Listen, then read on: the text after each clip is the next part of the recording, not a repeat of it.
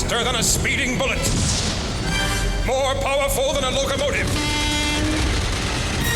Able to leap tall buildings at a single bound. Look, up in the sky! It's a bird. It's a plane! It's Superman!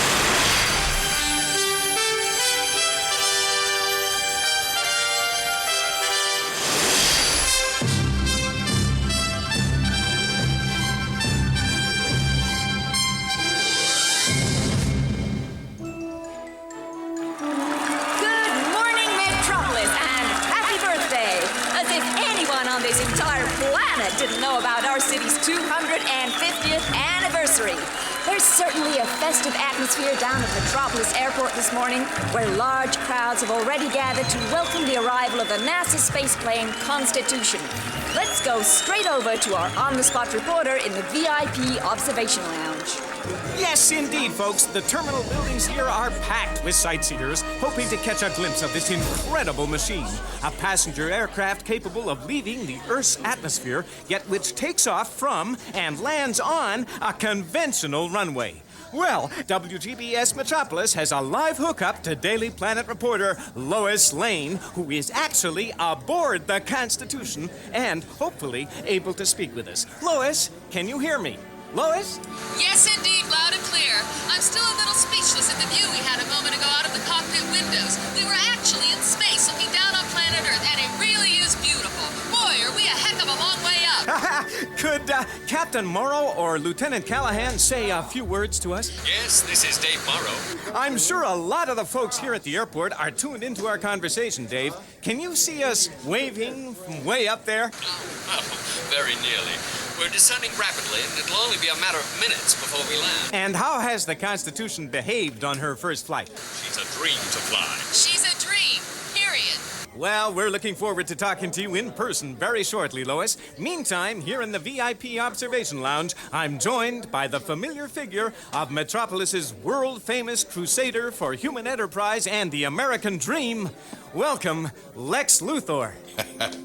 A fine introduction, and true. Well, Mr. Luthor, you've actually leased to NASA many of the component parts of the Constitution, in particular the navigation and video surveillance systems. Top secret equipment designed and built at your LexCorp industrial plants. How do you think this field test has gone? I think NASA has been a little overcautious in not allowing my corporation to develop the military applications to which the Constitution might be put.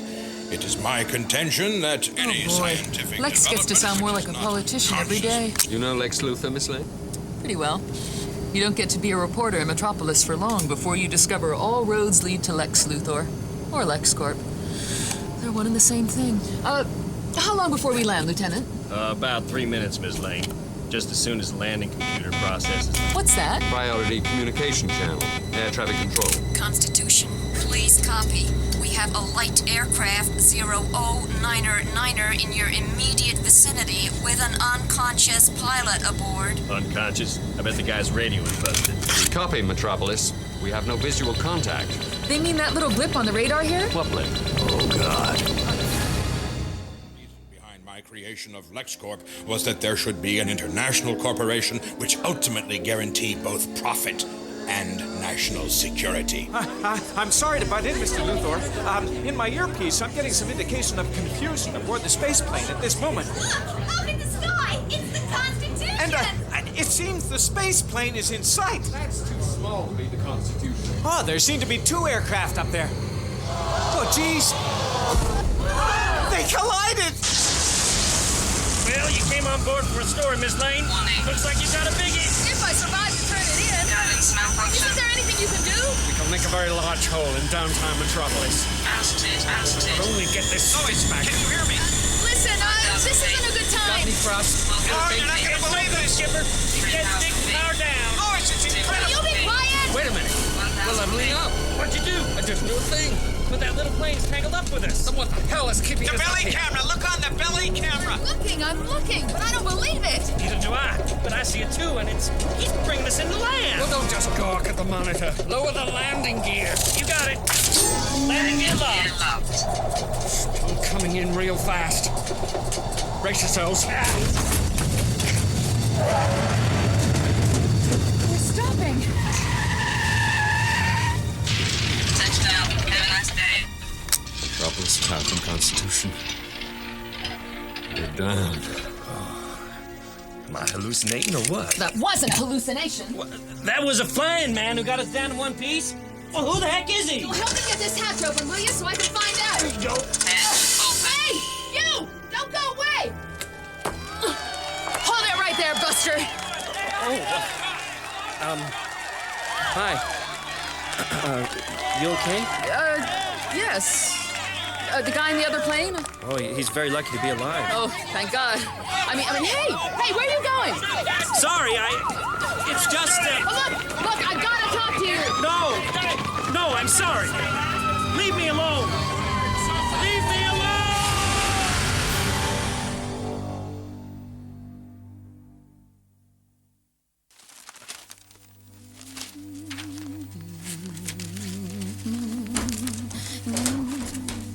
Martha, you want to get the washing in? I'll swear I heard thunder out there a minute ago. Jonathan Kent, it's a clear blue sky out there today.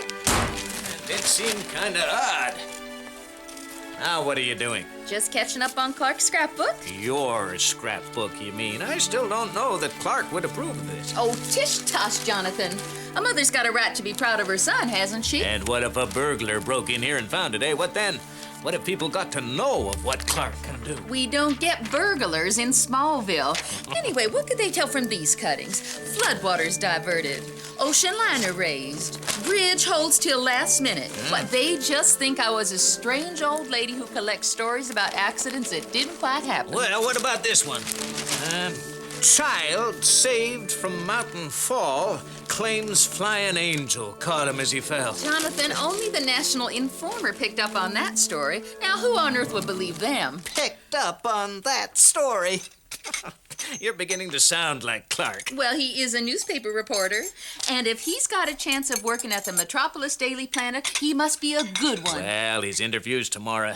Oh, darn it. Don't tell me I've missed the grain prices again. For today's grain prices for the Midwest. Oh, good. This is WKRB Smallville with a special news update. There's still no clue as to the identity or nature of the mysterious Superman who appeared to fly unaided up into the skies over Metropolis Oh, no. to save two stricken aircraft this morning. Although it is believed cameras on board one of the aircraft, the space plane Constitution, recorded the event. Officials from LexCorp Industries, from whom the equipment was leased, have removed the videotapes, but it's not known whether they'll be publicly shown. More details in our evening bulletin. Well, that solves the problem of your press cuttings, Martha. Soon everybody'll know who that mystery man is. Well, it can't be Clark. Well, it sure as hell ain't Santa Claus. What was that? That's Clark's room. Hand me that baseball bat, Martha. And you said we didn't have burglars in Smallville.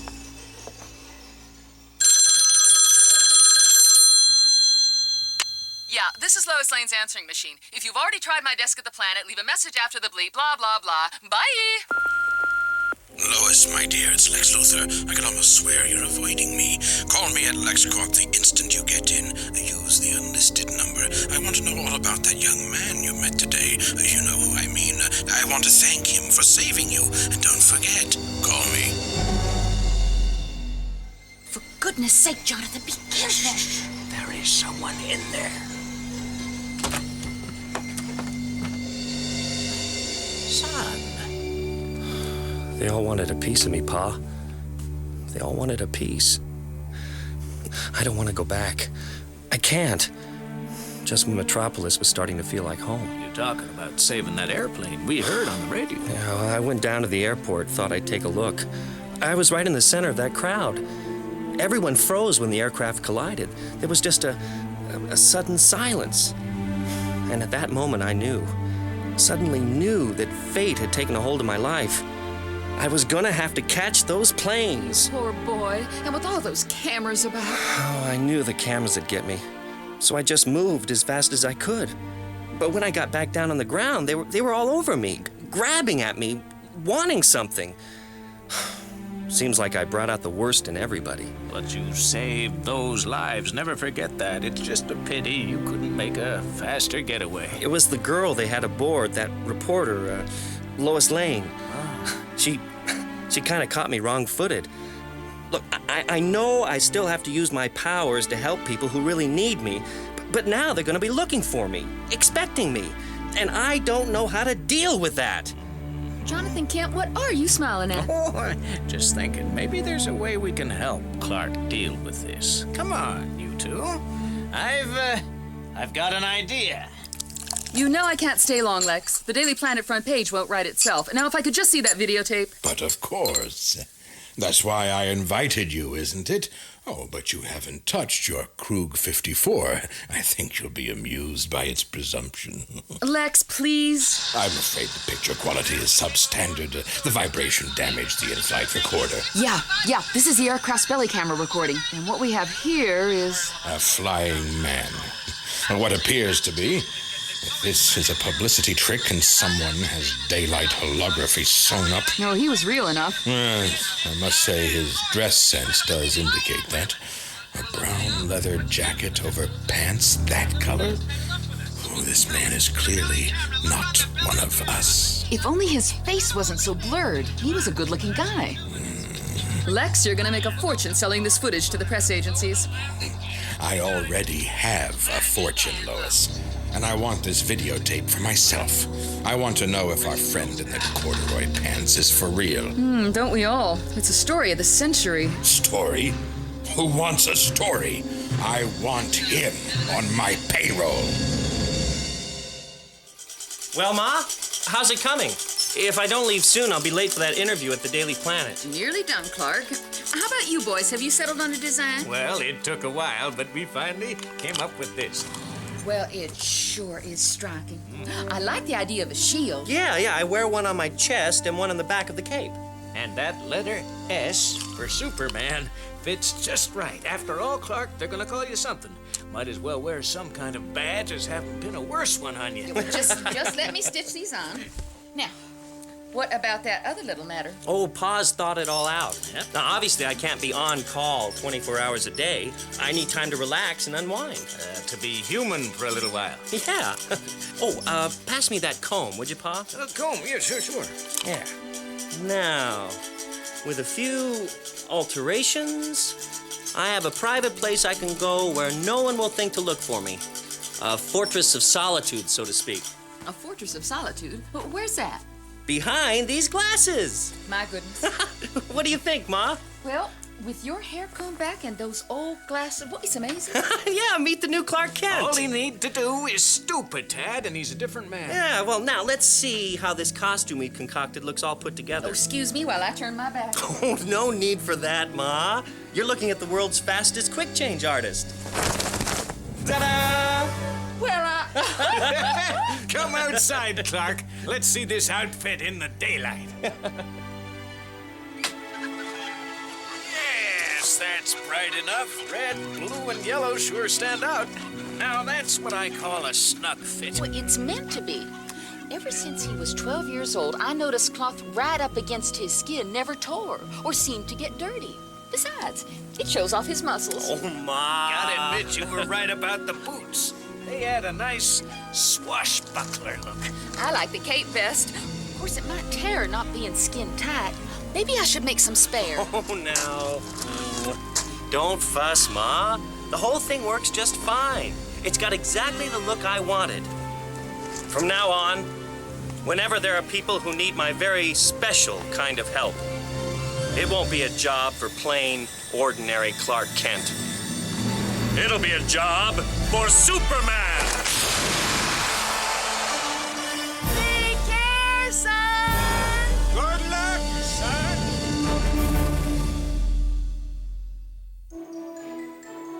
Dear Mom and Dad, today's my first day at the Daily Planet. I met the editor, Perry White, but he's so busy finding people to chase the big story on Superman, I'm having to cool my heels around the office. I think maybe I can help him get that big scoop. Excuse me. Oh, I'm sorry. This your office? No, I'm a photographer here. Just started. Oh, I'm new too. Name's Kent, Clark Kent. Jimmy Olsen, hi. Nice to meet you. Actually, I was looking for somewhere to change my film. Well, be my guest. I ought to find Mr. White anyhow. Perry White? Whoa. Are they all like that in Metropolis? Oh, no. Just in the newspaper business. Yeah, I know what you mean. I did sort of meet one of the reporters the other day, Lois Lane. Oh, yeah. Do you know her at all? She's a sharp one, you know. People say she belongs to Lex Luthor. Oh, Lex Luthor, I see. A little out of your league, eh, Clark? I guess a rookie reporter hasn't got much to offer compared to the Lex Luthors of this world. Well, you better believe it, pal. He wouldn't even notice if he stepped on you. You see, Perry, you want up-to-the-minute coverage of crime in Metropolis. If you just issue one of these police-band radios to Daily Planet reporters, we could get onto the stories as soon as they happen, right? Lois Lane, sometimes you amaze me. That's smart, huh? Your star reporter. That dumb. You know the city ordinances forbid the public monitoring of police frequencies. Pass me the sugar, will you? Perry, for Pete's sake, think of the ground we could cover without leaving the office. Besides, it's not as if other public concerns don't use these frequencies. Oh, sure. A lot of security firms and businesses have licenses for radio communications. Right. And who's the biggest company in Metropolis? Who owns most of this town? Who are you looking for the inside story on? Sure. LexCorp. That's it. Besides, if I want the big story on LexCorp, all I need to do is ask you. You are still seeing Lex, aren't you? Things have cooled off between us. I never thought they were that hot. Oh, Lex would have liked it that way. Yeah. I think. Boy, has he changed, though. I saw a whole new side to him after that business with the space plane the other day. You're probably still shaken up. Takes a while to get over having your life saved by a man who can fly. I'm still not sure I believe it myself. Yeah, but that's it. Lex's attitude was so weird. I mean, while everyone was walking around with their mouths hanging open, he was planning how to get this Superman on his payroll. He's not the guy he used to be. Neither am I. Listen, thanks for the coffee, Lois, but that second apple Danish is playing hell with me. Say, what's happening outside, anyhow? You got the window seat. Wow! Quick, outside! What? Oh my gosh! It's him! You sure that's the man who saved the space plane? Oh, Perry, when was the last time you saw a man fly? Nice new outfit, too. Get after him, Lois, and stay with him. No matter what happens, get me that story. Taxi! As good as got, Chief. I'll have the green light, boys. Man the phones. You need help? How about that new reporter, Clark Kent? Oh, just leave it to me, Perry. Okay. Daily Planet, step on it. LexCorp Aviation, this is the supervisor. How may I help you? This is Lex Luthor. Oh, good morning, sir. How may I, I have just been informed by operations that we have no helicopters available right now. Oh, yes, indeed, we haven't, Mr. Luther, sir. It's been a very good morning for bookings. And it so happens that I left very detailed and specific instructions in the event that this flying Superman should reappear over Metropolis. Oh, yes, sir. I saw those pictures on the news just now. Quite amazing. The instructions were that my personal helicopter should immediately be made ready so that I could see this phenomenon for myself. Yes, sir, but of course, this week your personal chopper is, of course, being overhauled. Didn't you think to put a spare machine on standby for me? Yes, we did that, sir, but a Miss Lois Lane of the Daily Planet hired it not 15 minutes ago. On your say-so, she said. She said, sir. Quite. So, how may I help you? Get out of Metropolis. And if you value what I might laughingly refer to as your life, don't ever cross my path again. Yes, Mr. Personnel, get me a fresh supervisor. And somebody get me a chopper. Nuts! I still don't see him! Not surprising, Lois. This flying man of yours ain't like a plane. He could be down in them canyons between the buildings and you never spot him from up here. Maybe, Chuck, maybe. Hey, wait a minute. What you got there, Lois? My police band radio. Maybe the cops are keeping tabs on him. Or maybe there's something cooking that'll bring him out of hiding. Either way, we're in a good spot to swoop down and get the exclusive of the year. So there I am thinking, maybe he'll buy me a personal stereo or something. And he comes back out with this. I mean, twin cassette decks and everything. Don't it make your shoulder hurt, though? Looks like it'd make my shoulder hurt. All right. Let me go! Don't do this, Chuck. He only wants a music box anyhow. Crash, give me your purse. Come on. yours, sweet cake. Oh, get your hands off! Just do it! What? You don't really want to steal that young woman's purse, do you? She doesn't look as if she has much more money to spare than you. I believe this belongs to you. We interrupt this program for a news item. Just a second, please. Police have surrounded Clancy's liquor store on East 50th Street, where 4 armed gunmen are known to be holding at least 3 persons hostage. More news on the hour. I'm afraid you'll have to excuse me now. That sounds like something a little more up my alley. Oh, my God, please. What are you doing? Just wrapping your friend in this garbage can and hanging it from this lamppost. God, pump him down, mister, please. That should hold him until you can call the police and press charges. Right. Oh, and, excuse me. I think that radio's a trifle loud, don't you? Loud? Well, after all, in a city this size, consideration for others is the only thing that keeps life bearable. Right. Bye now. Rux, Yeah, Francine? I think I swallowed my gum. I'm on the payphone outside the 85th precinct. Yeah, you said Yeah, a mugger. Right. Mugger! And he killed That's him. right. Yeah, he killed the No, mugger. wrapped in a garbage can. A cabbage. Garbage can. Got that? No, yeah, Hanging from a lamppost. Right, now Sorry, you're in the what? chopper. You're in the chopper. No, Lex said the chopper recalled. I'm back on foot. Well, get a cab. What? You need to get to West 50th. What? West 50th. West 50th, yeah. Yeah, follow the SWAT team, team. too. Yeah. Jeez. That's right. Taxi. Lois, don't hang up. Now hear this, you in the store. This is Captain McAlpine of the Special Weapons and Tactics Squad. I'm giving you just 1 minute to come out, and you can start releasing your hostages now. In your ear, pig. You take a step closer and we start decorating the store with these people's brains. Damn. I was kind of hoping my reputation would be enough to scare them out of there. Guess not, Skipper. Looks like we'll really have to go in after him, but there are bound to be civilian casualties. Maybe not. Let me help. Huh? Well. What circus did you escape from? No circus, Captain. Will you ask your men to pull back, please? Ask my men to pull back? I don't want to risk them getting hit by stray bullets. And what are the bullets going to do to your fancy underwear, son? Excuse me. Hey, hold it! You hear me? Come back here! Just do as I ask, Captain. Believe me, it'll make your life much easier. B-Squad, cover him! Just hold it right there, pretty boy. One more step and you're dog food. Oh, come on now. What are you afraid of? Don't push it. You don't think I'm concealing any weapons in this outfit, do you? No, I said hold it. I said hold it. I said hold it. Get your fingers off the gun. This gun, Jeez, you are a dead man. this gun I'm squeezing here. Hey! What's the matter?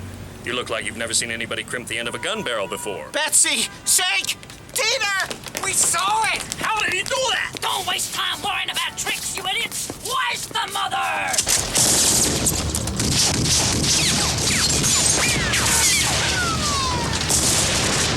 The bullets bounced off him.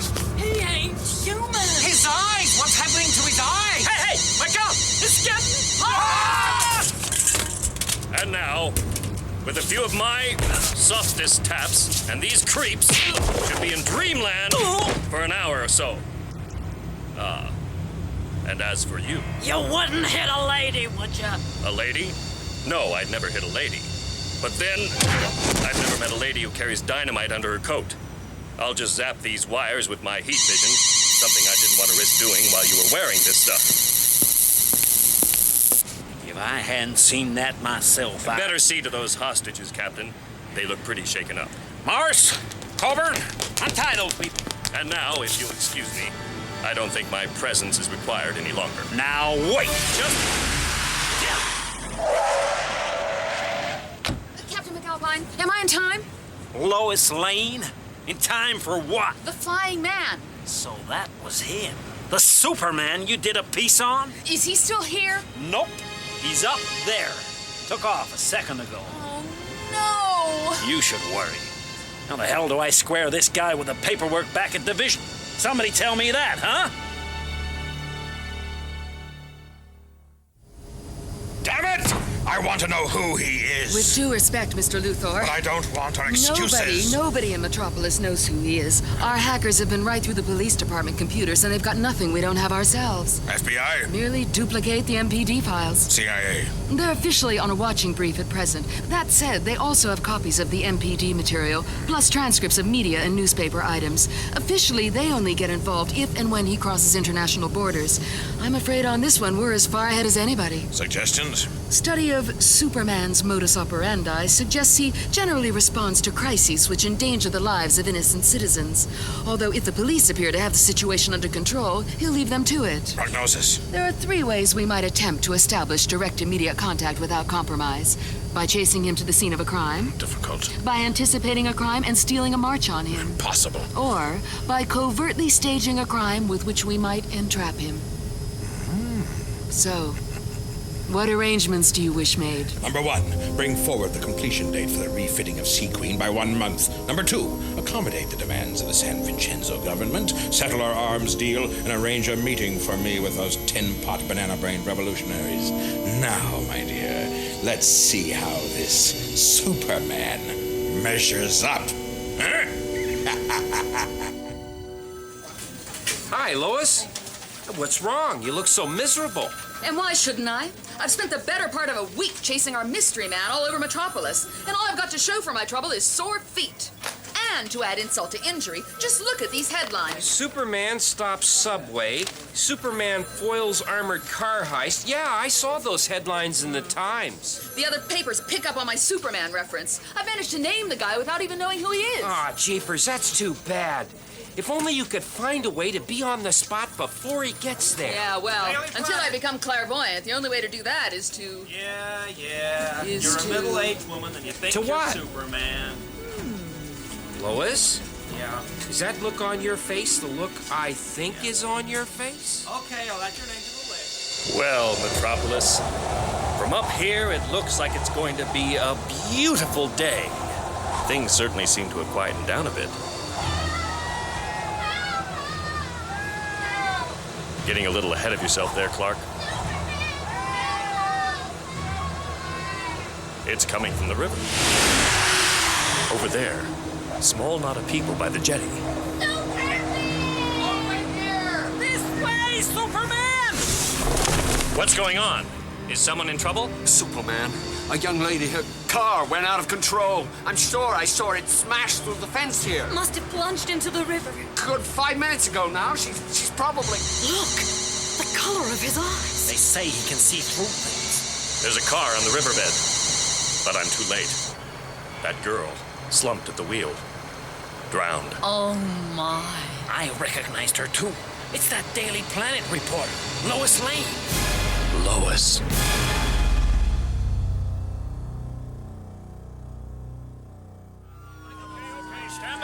All right, what's going on? Don't you people know better than to stand on this pier? You know how deep this river is? Officer, there's a car in the river. Lois Lane's car. Yeah. The reporter from the Daily Planet. She's drowned. He said Drowned? Who said so? so. That Superman guy. You mean the Joker in the blue jumpsuit? Oh, he's the one who can fly, right? A buddy of mine who works for LexCorp says his Superman's just a hologram, like an illusion. But he was here just now. Yeah? So what did he do? Vanish into thin air? Maybe his batteries ran out. No, he dived into the river. He's down there now. Oh boy, now it's 2 drownings before breakfast. Get on the river division, Joe. Sure, unless you people want to wait to see a hologram lifting a car out of 30 feet of muddy water. Holy sugar. That don't look like no hologram to me. Stand clear down there. Right, move back, folks. Stand away. You don't want to get a car in your heads now. Oh, my God. She's still in there. Superman? Is she? No. She's alive. And in pretty good shape, it seems. I'll get her home. Thanks, folks. Bye, Superman. Officer? Huh? What's a hologram?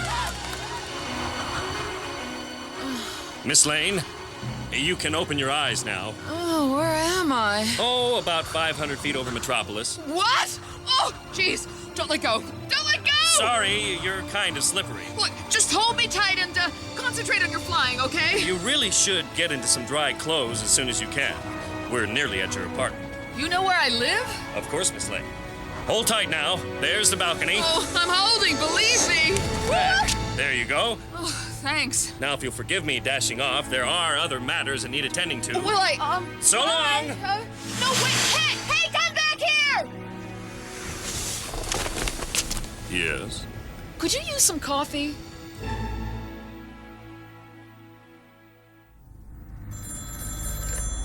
LexCorp Hong Kong, McCoy speaking. Yes, Mr. Luther is here, but he's in conference with Dr. Dung. Yes, I'll pass that on. 张德师傅，你预备了我看看了。是，我们预备给你看了。Who's that, Amanda? LexCorp Marine, sir. The Sea Queen is fuel and provision ready for the maiden voyage party. And the invitations have been issued, of course. We must have all the civic dignitaries aboard. They've all responded. Good. 我们预备给你看了，路特先生。好，我来。As I'm supposed to be minuting these proceedings, Mr. Luther, would you mind talking English? Oh, 对不起, I do apologize, Dr. Dung. My monolingual assistant will need to make notes. Of course, Mr. Luther. Time presses, Dung. The space plane leaves for Metropolis in an hour. Indeed. But you will find this a revolutionary addition to your weapons division. Rochi? My God! What are we building here? Some kind of robot?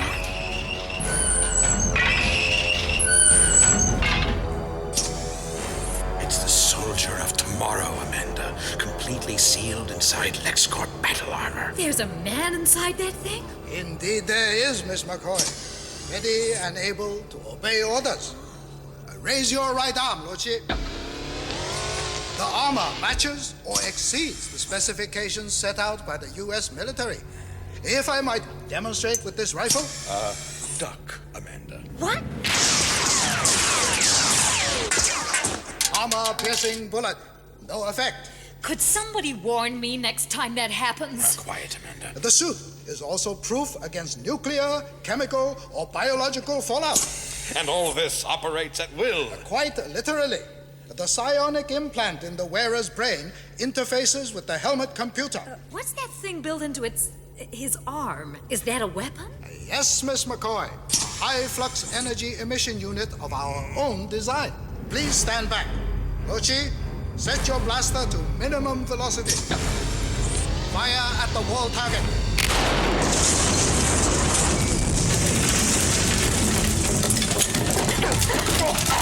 Good grief! Minimum velocity! He appears to have taken out the entire wall! We may need to recalculate the weapon calibration.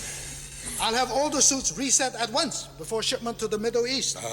Reset the other suits. Leave this one as it is. Lex? I'm taking it back with me to Metropolis. Mr. Luther, this armor may be fit for the use of some desert country dictator, but we should wait before demonstrating it in the United States. Straight it up. I'm not intending to demonstrate it. Lex? I may need to use it. Come, Amanda. Lex? Thanks again for waiting while I cleaned up. I thought you might like some white wine and brie.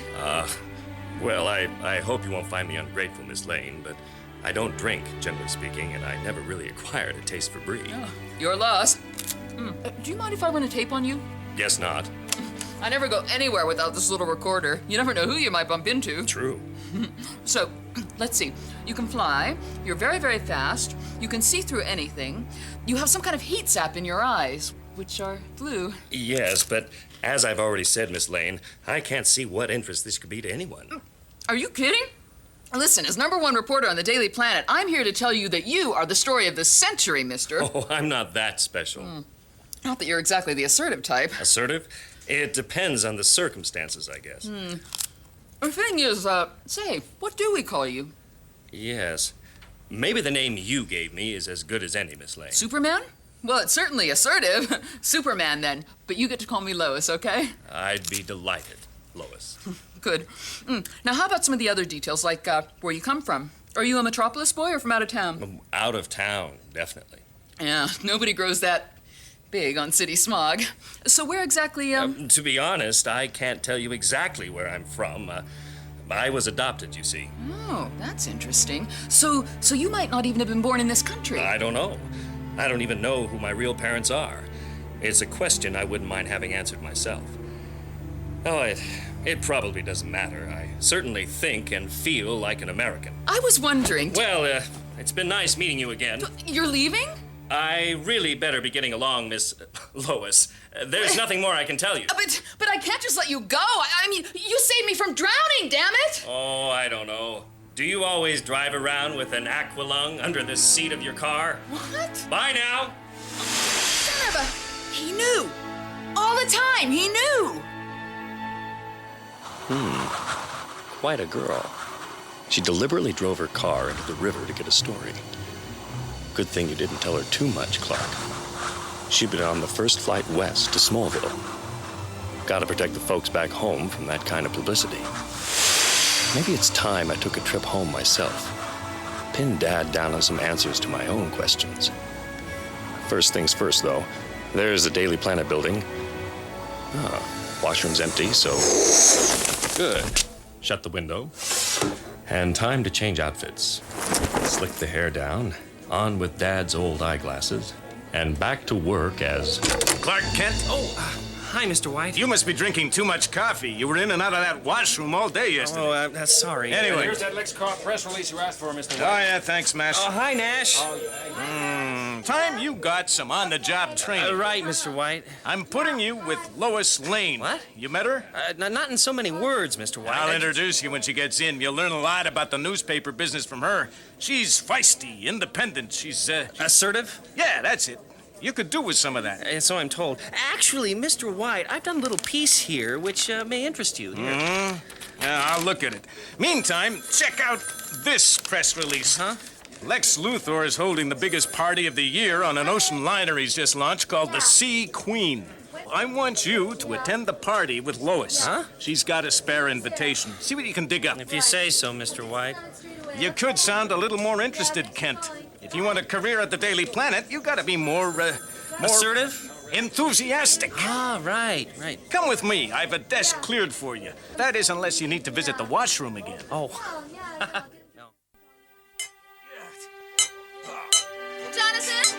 Jonathan Kent! Oh, damn, Axel. Martha, if you're writing Clark today, tell him to come visit soon. I need a welding job down on this tractor. Jonathan, we've got a visitor. Huh? Hello, Mr. Kent. Lana Lang! What a surprise! Now, What a don't surprise! hug her, Jonathan. You are covered in grease. Oh, hush up, Martha. I don't mind. It's so good to be back in Smallville. Oh, we were so sorry about your Aunt Helen, Lana. We didn't know how to get hold of you. The funeral just couldn't be put off. Please, it's my fault. I shouldn't have gone away. But I needed some space. Space? Well, you sure picked a strange place to go find that. As if there weren't miles of open country around Smallville. What did you think you'd find in Metropolis? That's where Clark is. Oh, You still carrying a torch for Clark, honey? I'm getting over it. just wait till he hears you're back in Smallville, Lana. He'll hightail it back here just as fast as he can. No, you mustn't tell him I've come back. But Jonathan? We lead separate lives now. I'd kind of like to let things lie between us. Oh, please don't say anything. We understand, Lana. You've changed since high school, and so has he. Well, Clark's not like most people, is he? I did a little baking this morning, Lana. How about some coffee and cake? Oh, you that's like her very cake? nice. Yeah, I like her cake. Look this way, Mr. Luther. Does the world really need another ocean liner? I didn't build the Sea Queen for the world. I built her for myself. Mr. Luthor! This vessel gets world attention. It's a tribute to the designers at LexCorp and the American technology which built her. Mr. Luther, isn't it true you financed this whole operation with money raised in the Far East? My financing operation is my own affair. But have you or have you not come to a secret agreement with the Chinese government which guarantees an indefinite financial stake in Hong Kong for LexCorp? Who is that reporter? I want his name. He's no reporter. That's Jimmy Olsen, photographer just started at the Daily Planet. Perry White sneaking one of his these upstarts through the net, lose him. Our next question. Is it true you've invited a host of Hollywood celebrities to this party, Mr. Luther? Indeed, we have a glittering list of celebrities in attendance tonight. Now let's get back to the finances, Mr. Luthor. What about your arms deal with the San Vincenzo dictatorship? Why have you Hey, let go of me! Ladies and gentlemen of the press, you must excuse me now. Time is short and there's much to be done. He's up to something, or my name's not Perry White. Yes, Mr. White? When Jimmy Olsen gets back from gate crashing the Luthor press conference, remind me to chew him out. He's a photographer, not a reporter. Yes, Mr. White. And see that he gets a raise on his next paycheck. Yes, Mr. White. Hi, Kathy. See you. I gotta see him. Miss Lane wants to Stop the presses, Perry. What? see you. This is the story you've been waiting for. Don't tell me you've nailed Lex Luthor. Oh, heck no. This is the biggie. I've got the story on Superman. Oh, I see. Sorry, Lois, you've obviously worked hard getting this piece, but I can't get too worked up over a story we already have. What? Here. Superman, the exclusive story. Oh, I don't believe this. But who? Oh, that new guy I was telling you about. New guy? Yeah, sure. I don't know how you keep missing him. Follow me through here. Lois Lane, meet Clark Kent. Perry, there's no one at that desk. What? Oh, don't tell me he's in the washroom again. You're still tuned to Showbiz Diary on WGBS Metropolis, and the leading stories of the day include the news that hosts of celebrities from all over the country are joining our city's mayor and civic dignitaries aboard billionaire businessman Lex Luthor's super yacht. Coming! Hello? Clark Kent, I'm Lois Lane. Oh, how do you do? We seem to have missed each other at the Planet today. Yeah, sorry, I had a last-minute Well, I hope you engagement. haven't made any plans for tonight. We've got a job to do. Oh, right, the party aboard Lex Luthor's yacht. Check. And we're running late. Oh, wait a second. I'll be straight back.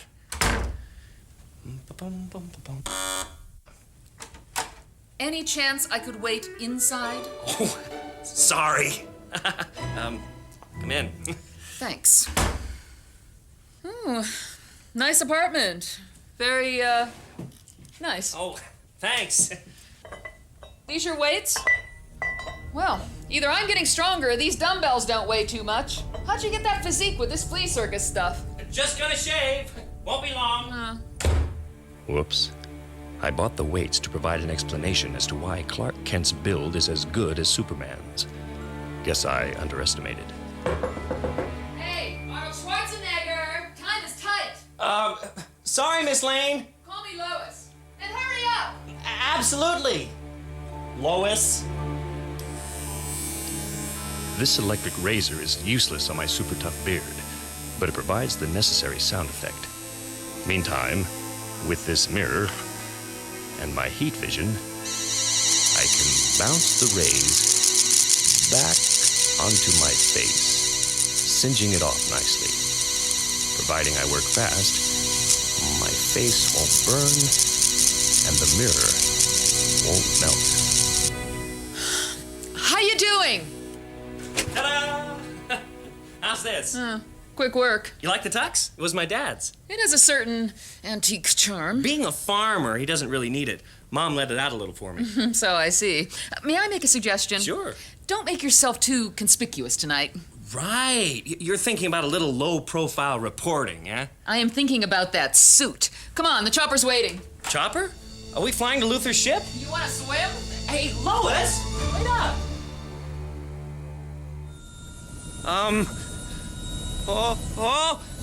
Do we have to fly this high, Lois? I kind of get altitude sickness. Just don't throw up on this dress, Kent.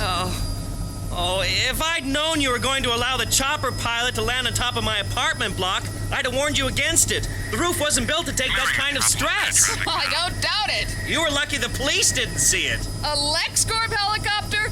You've been in Metropolis long enough by now to know that anything with the name LexCorp on it is pretty much above the law. Oh, and you approve of that? No, but it doesn't do much good to disapprove. Lex Luthor owns this town, Kent. Well, I guess he has an interest in virtually every business in the city. That's quite a power base. 327 to Metropolis Bay Air Traffic. Lex himself is the second or third richest man in the world, and possibly the most powerful. Or at least he was, until you-know-who turned up the other week. Oh, that guy sure put Lex's nose out of joint. Who? Superman, dummy. Oh, him. Oh, him. you put on that hokey country boy act with me. You scoop me on that Superman story, and I am not about to let you forget it. Amanda, are you inside City Hall yet? No problem. The place was in darkness when we arrived. Yes, Mayor Berkowitz's party came aboard 5 minutes ago. How far have you got? We've been right through the city records computer. Nothing. What about the documents library? Nothing. There's more information in this morning's Daily Planet. The mayor's office safe is clean, too. Just as I thought. Berkowitz is the sloppiest jerk I've ever finagled into office. Time you and the boys got out of there. We don't want a replay of Watergate. No, sir, but if this Superman guy is working for somebody, now's the time to find out. There must be data on him somewhere. You forget the other purpose of this little shipboard soiree, Amanda. I think that tonight there's every chance of nailing our friend Superman. Luthor, out. This whole LexCorp setup is just a tip of the iceberg. Well, I've heard that he occasionally flaunts the rules, but nobody's been able to connect his name with anything really shady. And outside of his business interests, all you can find are Lex's good works. Charitable institutions, universities... You don't think your viewpoint is colored by your relationship with him, Lois? Relationship, Kent? Well, everyone in Metropolis knows that Lois Lane and Lex Luthor are a pretty hot item. Are you serious? He's a collector. He wants to own at least one of everything in the world. He's curious about me because I've refused to become part of his collection. And I've told him so. That's all there is to it. Here we are, folks, aboard the Sea Queen. Say, this is quite the ship, isn't it? I doubt if the Royal Yacht Britannia's much bigger. Quite a bit smaller, actually, Mr. Kent. Yeah, Lex likes to own the biggest of everything. My, this is something. Hey, don't wander off, Kent. Help me out of this thing. Sorry, Lois. There you go. You want me to tear a $5,000 dress? Now, which way do we... Ah, Miss Lane? Yes? I am Yvette, Monsieur Luther's chief hostess. Please follow me to his stateroom. Stateroom? But the party's out here. This is an invitation for Miss Lane. If Monsieur would care to join the festivities... No way, Jose. He stays with me. I may need him. Enter. Good evening, Lex. Miss Lane to see you, Monsieur Luther. Lois, darling, how very good to see you again. You really should return my calls, you know. Well, things have been, kind of busy lately. And this is... Lex Luthor, Clark Kent, colleague of mine from the Daily Planet. I see. Kent. The name seems familiar. Will that be all, Monsieur Luther? Oh, thank you, Yvette. I'll be joining the party shortly. Come in, please. Ah, yes, Mr. Kent. Now I place you. That story in the Daily Planet was under your byline, was it not? Well, big story on Superman. I should congratulate you on tracking him down. It was nothing, really, Mr. Luthor. Just luck. Luck? How interesting. I hadn't thought of luck. Beg your pardon? My, but that's a most fetching pout you're displaying, Lois. Could it be that Metropolis's top lady reporter was scooped this morning? Could be. You and I must talk about this Superman sometime soon, Kent. Huh? He fascinates me. But as Lois's frown is growing deeper, I wonder if you would excuse us for a few minutes. You'll find a wide selection of drinks in a lobby outside. Sure, of course. Excuse me, Lois. He seems a trifle unsure of himself. I'm somewhat surprised that he managed to scoop you on such a big story. Yeah, well, it takes all sorts, Lex. The other invitation I sent you was actually meant for Perry White.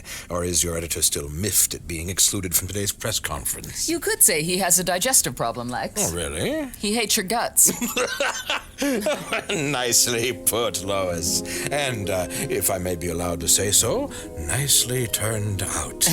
You look absolutely ravishing, as always. Yep, not quite as always, Lex. I don't usually parade around in a $5,000 Champlain original. So you like my little present? Present? And when I saw it in Paris, I knew it was you. Lex, your note said this was just for the party tonight. You know I'd have returned it at once if I thought it was meant as a gift. And what on earth would I do with it? It's not even my color. Oh, don't get cute, Lex. It's too late for that. Oh, how foolish of us to argue over a flimsy piece of cloth, especially when the most important thing about it is the filling. Whoa. Now, back up. Oh, back Lois, up. don't no, be so hold on. cold. Kent! Kent! Yes, Lois? Put that sandwich down and lend me your jacket. Sure. What do you want it for? I am returning Mr. Luthor's gift, Kent. Now just stand in front of me and make yourself as wide as you know how. Huh? Lois. Lois! Eyes front, mister. Oh, this is somewhat premature. Save but- it, Lex. You can have this back. Come on, Kent. Huh? You'll regret this. And if you're going to breathe all over women, Mr. Luthor, may I suggest that you don't eat garlic beforehand? Now, which way is it to that helipad? That last remark to Luthor was kind of a low blow, don't you think? Don't you start up with me, Kent. I have been looking forward to this bash for 3 months. Fabulous gown, fabulous people, fabulous food, and now that jerk has gone and spoiled it all. Ugh, it just makes me boil. Nothing could possibly make this evening any worse.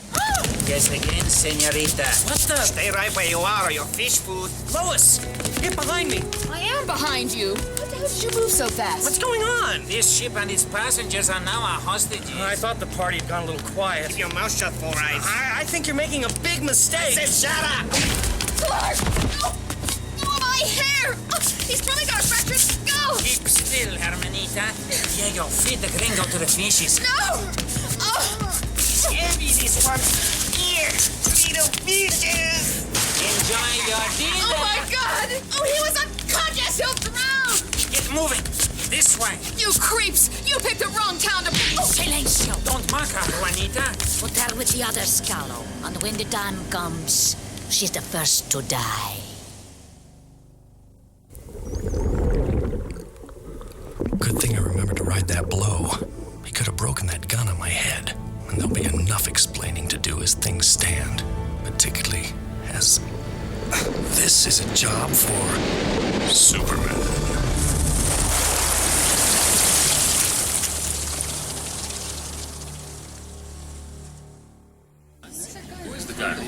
Are you all right, Miss Lane? No. Good evening, Mayor Berkowitz. Not quite the night out we were expecting, right? Not in the least. I'm so sorry about your colleague, Mr. Kent. We all saw what happened, but there was nothing we could do. Yeah, I know. Say, where's Lex, anyway? Lex Luthor.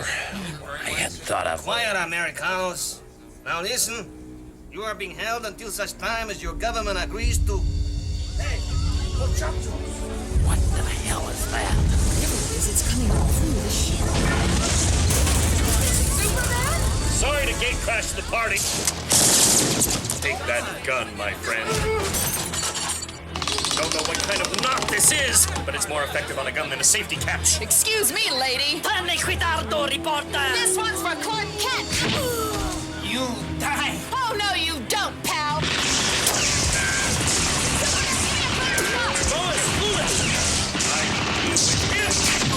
I could have handled it, Superman. You're forgetting I was an army brat. And you're forgetting to cover your back. Lucky for you, someone around here is bulletproof. I know what the problem was. Oh, I didn't hit her hard enough the first time. It's time to call a ceasefire, I think, before Miss Lane actually shoots somebody. Hey, Superman, you were fantastic. I think Miss Lane deserves all the credit. No. None of us could have done anything without your timely intervention, Superman. Lex? I'm glad to have been of help. Oh, you were much more than that. You've earned every penny of this. Mr. Luthor, I presume. You've heard of me? Oh, how flattering. And this is a check for $25,000. I don't think... Don't think. It's just a retainer. A retainer? Welcome to LexCorp. From now on, Superman, you work for me. I'm sorry, Mr. Luthor. My services are not for hire. Nonsense. Everybody who's anybody in Metropolis works for me. Not that you were really needed here, of course. Not needed here. Lex, he just saved a shipload of party guests from a bunch of terrorists. My onboard security team was standing by. They were quite capable of handling a situation I had already anticipated. You knew this was gonna happen, Mr. Luthor? Indeed, Mayor Berkowitz. My LexCorp South American holdings have had brushes with these people. When tonight they made their move, however, it occurred to me to hold back my forces to see if this Superman might turn up. You risked these people's lives to see what I could do? Oh, no one was really at risk, Superman. You're an accessory to murder. Those animals killed Clark Kent. No, Lois. As a matter of fact, I took care of Kent.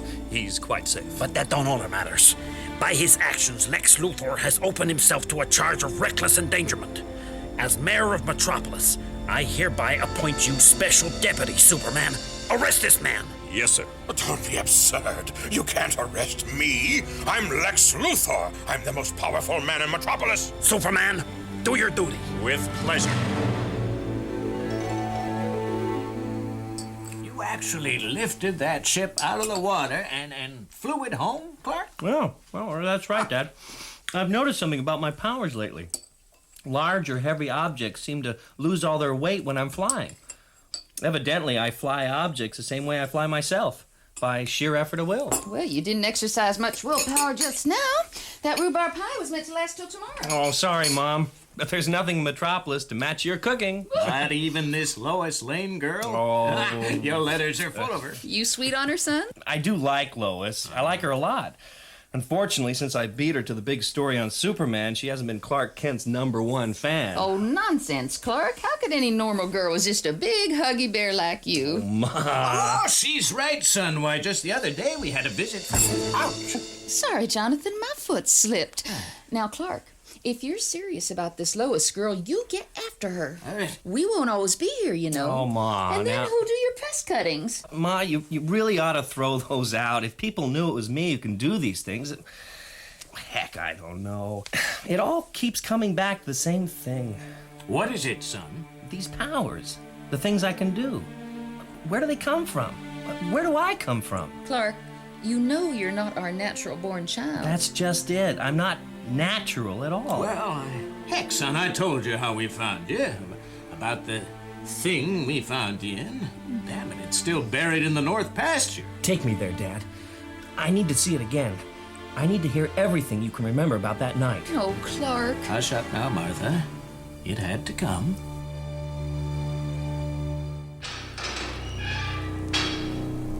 Mr. Luthor? Where the hell have you been? You said you'd have those charges thrown out in an hour. There's just the paperwork to do, Mr. Luthor. You'll be free to go in 5 minutes. I'd better be, or I'll nail your legal butt to my office wall. Get out of my sight. And where's McCoy? Here, Mr. Oh, excuse me, Amanda. Sorry. Yes, Lex? Is the car outside? Yes. Good girl. Have you made the arrangements we talked about? Not exactly. What do you mean? Supposing innocent bystanders get hurt. Nobody will get hurt. Nobody, that is, except that flying fool, because nobody in Metropolis is more powerful than Lex Luthor, and Superman is about to find that out. It was late. Big storm was brewing. We were just putting up the shutters on the kitchen windows when there was a blinding flash overhead.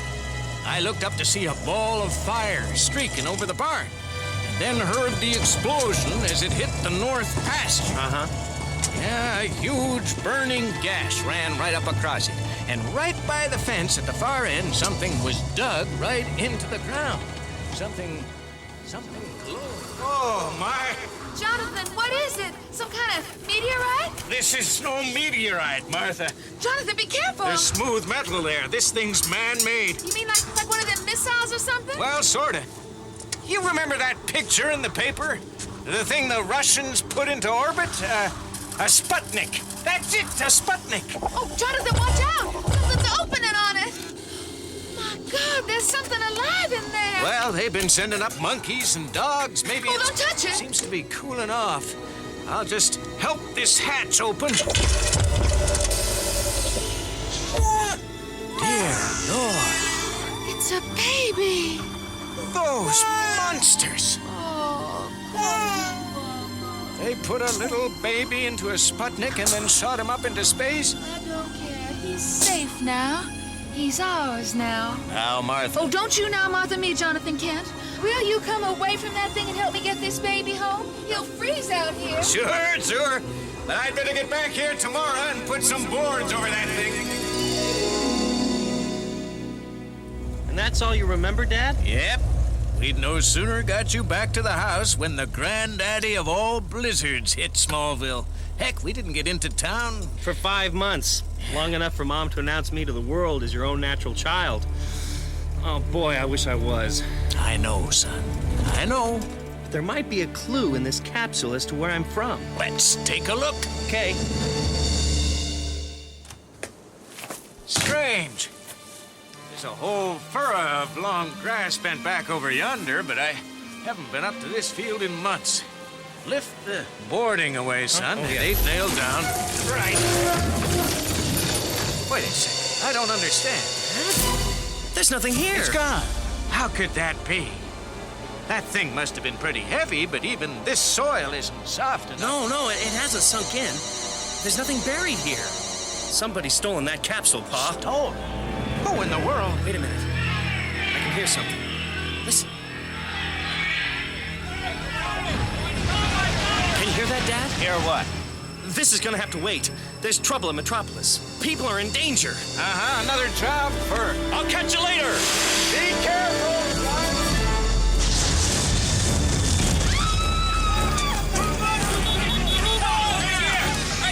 Metropolis PD! This is Patrolman Coburn. Are you receiving me? Get away from that building, lady! It's falling apart!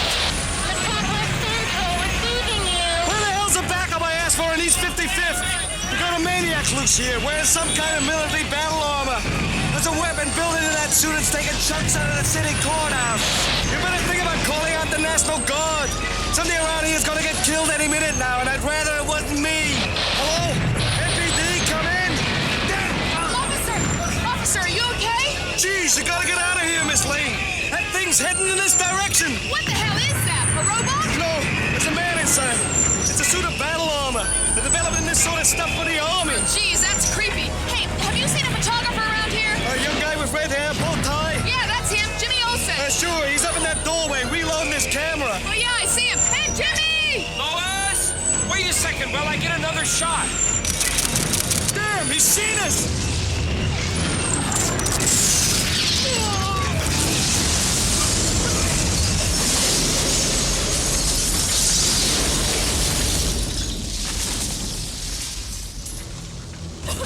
You okay? I am, but the patrolman, that piece of concrete hit him on the head. Oh, no. Wait a second. It's okay. He's still got a pulse. We can't just leave this guy behind. For the shopping mall? Maybe we could hide out in there till he passes. Good idea. If he leaves it standing. Here, help me with this guy, will ya? Yeah, let's drag him. Right.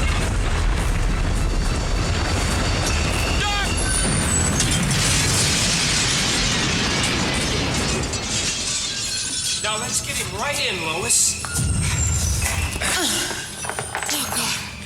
I hope that thing didn't see us sneak in here. Well, we'll soon find out. It's about to pass the entrance. Shh. It's weird, though. It was ignoring everybody running for cover till it saw us. What, you think it's after us? Well, either us or somebody very close to us. Shh, quiet. We did it. It's passing by. Uh-oh. Oh, my God. It's in the mall. Look out. It stopped. It's listening. Oh, God, it heard me. No. What's that noise? Jimmy, can you feel that? Feel it. I The can floor's see shaking. it. Oh, Jimmy, I'm scared. Hi, Lois. Late night shopping? Oh, Superman, look out. Superman? Where is he? Oh, my God, he must have been blown to pieces. Oh, that does it. Jimmy. Over here, meathead. Jimmy, are you crazy? Come on, turkey. Oh, Jimmy, get out of the way, for Pete's sake. It's gonna grab us. Hey, put him down, damn you. Lois, keep away. Oh, what a nightmare. Lois! Are you okay? Superman, what did you do? Where have you been? 3 blocks away. That weapon packs quite a punch. Oh, Doc! It's you! It's trying to kill you! A little present from our friend Mr. Luthor, I think. Now, if I can just get round behind it, the neuron circuitry at the back of the neck is only very thinly shielded. Superman, stay back. Oh, Jimmy. This thing starts to crush me every time you move. Oh! To think of something. Now make it fast! That gun's nearly recharged itself! Wait a second. Jimmy! Yo! Point your camera at that thing, will you? What? Good idea. You need a close-up for the front page. Superman is taking aim! I'll just focus my heat vision on that camera lens. Left a bit, Jimmy! Bounce the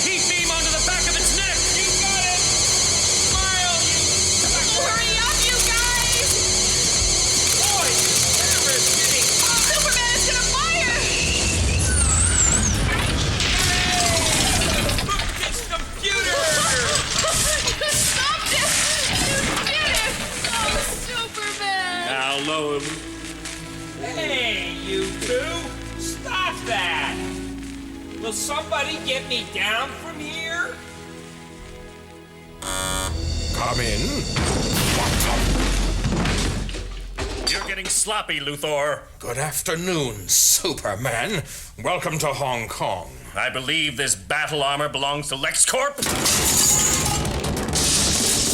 Not anymore. If you'd care to check our records, you'll find that suit was stolen some weeks back, and its occupant fired for theft. Where is he, by the way? In hospital, along with a police officer who was injured trying to stop this thing. The authorities are waiting for your man to regain consciousness. Then we'll see who was behind this. Oh, it'll be a long wait. The psionic interface on this suit is very unstable. Anyone who wears it for more than an hour is left a complete vegetable. Apparently, he didn't know that. You're a sick man. No, he is. You've made a big mistake, Superman. Metropolis belongs to me. The people are mine to deal with as I see fit. But they've forgotten that. They've seen through you, Luthor. They've been momentarily distracted by a flashy costume, a few magic tricks. They've forgotten who their master is. But I shall remind them, Superman. I'm going to show them what you really are and who you really are. The best of luck.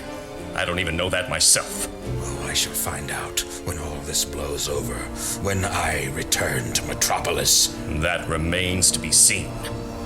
We'll meet again, Luthor. Count on it! Undoubtedly, Superman. For you are a dead man. It's just a question of how soon. To be continued.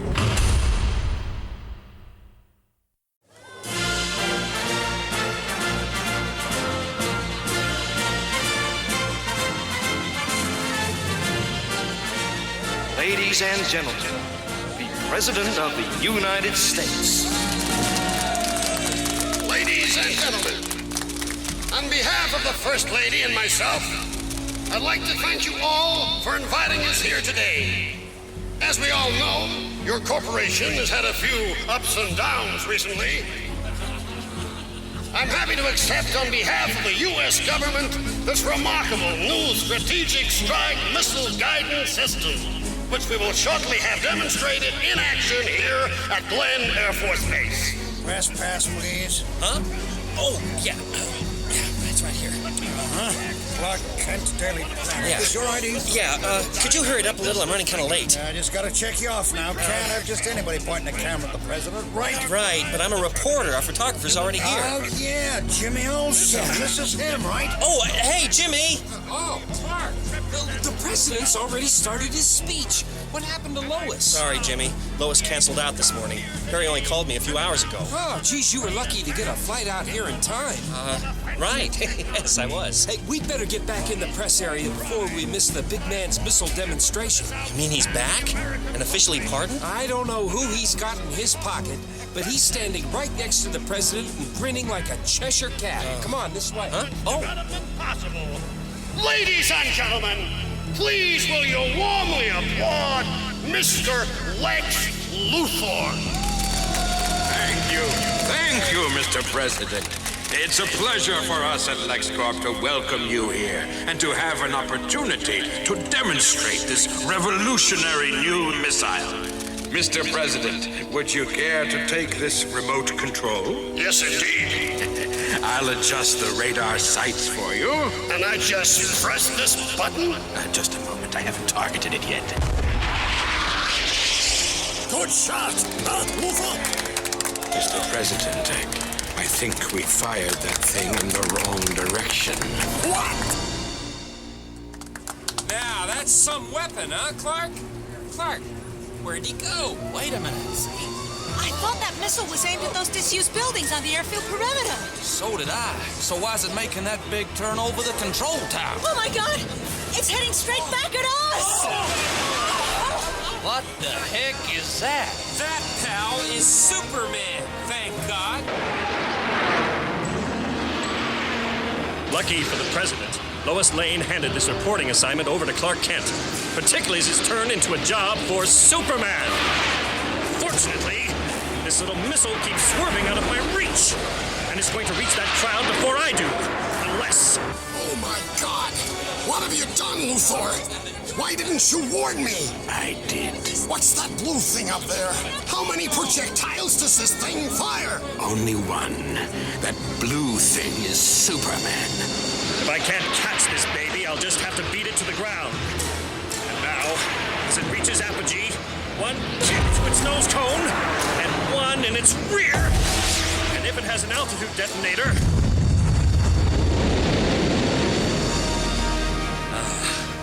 it explodes harmlessly overhead. Well, Luthor, if you hadn't asked Superman here today, I'm very grateful. I'm sure we can make it up to you. I'm sure you can, Mr. President. So, you're Superman, eh? Yes, Mr. President. Oh, well, excellent work.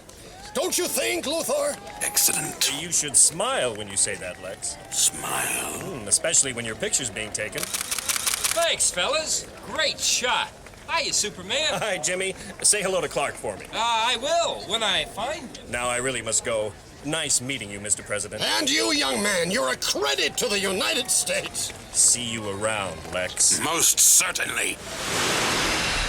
Wish we had more like him. Indeed. But you'd do well to watch him, Mr. President. What do you mean? If he ever runs for office, your job isn't worth a plugged nickel. Great Scott. I hadn't thought of that.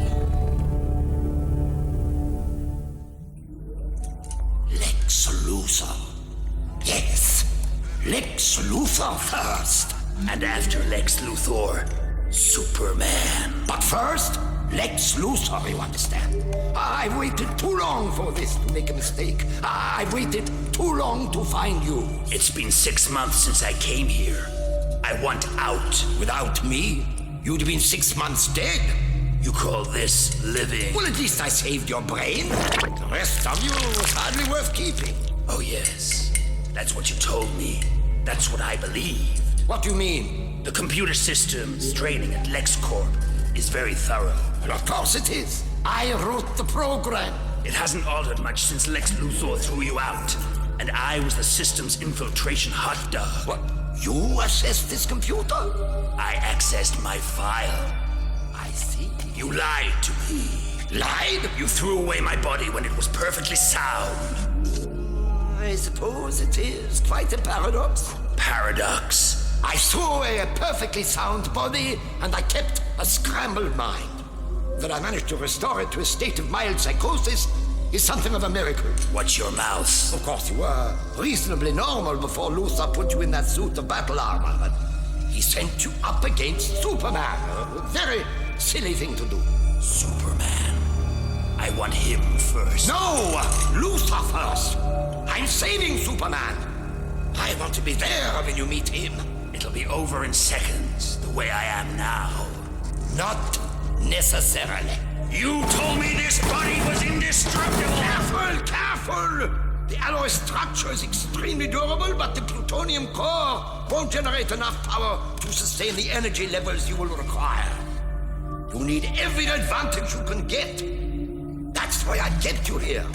Why do you think I've spent 20 years searching for this? Searching for a pile of junk. This pile of junk is Superman's big secret. Looks like a steel egg or something. Believe me, this is the key to Superman's power. And inside it, the energy source which will guarantee success against him. I can beat him with this. You'll have him on his knees. He'll be powerless against you.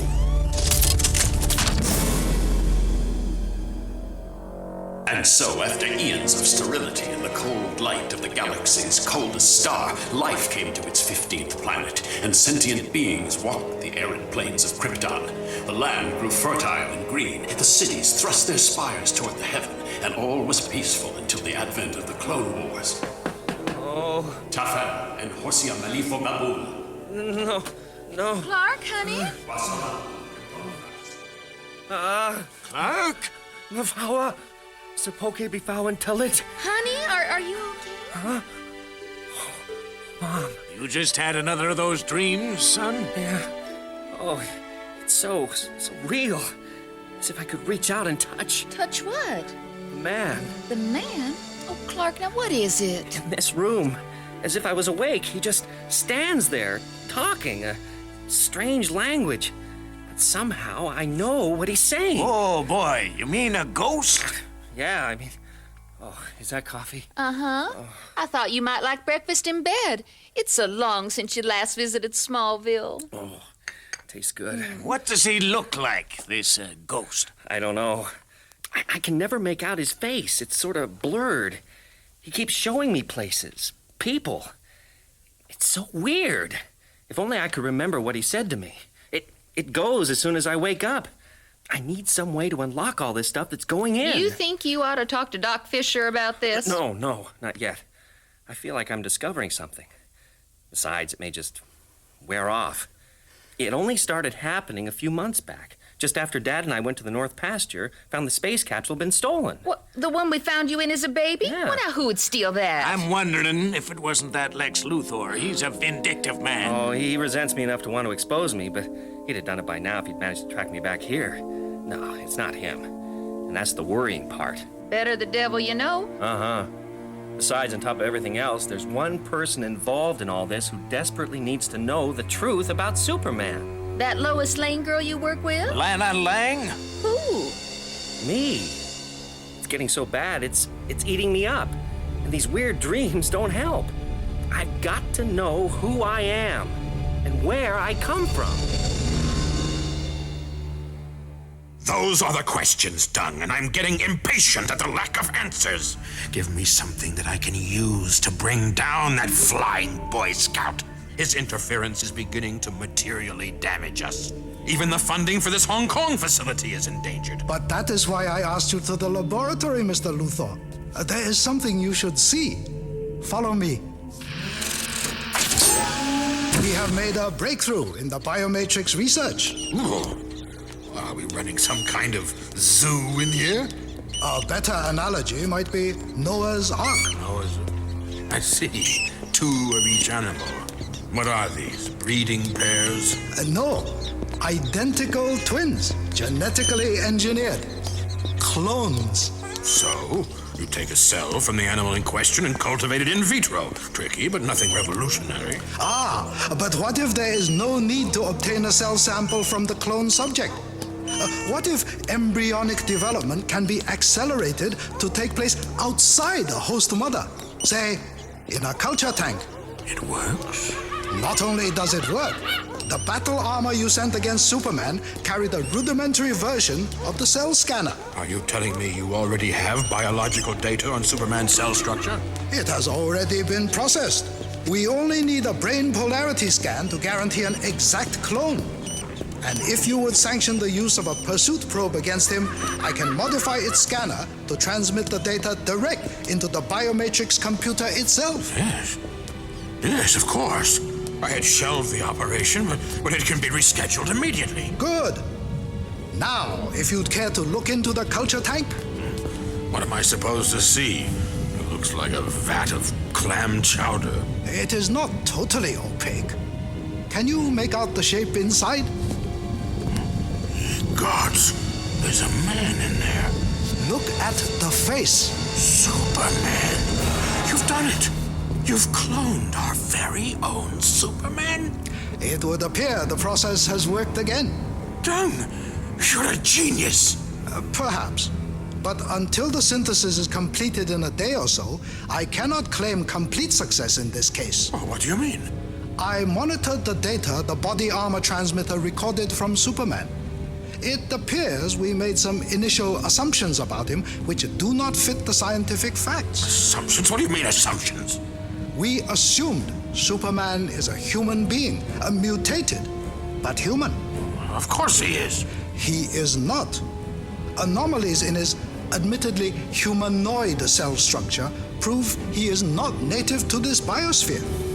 definitely not a part of our evolutionary system. The conclusion is obvious. My God. Of course. Of course. It all fits. There is no other rational explanation for his powers. Superman is an alien.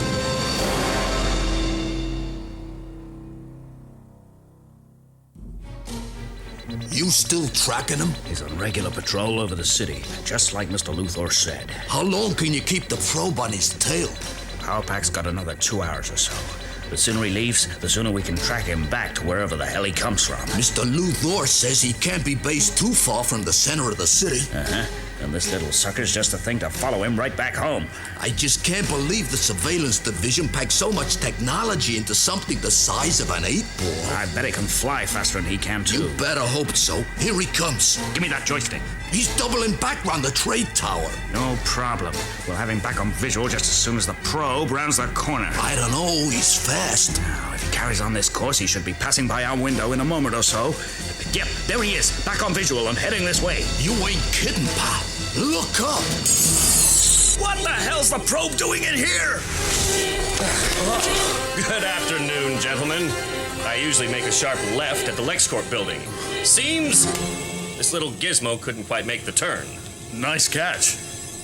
Looks like a pretty expensive piece of hardware. How much did Lex Luthor pay to have this built? 300 grand, give or take. I'm not sure it's a good idea to let something like this just fly around over Metropolis. I'd hate to think what the insurance people would say if you lost it. Uh-huh. I think it'd be much safer staying here with you. Here, catch. Oh, don't drop it! Oh, you broke it. Oh, jeez. Still, I'm sure Mr. Luthor can afford the loss. So long! What the hell am I gonna do? Thank God Mr. Luthor's in Hong Kong or I'd be history. Makes no difference. He'd have been monitoring the probe's output with Dr. Oh. Yes, Mr. Luthor? It's Amanda McCoy. Miss McCoy, did Mr. Luthor... Yes, he did. We're in trouble. He stated his intention to rip your lungs out, but I may talk him into something less severe. You two better stay put till I get back to you. Gray. Yeah, what? I gotta use the bathroom. Lucy, where are you? Over here! On the balcony, Lois! Listen, are you sure you'll be okay on your own, babe? I hate to leave you on your first day in Metropolis, but if I could just clear my desk at the Planet first... Lois, I'll be fine, just fine. You gotta stop worrying about me. That's what big sisters are for. Look, it's great to see you. To be here again. Go clear your damn desk. Now, you sure you know your way around the apartment? Listen, if I have any problems, I'll call that Superman guy, okay? Unless you mind sharing your guardian angel. He doesn't belong to me. Not that I don't wish he did. Boy, you should see him. Sorry, kiddo. If only. Let's see. Keys. Checkbook. Right. I better get going. Oh, you won't be bored, Lucy. Come on, I've got about half a ton of books to wade through. I gotta learn this Braille stuff somehow. Right. Oh, now don't forget, your painkillers are on the bathroom shelf. Look, I'll be back real soon, okay? Sure.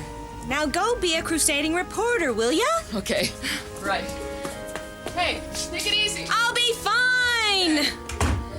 Just fine.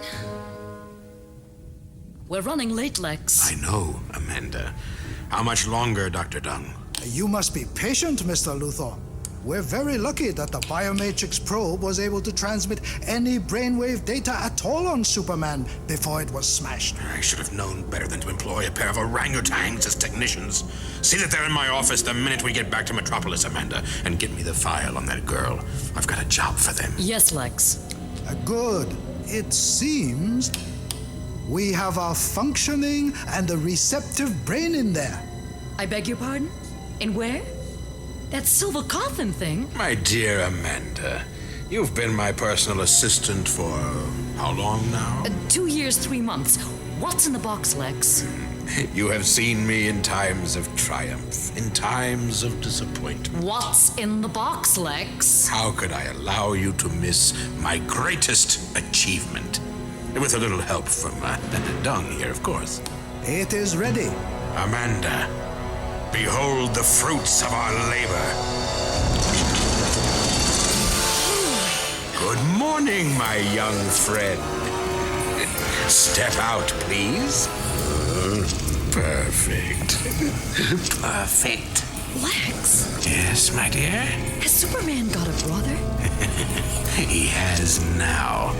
And this Superman is mine.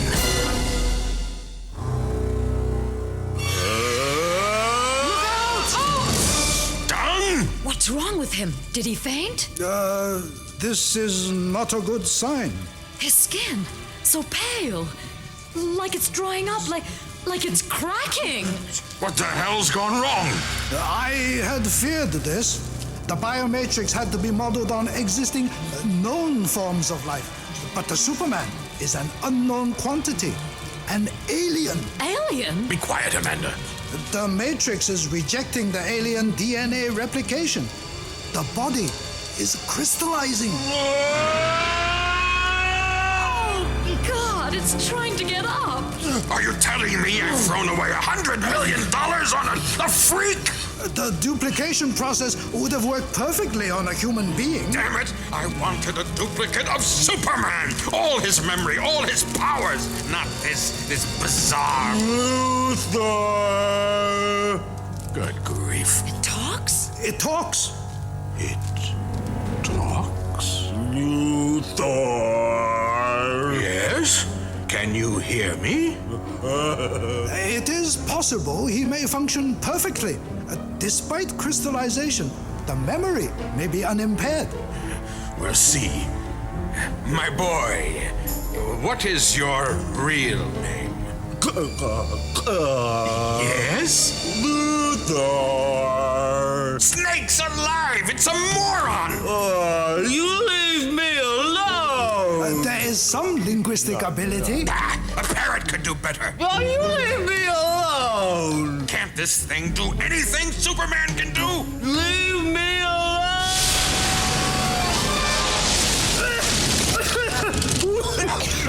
He can fly.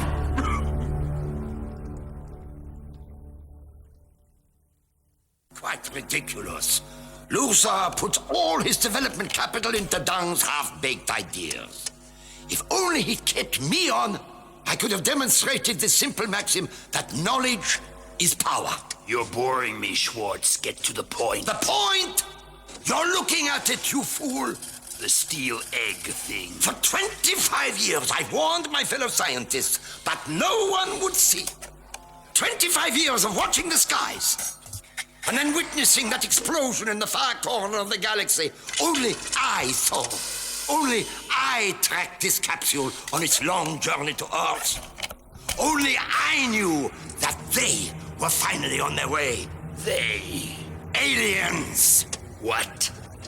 This, my friend, is the capsule. This is Superman's secret.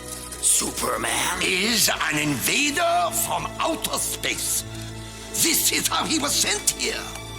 Mutated into the form of an innocent child, found and adopted by an unsuspecting human couple, and planted within mankind like a viper at its bosom. But you said this capsule was the key. Oh, yes, indeed. For the infant Superman unwittingly brought with him the instrument of his own destruction.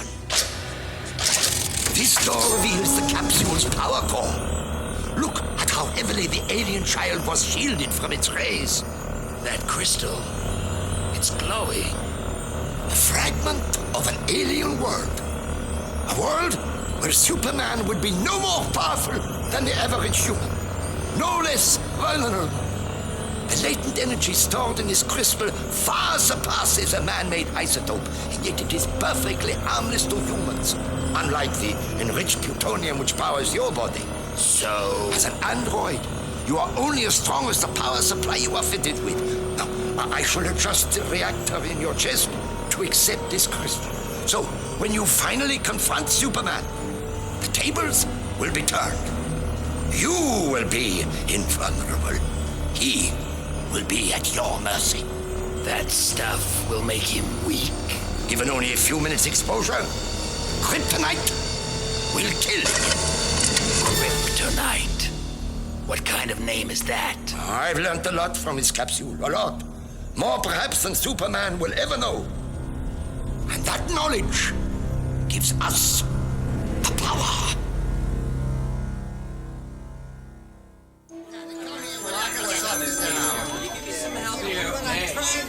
Clark! Perry's screaming for that copy on the LexCorp missile snafu. Need your copy of the LexCorp? No problem, Mr. White. I got it right here. All right, good. Give me a couple of donuts, will you? Huh?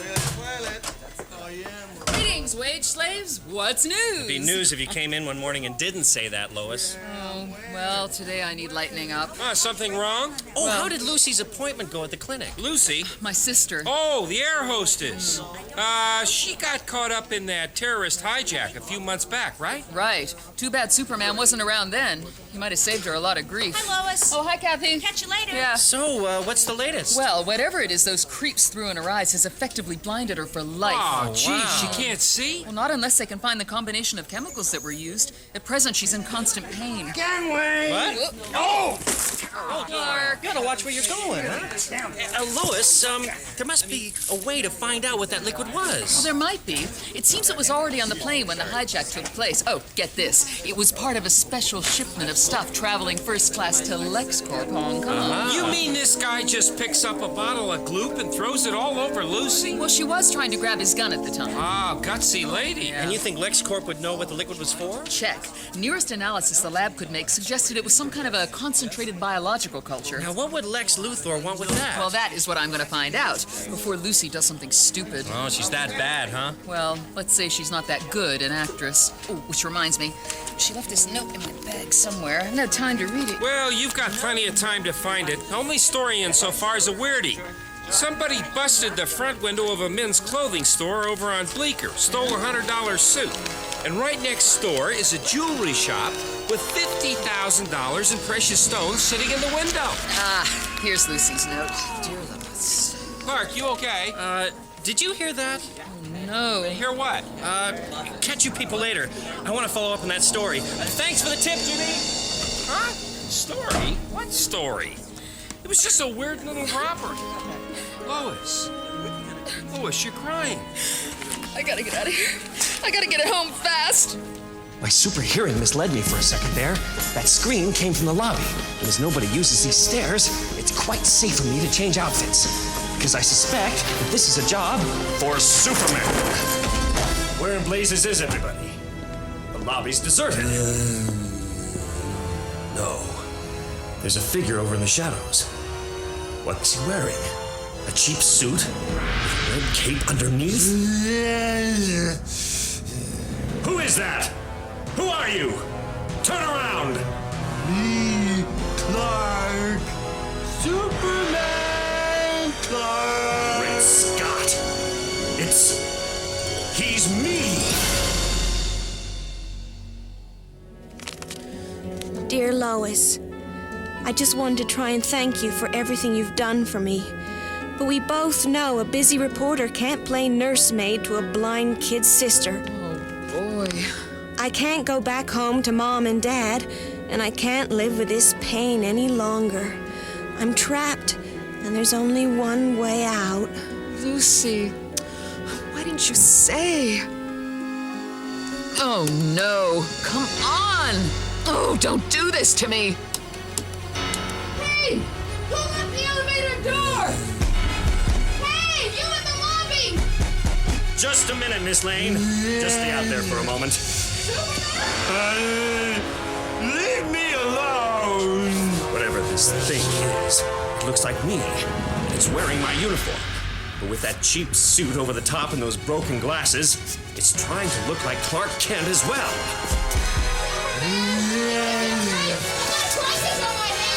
Just a second, Lois. Gotta think fast before this bozo blows my secret identity. I think you'd better come with me.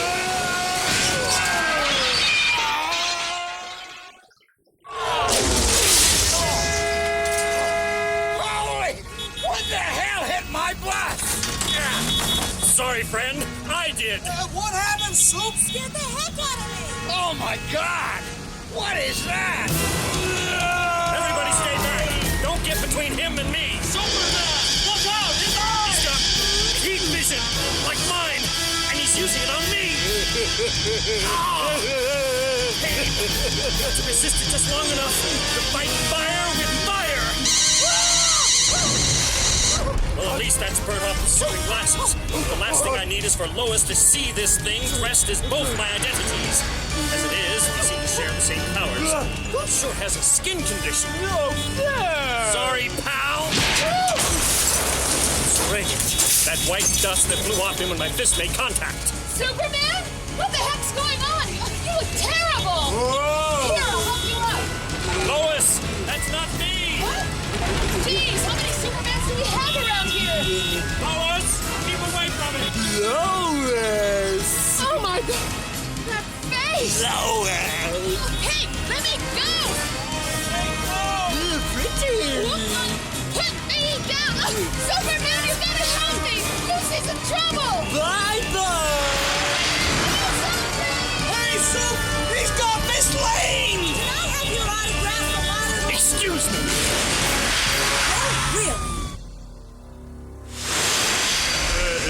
Lois, pretty!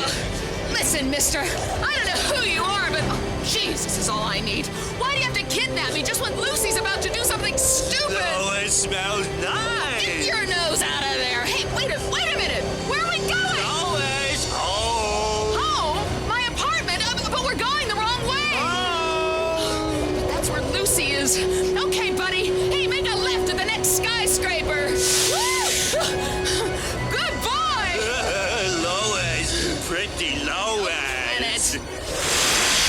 Well, it's not too tricky staying on that creature's tail. That white dust his skin gives off leaves a pretty clear trail. They've just rounded the Commerce Building. Seem to be headed for Lois's apartment. So... Lucy! That was Lois. What's she pointing at? Holy Moses! It's Lucy, teetering on the balcony rail. Lucy! For God's sake, don't do it! Lucy? I'm sorry! Somebody stop her, please! Stop, Lucy! Please! Stop, Lucy! Wait a minute! Don't let go of me! Lois, wait here!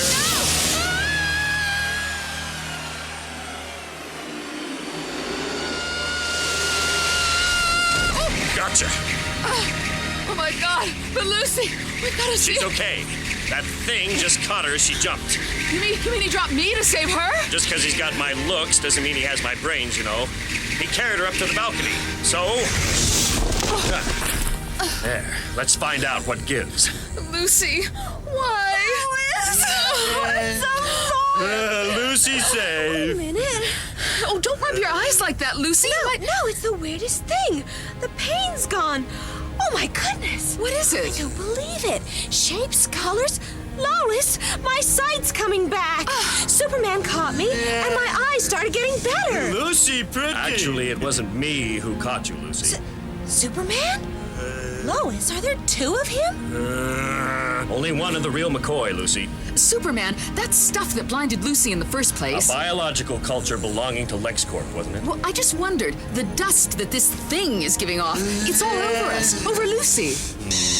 Microscopically, it does look like a culture derivative, but crystallized. So that's what Lex was cooking up in Hong Kong. It's possible. Lex Luthor made this other Superman? There's only one Superman, Lucy. Me, Superman, Kal-El. That name again. Huh? Me, Superman! Get clear, you two.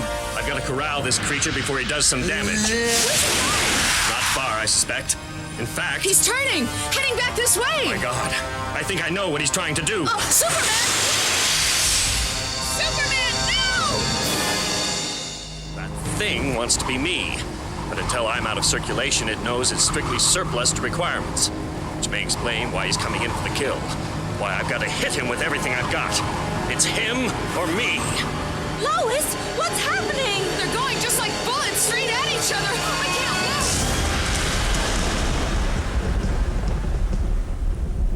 look. Lois, you can open your eyes. It's all over. What? Lois, I can see. I can see! Just the way I did before I was blinded. Oh, You two okay? Oh, you look a mess. He looks good to me. Your sight's coming back, Lucy? When you hit that thing, when it disintegrated, that cloud of dust, Suddenly, everything became clear. There must have been a connection between the creature and that LexCorp shipment. Exposure to its chemical makeup counteracted the effect on Lucy's eyes. And you knew that, Superman? You knew that when you risked your life to destroy him? No. No, I didn't, Lucy, I didn't. But somehow, I think he did. How are you feeling, Corbin? Okay. How much longer will this take? You know, this kryptonite may be relatively safe for humans to handle, but it's remarkably volatile compared to your plutonium energy supply. It's necessary to adjust the input parameters to your circuit center. Just get on with it. You know, this must be the first heart transplant where the patient has talked back to the surgeon. Schwartz, I swear if you don't finish this job soon, I'll do it myself. Oh, that's very funny. Save your frustration for when you meet Lex Luthor, huh? Superman first. He gets it first. No! I've told you before. Luthor first. Don't you understand? Luthor! Just get on with it, okay? Who are you? Darn it, say something or leave me alone! Madame Kal-El. It's not fair. I don't understand. Every time I close my eyes now, there you are. Why? You must understand. This is what you wanted. Look into your heart. What? Look at my face. Your face? My face. My face? Your face. Your face. Kal-El.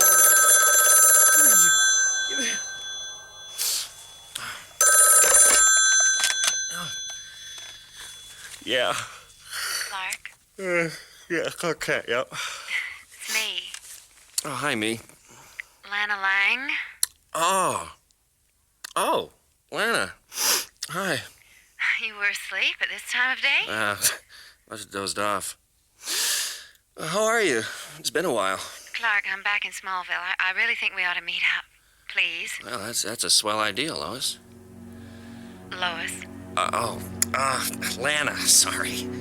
So you are seeing Lois Lane, Clark. Lana, I'm a little short on sleep at the moment. Little short on memory, too, huh? Hey, Lana, come on. This isn't like you. Oh, how would you know? Well, you haven't written for months. Too busy whining and dining Miss Designer Reporter. Whoa, now hold on. I didn't just disappear when you left Smallville, you know. Lana, I thought you understood. I understand now, Clark. There's more than just bright lights in the big city. Oh, Lana, you of all people. I mean, well, your family. The sister confessor. That was always a joke. Boy, you are dumb at times. Lana.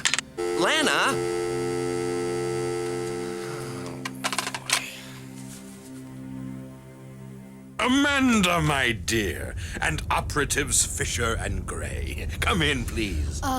Lex, you sure this is a good time? Only things are beginning to backlog. Of course. We must get down to business. Now then, Amanda, I take it you saw Tuesday's Daily Planet? Yes, I did. And of course you'll have read their front page story about Superman. His fight with the clone we built? Precisely. A most interesting business, don't you think, gentlemen? Yeah. Interesting, right. Lex, we thought you might be upset over the outcome of that project. Upset? Eggs and omelets, Amanda. Eggs and omelets. Eggs and omelets? You don't get one without breaking the other. You see, it was when I read this report in the Planet that something occurred to me.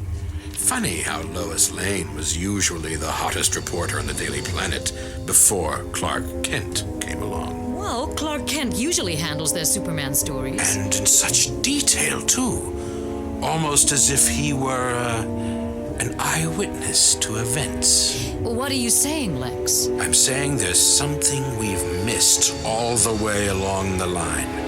Something so simple that we've overlooked it. What do we know about Mr. Clark Kent?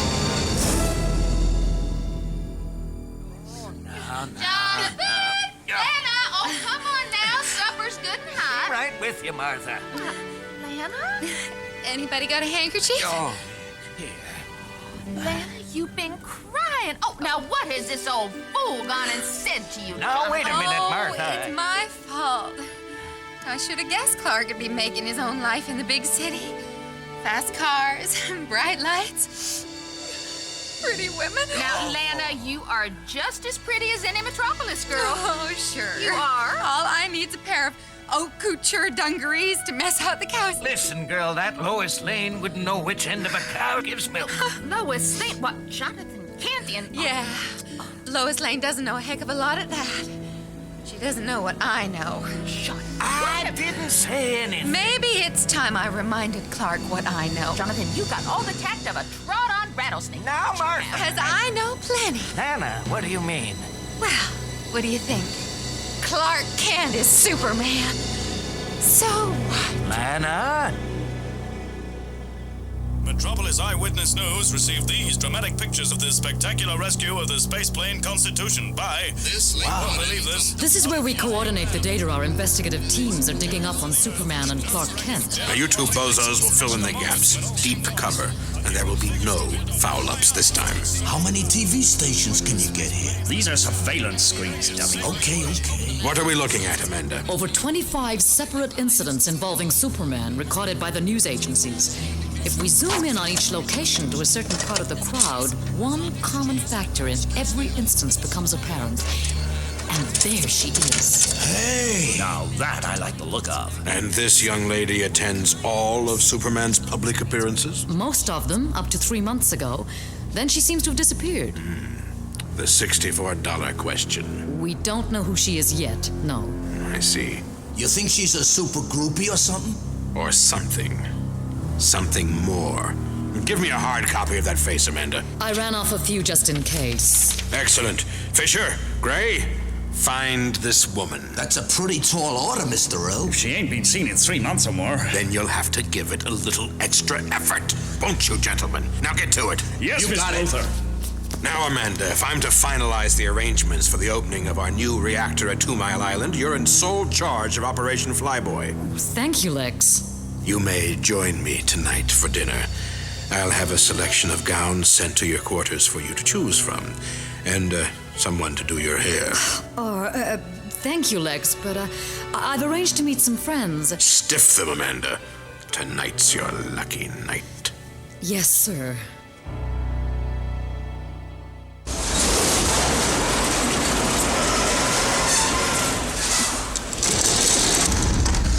Anyone home?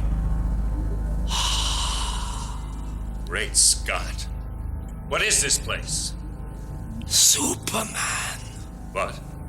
You found me. Now just hold still, pal. You're in a bad way.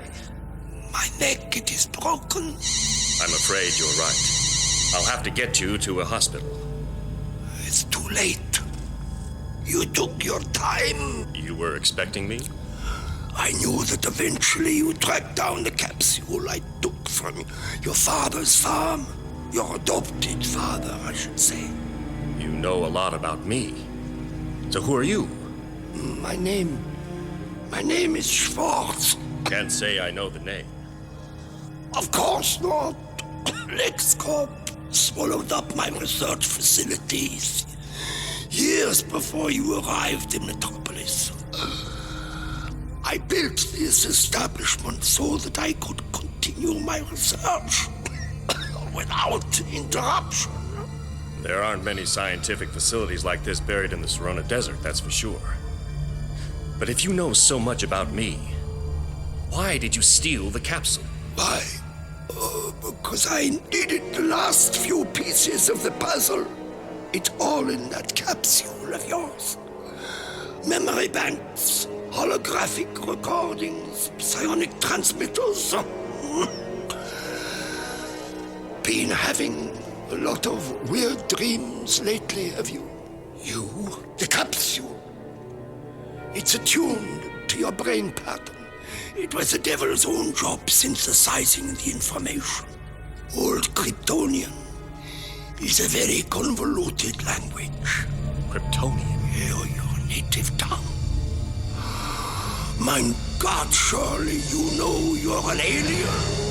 What? I suggest you talk to the capsule.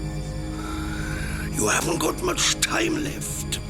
Even as we speak, Metallo seeks you out. Meta what? My creation, it was he. He who did this to me. Excuse me, but I may put up more of a fight. You'll be helpless against him. You and Lex Luthor are dead men. You're dead men.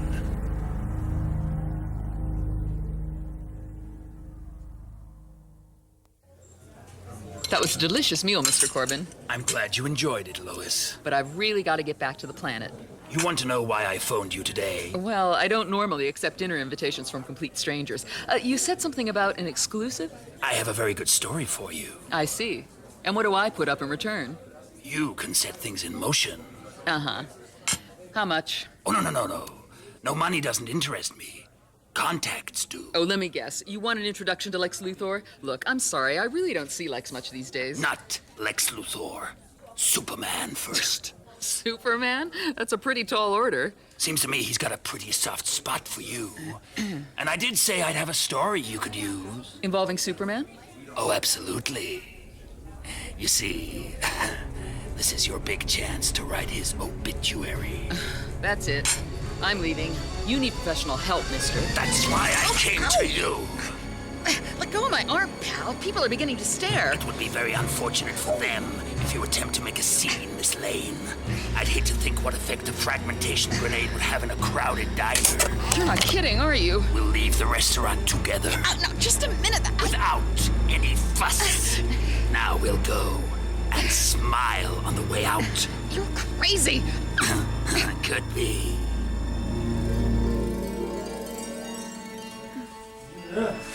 Jonathan, Clark's dreaming again. I can hear him. Martha, who knows what awful things that boy has to deal with in the big city? He's come home for a rest. Maybe dreaming's the best way to get it out of his system. Oh, but it's been worse lately.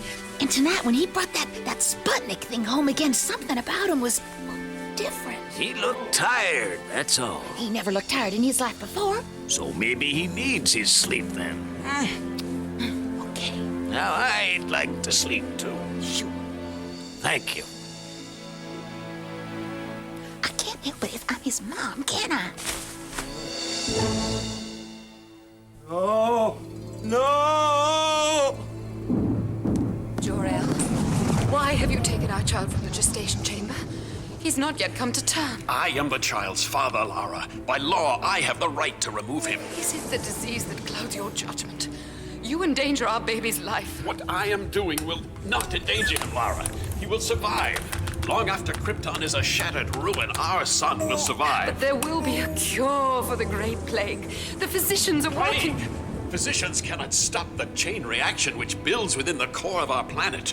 The native elements of Krypton are fusing under the pressure into a new compound, a radioactive compound. It is the radiation which is killing us, Lara. And when the pressure can no longer be contained, within a day, within an hour, Krypton will explode. But if that is so, our child will perish with us. No, sealed within this matrix orb, he is shielded from the radiation which surrounds us. The orb could not survive the destruction of our planet, but it can withstand a journey through hyperspace. What? Across the reaches of the galaxy, I have searched, trying to find a world like Krypton of millennia past.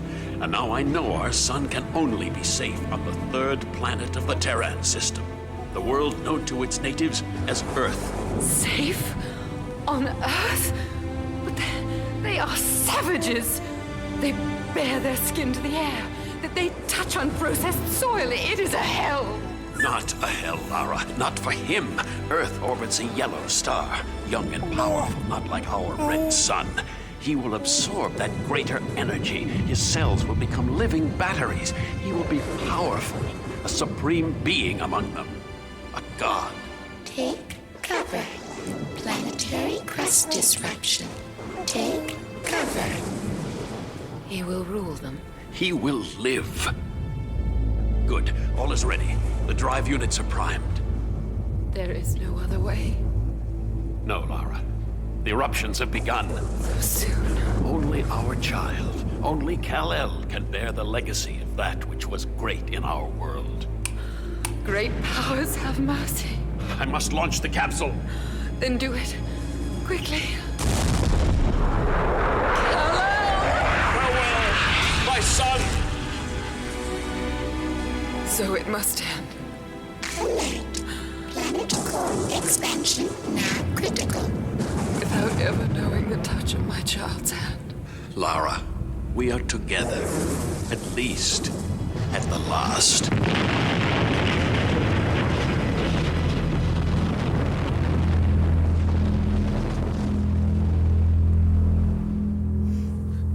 Oh, Mother. Father. My son. What? You... Oh, wait a minute. My son. Oh, listen, mister. Please. Who are you? I am your father, Kal-El. My real father? I was named Jor-El. Oh, wait a minute. I was there. I saw it happen. You put the baby in the capsule. There was a woman. Your mother. Lara. Now you are beginning to remember. You were the child in the Matrix orb. It carried you to Earth. It stored this recording against the time when you would need to know your true origins. That time is come. You got me a little confused here. The primary power crystal has been removed from the orb. It is inimical to the Kryptonian cell structure. It is the substance which destroyed our world. It may be used against you. Mary, I'm sorry. The orb's reserve power supply will soon fail. I have very little time in which to unlock the knowledge which has been placed in your subconscious memory, your inheritance, your identity. Sure. 2 people already. What's another identity? Your real name is Kal-El, son of Lara. You are the last son of Krypton. Look, I need to know. Why am I here? What am I supposed to do? Come with me to Krypton, Kal-El. But Krypton was destroyed. Only in the real world. Now, close your eyes. Hi, Chief. Whatever it is, Olsen, make it snappy, huh? I've got tomorrow's paper to put to bed. There's something I think you'll want to see. Sure, I'd like to see my wife and kids once in a while. I just got back from the LexCorp Power Station press conference. On the way out, I grabbed some shots of the reactor complex itself. Give them to the picture editor, kid. No. Now, as I was shooting at the back entrance to the complex, up drives this old sedan. You can see it in that shot there. It stops at the automatic gate, and I could swear, look, this shot here, I could swear this guy is hot wiring the gate's mechanism. Holy moly. And that's not all. Take a look in the car. And there's somebody in the passenger seat. A woman? Yeah, I blew the shot up. Here. Now careful. It's still wet. Hey, is that? It's Lois. Atta girl. She's found someone to help her do a little snooping before tomorrow's big opening. Yeah, I thought so too. Till I took a closer look at the picture. See her hand up on the dash there? Sure. I recognize that big ring of hers. Bracelet's new, though. That's no bracelet, Mr. White. That's handcuffs. Great Caesar's ghost. Hello? Mr. Kent? Mrs. Kent, hello? Clark? Weird.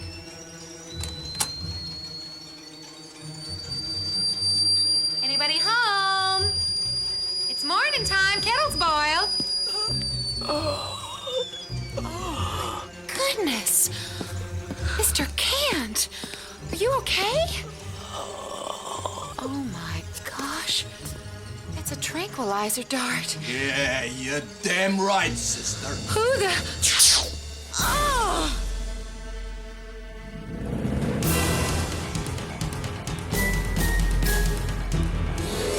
Command center to all divisions. We have a condition red alert here at 2 Mile Island. Clear that unit away from the pass gate, somebody! Okay, kid. Let's clear back to the press area. Oh, give me a break, Captain. It was me who called this thing in, remember? All right, Olsen. But stay out of the way, huh? A hostage situation is one thing. A hostage situation in a nuclear power plant is something else. You said it, especially when the hostage is Lois Lane. Where the heck is Superman? Superman? I shut down the reactor's coolant supply. You better get in here. Seems our friend in there is patched into your public address system. SWAT team in position, Lieutenant. Gentlemen, is the situation under control? Mr. Luthor, we were trying to get some kind of dialogue going here, but... Give me that. You in there. This is Lex Luthor. Luthor, you're next. Next? First Superman, then you. Who is this? Perhaps the name John Corbin means something to you. Wasn't he the guy we fished out of that battle armor last year? Went berserk through Metropolis? I thought he was dead. I'm alive, Luthor, but pretty soon you won't be. You take me on and the sky is going to fall on your head, you hear? You forget Superman. You're dealing with me now. I shall enjoy killing you, Luthor. You'll suffer as you made me suffer. You will die at the hand of Metallo. Metallo? You have to be kidding. Where'd you pick up a cornball name like that? Don't you mock me! You hear me? Out there, she's dead in 10 seconds unless you send in Superman. Please, no, he's not coming. Put her down, mister! Now! Superman! You okay, Lois? Superman, he shut off the reactor coolant. This place is about to melt. Fine, well, let's just open the valve again to avoid accidents. And now, my friend, let's you and I take a little stroll down to the nearest precinct house. Of course, Superman. But first... Can't remember the last time I was hit so hard. Almost as if my invulnerability faded for a moment there. Not bad for an amateur, pal. Want to try for professional standing? Listen. What the hell is that? Once Superman arrived, I thought it'd be over in minutes. I'd say they were duking it out in there.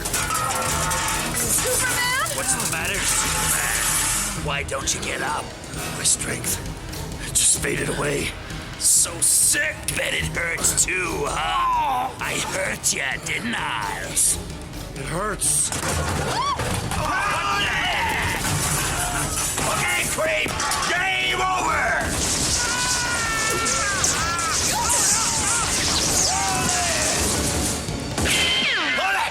He's down for crying out loud. Oh, You okay, Miss Lane? oh, there are pieces of him everywhere. Keep away from him. No, Superman, everything's fine. It may be a little premature. Oh, my... It's still alive! Is that a steel skeleton? That android. The flesh was just surface detail. There's a human brain in there, too. This guy's been rebuilt from scrap. Metallo. Name, figures. This body will never wear out, not so long as it's powered by my kryptonite heart. Yes, Superman, a little piece of rock from your past, from the alien planet you were born on. What? And now, Superman, die.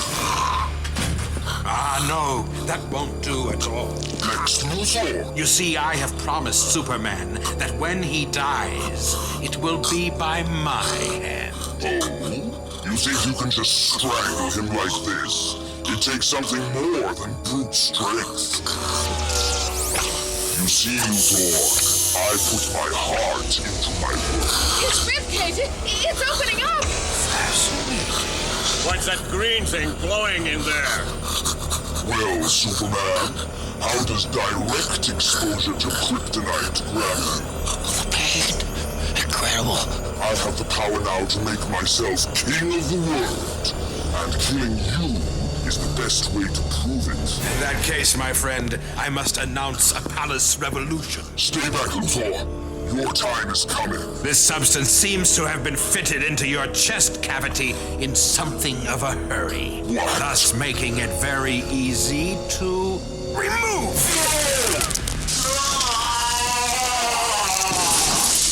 And there we have it. Kryptonite. Interesting hue. Unusual luster. Lex? Please excuse me, Lois. I've suddenly remembered an urgent appointment. Miss Lane, Sure, what? did you see where Superman went? Oh, I'm not seeing anything too good since that droid thing socked me.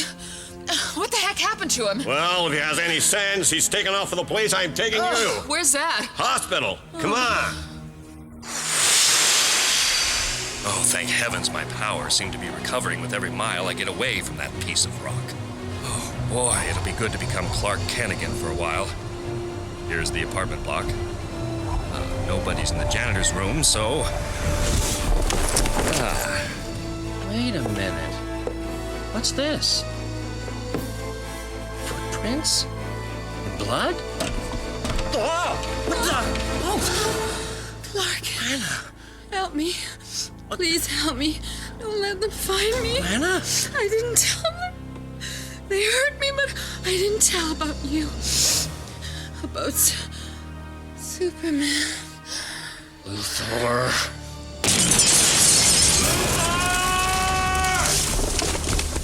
There's no need to shout. You crawling piece of slime! You're behind this. I know it. I can smell it. Behind what, dear boy? I don't even know what you're talking about. I just flew Lana Lang back to Smallville. I just comforted 2 elderly people there who got popped with tranquilizer darts strong enough to put a horse to sleep. I just spent a day having to deal with a psychotic android you're almost entirely responsible for creating. I'm tired of cleaning up the results of your megalomania. I'm tired of you! How ungrateful you are. Have you forgotten how I saved your life today? That's the least you owe me. Now, before I run you in, what did you do with that kryptonite you took from Metallo? Oh, the green stone? How are you feeling, Superman? A little under the weather? What's that? Ah, you've noticed my new ring. I have such a good jeweler, a very fast worker, and the stone is set so elegantly, don't you think? You made kryptonite to a ring. Well, us megalomaniacs need personal protection from you overgrown Boy Scouts. Oh. I could stand here right now and let the radiation do the rest, but that's too easy. That's not the way I want to play out this little game of ours. I want you to worry about it, Superman. I want you to have nightmares. Now get out of my office before I call a cop. Not now, Amanda, damn it! Lex, the chopper's warmed up and ready to go. What are you talking about? Haven't you got your TV on? Cable news? The reactor's reached meltdown. What? Get out of my way, you pathetic oaf! Stray bullets or ricochets from the abortive attempt by a police department SWAT team to destroy the abductor of Daily Planet reporter Lois Lane apparently damaged the reactor's coolant supply. Police are vainly attempting to evacuate downtown Metropolis, and I'm told Daily Planet reporter Lois Lane is still at the reactor site and has asked to speak to us. Lois? Am I on? Look, I came back here looking for Superman. He was hurt. Oh, Superman, if you're watching this, if you're still alive, please save us. Save Metropolis. Amanda? Lex, hurry for God's sake. Luthor, you started this. You run from it and you're nobody. You have nothing. Damn it! You need me, and you know it. Put the ring away. Just for now, do you hear? This once.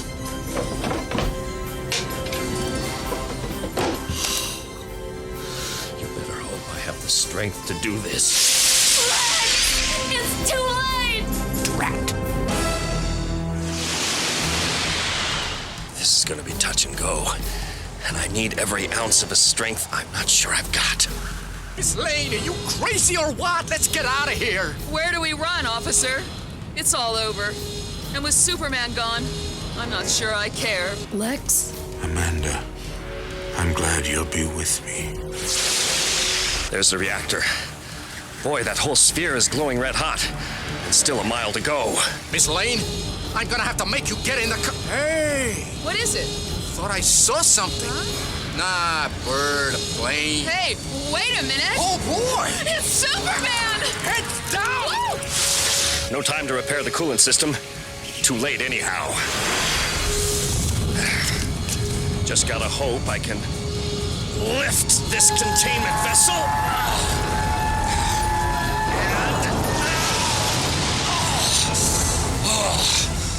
Fly the whole reactor to where it can't do any harm.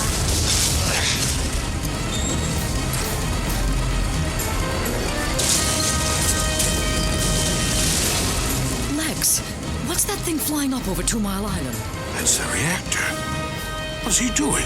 What's he doing up there? He's trying to fly that thing out of harm's way. Oh, gotta get more altitude. Don't want this thing to airburst over Metropolis.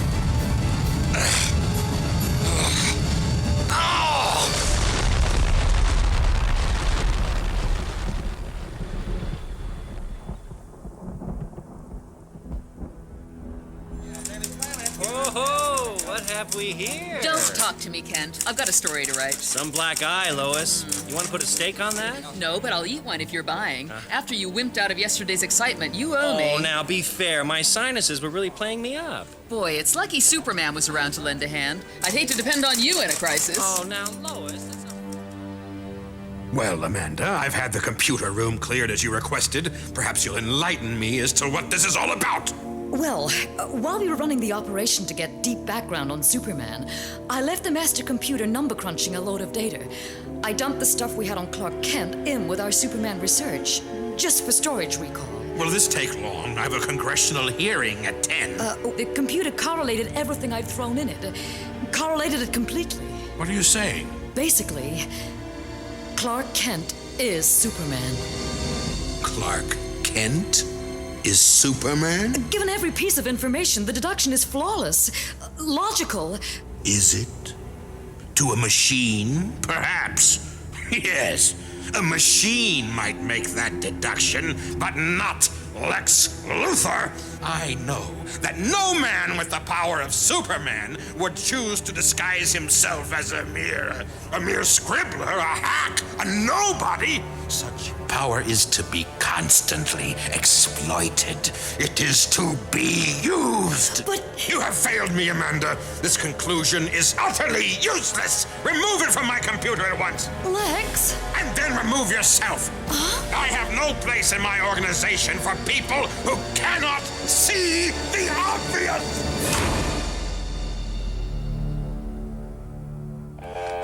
Betrayal, impudence, time to shake off some fleas.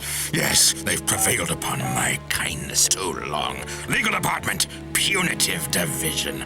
Yes, this is Lex Luthor. Amanda McCoy is dismissed with extreme prejudice. And I want the following people sued for defamation of character, to wit and viz. From the program that bears the idiotic name The Adventures of Superman.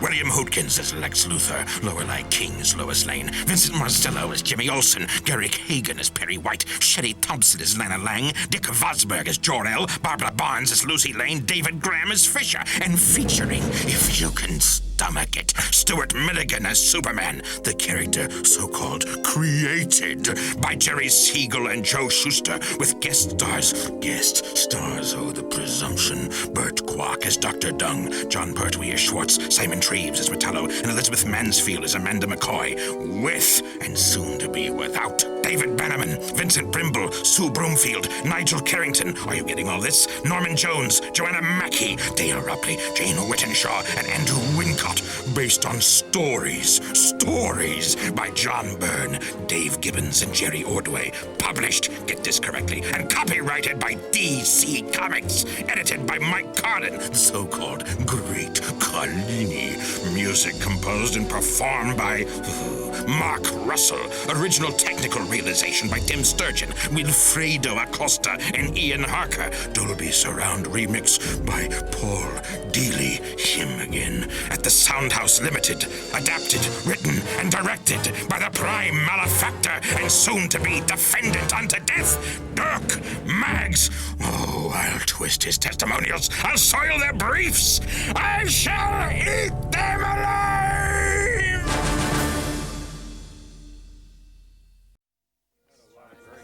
The funeral cortege has passed the downtown intersection and is now turning by the Daily Planet building towards the plaza. And perhaps only now does a shocked city begin to come to terms with a sudden, violent loss of its most colorful figure, a hero to the common people, cut off in his prime. But who would have thought?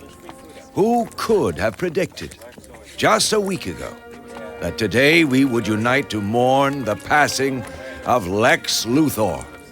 and of the extraordinary events which brought us here.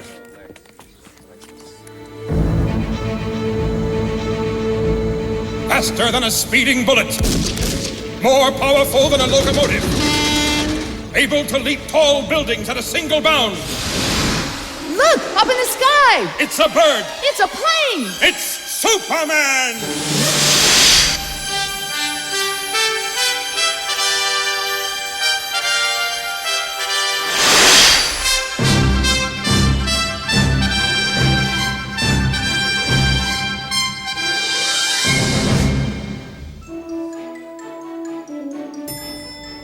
Going up. I don't believe you people. You still haven't picked a date for the wedding? No, we haven't thought that far ahead, Jim. Lois and I lead such busy lives reporting for the planet. Yeah, just getting synchronized so Clark could pop the question took forever. Oh, now. Anyway, we don't want to make a big deal out of this, Kay? You don't? Uh-huh. Jimmy, is there a reason you dragged us back up to the newsroom when Clark could be buying me lunch? Well, sorta. Floor 50, Daily Planet Newsroom. Have a nice day.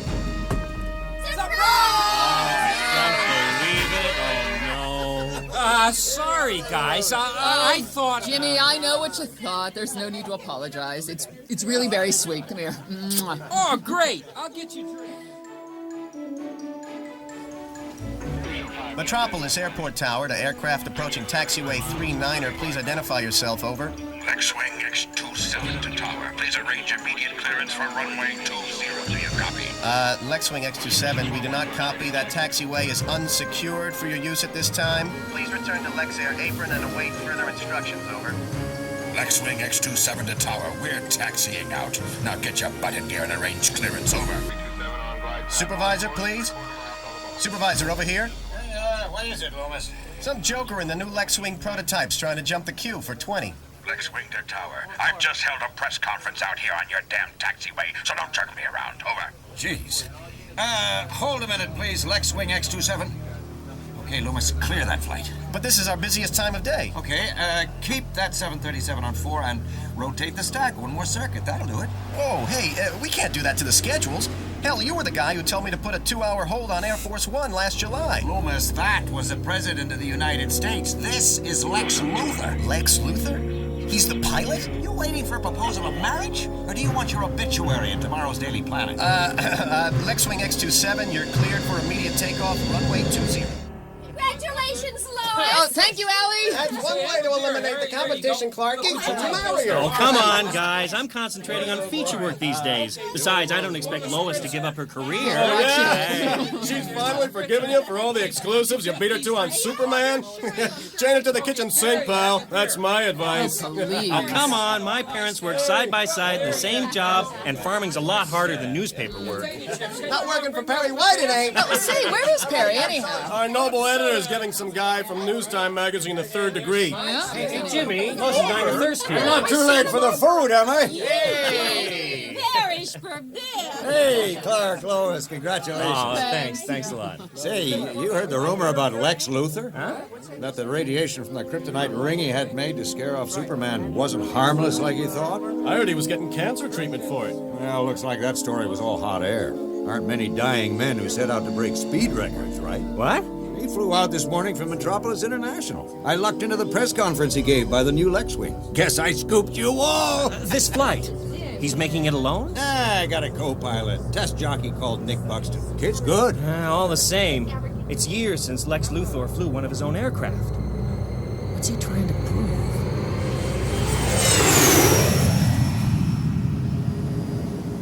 We're over the Caribbean already, Mr. L.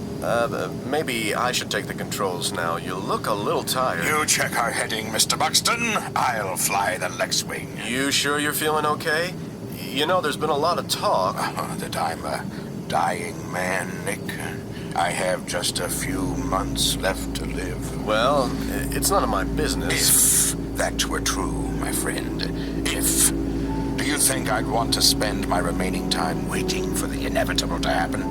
To give up on living? Withdraw like a beaten animal? No. No. Not without some final gesture. Not without giving the world something to remember. Look at that sea down there.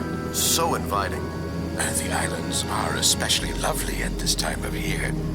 You should spend some time down there. Maybe one day. Why wait? Huh? Give my regards to Sanqua. Hey, that's the object.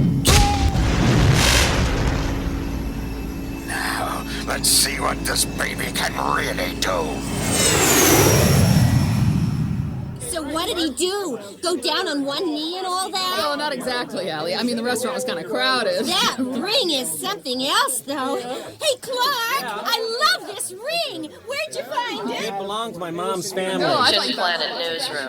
WLEX News Agency reports that the flight of the X-27 Lex-Wing is believed to have ended in tragedy. Wow. The Lex-Wing has apparently crashed near a remote mountain village some 200 miles north of Lima, Peru. I was there for the takeoff not an hour ago. I can't believe it. Oh, I can't either. Hey, Clark, do you think... Clark? You want Clark, Lois? He just took the elevator. Going up. There are faster ways of leaving the building than using the elevator. But until I can decide whether I should tell Lois the truth about myself, I have to be very careful. Roof level. Planet globe. Observation deck. Watch your step. Even if it looks as if this is a job... For Superman.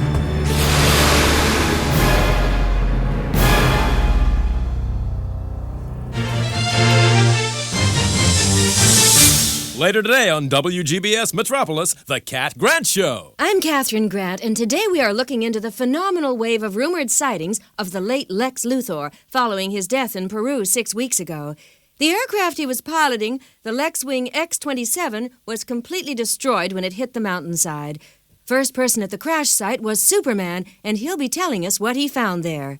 The aircraft must have really been traveling when it hit. My X-ray vision revealed the fragments of what used to be the pilot seat. Whatever happened, it was never ejected. There wasn't much left of it, or of the man who wrote it down. But is there enough evidence to definitely establish the body as that of Lex Luthor? We'll be revealing the results of tests carried out by 2 independent laboratories, that of Metropolis's own Professor Emil Hamilton and a special government research facility. That's the Cat Grant Show, with me, Catherine Grant, only on WGBS. It all checks out, Mr. Westfield. This tissue sample most definitely matches our recorded genetic profile for Lex Luthor. In that case, have Guardian summoned. He can take our findings to Metropolis. Better send for Double X, too. We should really... Our esteemed project administrator. Guardian, how did you know... Mr. Westfield, you required our presence. Your extrasensory perception is quite remarkable, Double X. It was genetically engineered that way. Of course. Guardian, these findings need safe delivery to the WGBS building in Metropolis. We working for the media these days, Westfield? The President is very concerned to scotch the rumors that Lex Luthor survived that air crash. With no one currently controlling the LexCorp empire, the financial markets are belly up worldwide. We can preserve the secrecy of our cloning work here at the Cadmus Project and still help lay Luthor's ghost. A curious business. The mental impressions I received from Lex Luthor were not those of a potential suicide. He was a sick man, Double X. Desperate. The kryptonite ring he had made to keep Superman away from him. For short periods of exposure, it was perfectly harmless to human tissue. But over several years, it never left his hand. The cumulative effect was disastrous. He killed himself with a substance he hoped to use to destroy Superman. Oh, very ironic. Westfield, I can't help being aware of your thoughts. They worry me. Westfield? What is Double X picking up? None of your business. So long as your interest in Superman remains speculative, Westfield, but that surge of curiosity you just felt as to his genetic potential fills me with a cold dread. Professor Hamilton! Do drop in, Superman. The window's open. Good afternoon, Superman! How good to see you. Good to see me? By putting me flat on my keister? Yes, the motion detectors are still rather sensitive. But on the whole, the intruder deterrent works rather well, don't you think? Well, any regular intruder would have been hospitalized for a week after that. That is why I tested it on you. Yes. Now, what I really... Whoa! What the heck was that? Laser cannon. I finally came up with a synthetic prism to quadruple the focusing ratio. Optically flawless. It got quite a kick, hasn't it? Who are you working on that for? Nobody. The idea just intrigued me. Well, if it's all the same to you, I'd be as happy if you didn't test all your latest inventions out on me. This is a fresh cake. But I thought you'd come to view the finished data. Data? On the Luthor tissue sample? Oh, that. That all checked out. You're sure the remains I found were Luthor's? Yes.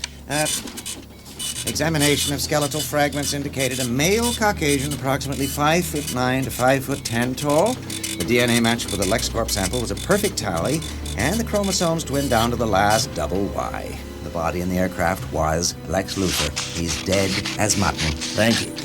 I'll get that over to WGBS right away. Wait a moment. What about the other data? Oh, the data we compiled on my powers? Yes, your physical. Oh, yes. Just take a look at this. Now, while I've been unable to determine the exact cellular mechanism, there's something in your Kryptonian physiology which stores and channels solar energy. So it's like we thought. I'm essentially a living solar capacitor, and my body's converted all the energy I've stored over the years, amplifying my senses, boosting my strengths, and so on. Exactly. It's our sun which has made a Superman of you. So if my home planet had never exploded, if I'd grown up on Krypton, I'd have been no more super under its red sun than you are in Earth's solar system. Quite. But although your body holds vast energy reserves, they're not inexhaustible. See here. This represents a recent 24-hour period during which you towed a disabled Amtrak train through the Rockies, flew several tons of food and medical supplies into Central Africa, repositioned a falling communication satellite, and thwarted an attempted terrorist bomb in Rome. I remember. At the end of that day, the readings I took showed a noticeable energy deficit. And by then, you were drawing heavily on your body's energy reserves. The greater the expenditure, the weaker you would have become. Eventually, the bioelectric aura, which accounts for much of your body's invulnerability, would begin to break down. What do you mean, Professor? Sustained use of my superpowers could weaken me? Your body is resilient, but overtax its resources and you could find yourself in mortal danger. I'll bear that in mind. Of course, this equipment can only provide the roughest of approximations when it comes to measuring the limits of your power. Now, if I had an opportunity to use the equipment in that wondrous Antarctic fortress of yours... The fortress. Strange. I don't think of it as mine. Hardly surprising. The Eradicator built it. What a feat of artificial intelligence that was. The Eradicator? Yeah. Well, thank goodness we finally managed to disperse his energy field. An artifact from your home planet, programmed to preserve all things Kryptonian. Under different circumstances, he could have taught us so much. The Antarctic fortress is his legacy. Maybe it's time I went back there.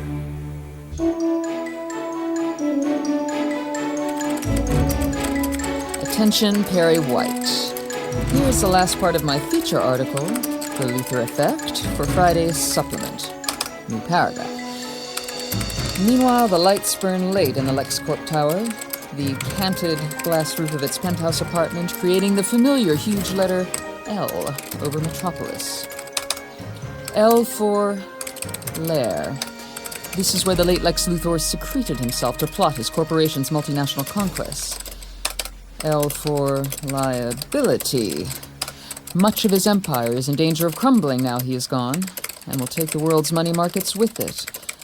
And L for legacy. Is there an heir to this vacant throne? What secrets did Lex Luthor take to his grave?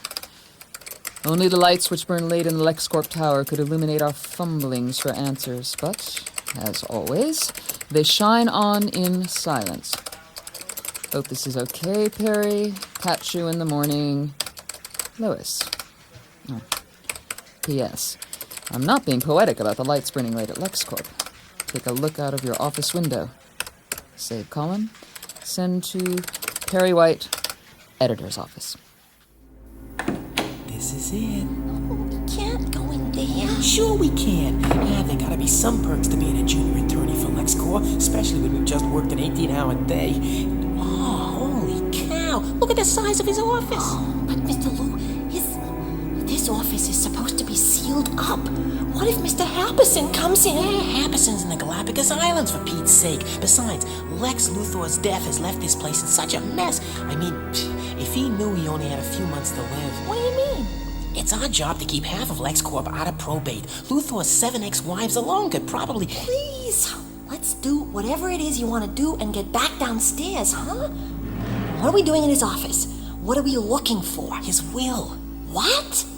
Now, this computer terminal is the master for the whole LexCorp system. Oh, God! Of course, there'll be a password. Oh, what the hell could it be? I feel sick. Good morning, Mr. Luther. I don't believe it. What? No password needed. I do believe you've lost a pound or two. No password. Guess Luther thought nobody would dare access this terminal. Would you care to use voice command or keypad? Keypad. Don't want to screw up a voice print ident. He thinks you're Luther? So far, yes. Jeez! Your massage music, sir? Shall I summon today's masseuse? Cut it. Can we get out of here? Okay, let's just try this. Access WILL. I, Lex Luthor, do hereby make, publish, and declare my last will and testament. Can you see what I see? Oh my gosh, if this is for real, it changes everything. Do you wish a complete reading of the will? Yes, require complete reading Luthor will. I, Lex Luthor, leave my entire empire to the sole beneficiary. When's the supply ship due? Next week. Careful where you're stamping that snow, will you? Next week? I tell you, man, that hole in the ozone layer up there's gonna do what it likes, whether we monitor it or not. I want to go home. This place is for the penguins. What's your problem? Get your butt frozen through the can again? I swear I saw something through the blizzard. A blue flash. Then a kind of impact or a noise, like something burrowing down through the ice. Yeah, I'll tell you what that was. What? Your imagination getting frostbite. You'll find the cure in my bag. Oh, and pour me one while you're getting it, will you?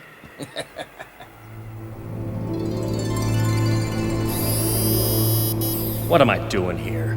This is your fortress of solitude, Master. We robots are here to serve you. Perhaps you came to refresh your memories of Krypton. You may wish to inspect the Kryptonian war suit we have rebuilt from original designs. It can be operated remotely from this panel. I'm sure it's very impressive, but... Great Scott! This walking action looks spasmodic, but riding inside it should be quite comfortable. It is fully pressurized, and... I don't need a war suit. This is not Krypton. We are on Earth. I am invulnerable here. As you wish, Master. Although, this suit is very similar to a weapon once used against me by Lex Luthor when I first arrived in Metropolis. First met Lois. Perhaps it will come in useful as a weapon against your enemies. No, Lex Luthor is dead, I think. Master, in some ways, Lex Luthor was the least of those who have opposed you. Have you forgotten Darkseid, ruler of Apocalypse? What of the alien tyrant Mongol? His war world was destroyed, but logic dictates he would seek to build a new engine of destruction to revenge himself on you. Who is to say he has not found a suitable planet for the purpose? For these malefactors, the rule is kill or be killed. I don't work that way. It was when I was held captive by Mongol that I first realized I must never take life, no matter how evil. This war suit is a relic, even by Kryptonian standards. It belongs to a barbaric past. We are programmed to preserve Krypton's heritage. That is why we maintain this fortress for you, Master. You are the last son of Krypton. The Eradicator built us to serve you, to remind you of your heritage. You must understand, I was not born on Krypton. I was born in Kansas, when Martha and Jonathan Kent lifted me from the birthing matrix, the egg, which carried me to Earth. I had no idea the Eradicator built this place. So let's not talk of Krypton's heritage. This is a tomb, a cold, sterile tomb. I need warmth, human emotion. Yes, now I realize there can't be any secrets. Not anymore. Master, we are confused. Please explain. This place gives me the willies. I'm out of here.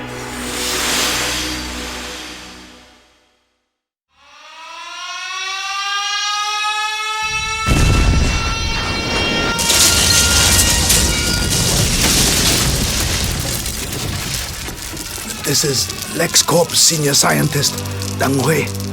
There is not much time left to me. I only hope this recording can survive the destruction of this installation. Our experiment is complete, and this is the reward we reap. But perhaps it was to be expected. Now, let's see what this baby can really do. Lex Luthor's last flight in the Lex-Wing was a carefully arranged subterfuge. After ejecting his co-pilot, Luthor set the controls to autopilot and turned to a special compartment in the aircraft, where his body double had been stowed. This, unfortunate, was a clone I had created in the Hong Kong laboratories, biologically a match for Luthor in every detail. Placing the double in his pilot's seat and setting the controls to ensure a crash, Luthor departed the Lex-Wing in a secret escape module. As the Lex-Wing crashed, Luthor's henchman, Dr. Sidney Happerson, picked him up from the Pacific Ocean. He was flown here to the secret installation we had built in the Australian outback, where Dr. Dabney Donovan and I were waiting. Well done, Dr. Donovan. Was this charade in vain? Mr. Luthor, we can't argue with the diagnosis of your Metropolis physician. The radiation from the kryptonite ring you wore has had an irreversible effect. The lymphatic system is now beyond hope. We cannot delay much longer, Mr. Luthor. 我们一定要马上做了。懂了，做 Let's do it. I administered the anesthetic myself. Then Donovan and I went about our bloody business. Luthor's death was now indeed a reality, in that the life had left his body. But now, phase 2 of our operation began, for we had saved his brain. Of necessity, we kept him unconscious for days. The awakening was quite disorienting for him, even though he had been warned what to expect. Mr. Luthor, can you hear us? Are the cerebral cortex sensors attached? Yes. And the voice box. Now, Mr. L. I can hear you. What is wrong with my voice? It is electronic, Mr. Luthor. We had to lose the larynx. Correct. Over the following weeks, we developed an accelerated means of growing a new body around the brain. We watched Luthor grow from embryo to adulthood, suspended in a vast tank of pseudo-amniotic fluid. Throughout that time, his brain remained active. Incredibly, he took part in directing our efforts. As you requested, Mr. Luthor, we played a bit with the genetic detailing. You'll be taller, stronger. Yes, but the hair. What about the hair? It would be much thicker. We specifically targeted the baldness chromosome. You won't need to worry. While our work was progressing, legal papers were being altered to accommodate events. Happerson brought Luthor's personal physician, Dr. Kelly, over from the States, just before a will was found, naming her as the mother of a son they'd born in secret. Dr. Kelly, this is the new Lex Luthor, your son. Oh my God. Sorry, we had to keep you in the dark up till now. Oh my God! Oh, please, my son! I understand that she and Luthor were once lovers. Perhaps she loved him still. But in the meantime, our work had reached fruition. Pulse? Check. Respiration? Check. Reflexes? Check. How do you feel, Mr. Luthor? I feel good. Strong. And that's fair dinkum. Weeks of sleep-teaching tapes had given him the accent appropriate to his place of birth. Not a bit crook at all. We had given him the body of a young man, fit, muscular. The world would consider him Luthor and Kelly's son, but Donovan and I knew his true origins.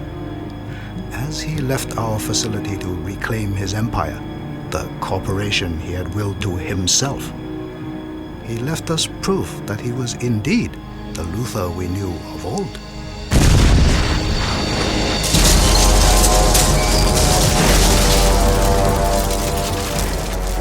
A dozen demolition charges have destroyed this installation. I don't believe Donovan survived the first blast. My legs are broken. I'm losing blood. I only hope this tape is found after this carnage, that there is somebody somewhere who will avenge our deaths and stand against the evil we have created. I think that was the popcorn. Oh, Clark, the popcorn's popped. Clark? Well, as long as we're coming up for air. How much did you put in here? Lois, there's something I've been wanting to tell you. Yeah, you're secretly addicted to popcorn, right? There's something you should know about me if we're gonna marry. Well, let me guess, you snore, right? No, look. You should know that... Well, I've made a lot of enemies over the years. Being married to me may not be the safest thing in the world.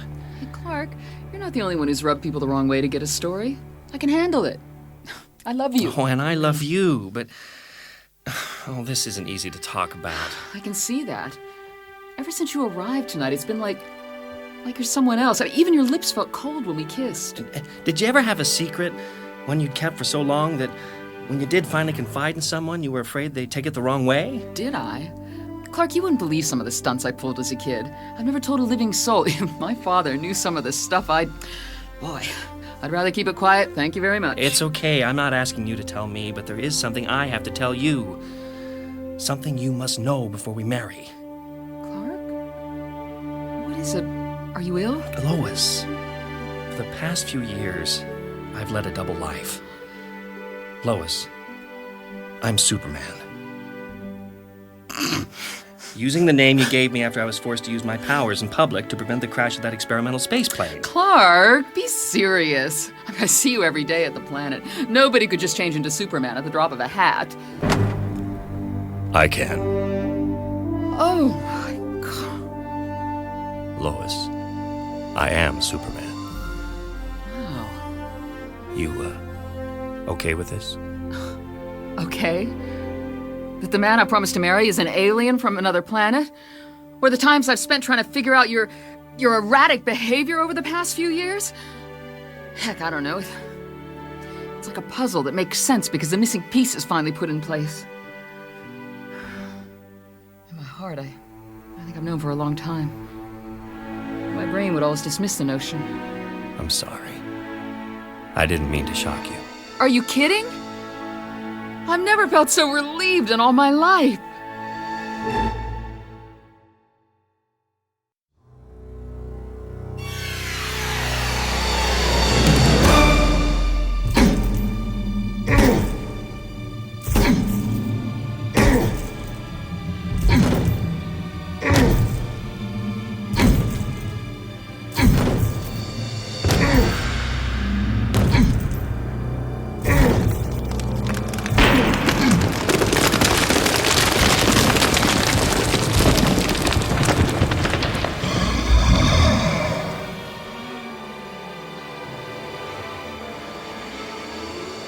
Faster than a speeding bullet.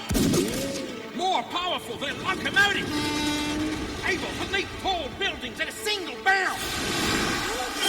Up in the sky! It's a bird. It's a plane. Now, it's Supergirl. Holy. Clark! Coming, honey. Yes, my friend, Supergirl. This beautiful young lady who came to us as a stranger from a dying world. Clark, you're missing it! Oh, damn it, and the video's on the fritz. Supergirl, dedicating her life and amazing powers to the pursuit of truth, justice, and the American way. Missing what, Lois? Supergirl, who has joined the LexCorp family to serve as a proud member of Team Luthor. God, I don't believe it. Good day.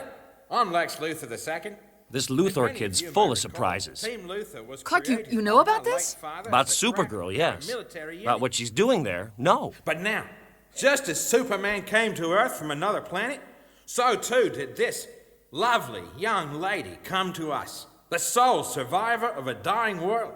A parallel world. A world so She was much created in better. homage to a doppelganger of Give me. her a warm But that's a welcome different story. to the skies of our Did you see that shot just then? Huh? The look in her eyes when Luther moved near her? I'd say she was pretty taken with him. That was a special announcement sponsored by LexCorp, the Metropolis family business.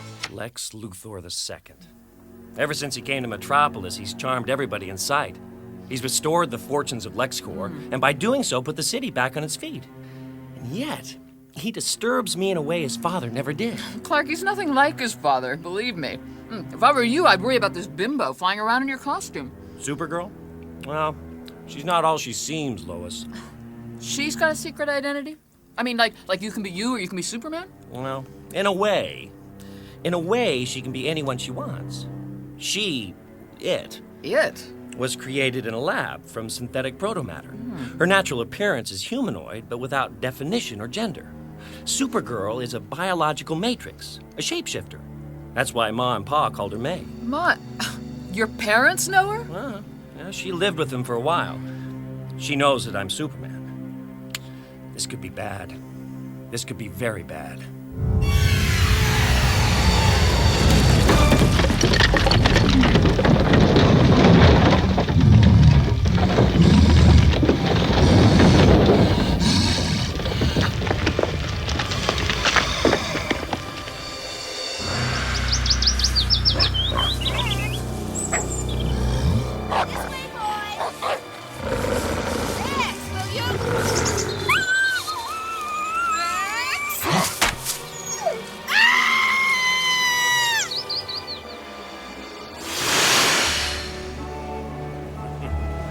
Good morning, Metropolis. Even Suicide Slum looks pretty from 1,000 feet up today. It's enough to make anyone forget their troubles. Hi, kids. Don't talk to any strangers now. Kids. Wow, something else to think about. Whoa, Clark. Gotta walk before you can run. Haven't set a date with Lois for the wedding yet. Well, all seems quiet in the city this morning. I better head for the planet before she beats me to the office. Hey, Pete, did you see that? I think it was Superman. Superman? I'm so tired I can't even see where to put these rivets. As soon as we finish this section, I'm quitting for the day. Yeah, you've been working 20 hours straight, man. Hell, LexCorp don't need another skyscraper that fast. Yeah, but I need the overtime. Hey, Henry! Henry Johnson! Joe! Pass me a number 14, will ya? Sure. You need a hammer? Man, the size of that guy. I can reach this one here.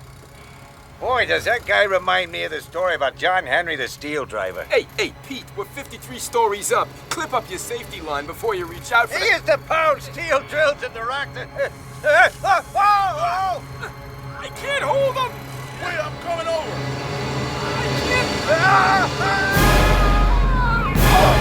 Gotcha. Man, I don't believe it!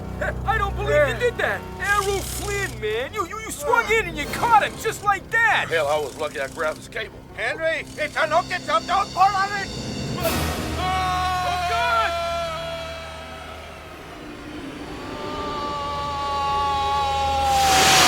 Gotcha. Superman. Relax. You're gonna be all right. You... Easy does it. Up we go. I saw how you helped your friend just now. You took a much bigger risk than I just did. Oh, Superman, how can I repay you? I owe you my life.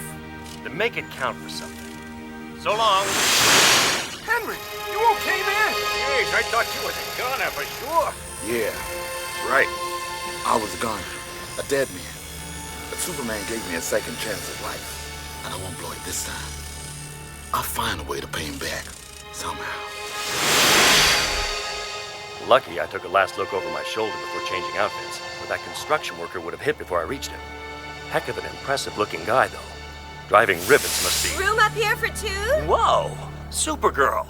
We need to talk. Sure, Clark. Please don't use that name when I'm wearing this uniform. For all I know, Luthor may have pinned a listening device on me. Listening device? Lex would never use such things. You didn't know his father. Look, what are you saying? Only that you should be careful about entering into any relationships with Luthor. Oh, don't be silly. Lex is the kindest, most wonderful man. I know that's been the general impression, and he might well be everything he seems. But how much do any of us really know about him? His father hid a lot behind a benevolent public face. Why, Superman, are you jealous? Of course not.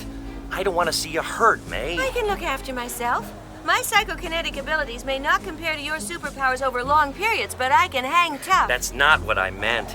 You've got to be very careful with Luthor, with what you confide in him. I get it. You're worried I might have told him about your double life. You haven't. Don't worry. I've kept your precious secret. No one will ever learn it from me. Damn it! Damn it! Damn it! Mr. Luthor, there was no way we could have pinned a bug on her costume, and not without her knowing. Scanning room. Mr. Luthor, they're out of range of the marks within seconds. Damn it! What's the point of having a pet superhero when you can't even eavesdrop on a conversation? Mr. Luthor, there's plenty of time to nail Superman. Time, Apperson?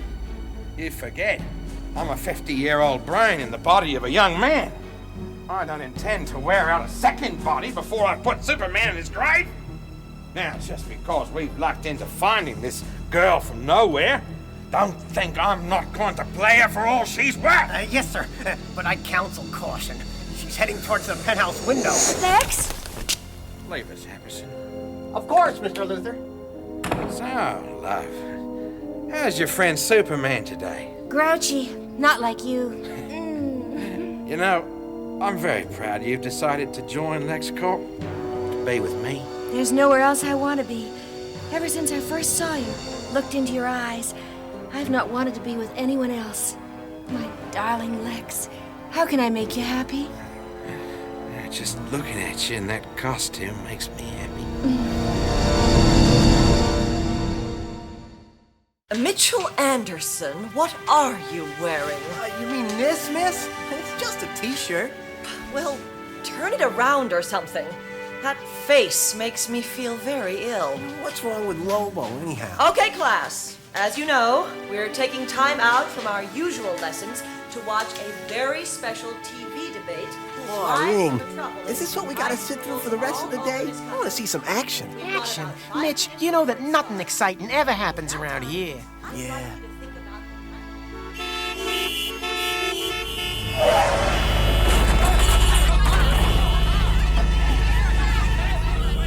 My God, what was that? Must have been 10 feet tall. Hey, you people all right? We are, but further up by the turnpike, I think there's people dead up there. It was huge, wearing these steel ropes like it had been tied up, but it had got one hand free, smashing everything in its path. Unit 27, calling in. Come in, please. It had green rubber restraints on, red goggles.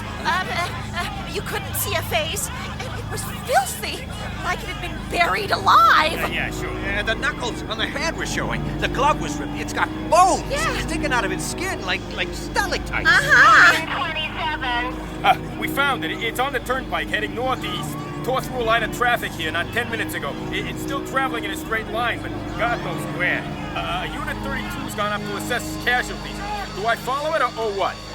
Unit 32 is reporting at least 5 dead, a dozen injured. Stay with them till the paramedics arrive, then continue pursuit at a safe distance.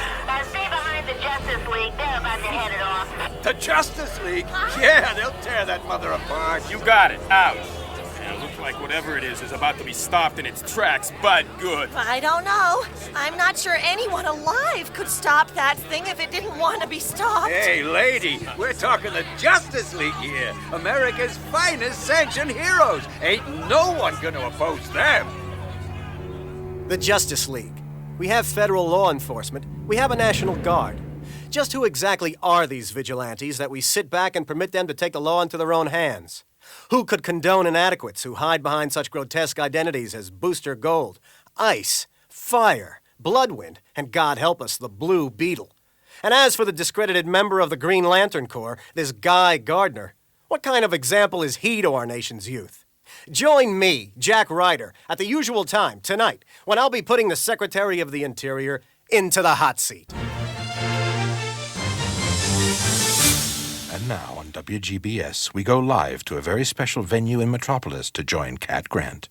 We're coming to you live from Roosevelt High with an incredible show. A debate Cat Grant here. He had to go out, Jimmy. Oh, hi, Lois. Hi. He is perhaps. Say, you heard those stories? There's some monster wrecking half of Ohio? So far, they're unsubstantiated rumor, Jim. Now, can I watch this or what? Okay. Who's today's guest, anyway? Superman. Wow!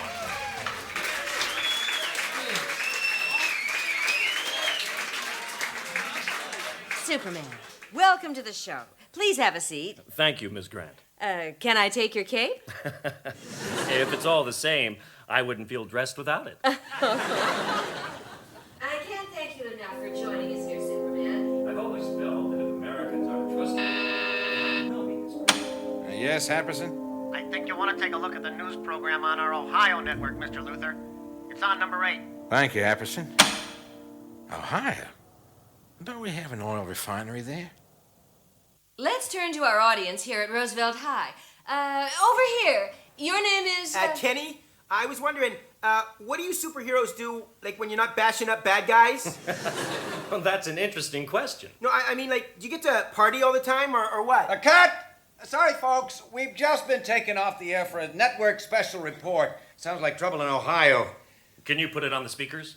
Sure, Superman. Have reports of the Justice League battling a large creature in a Lex oil refinery in Ohio. Reports indicate casualties among the... Superman? I have to go. Excuse me.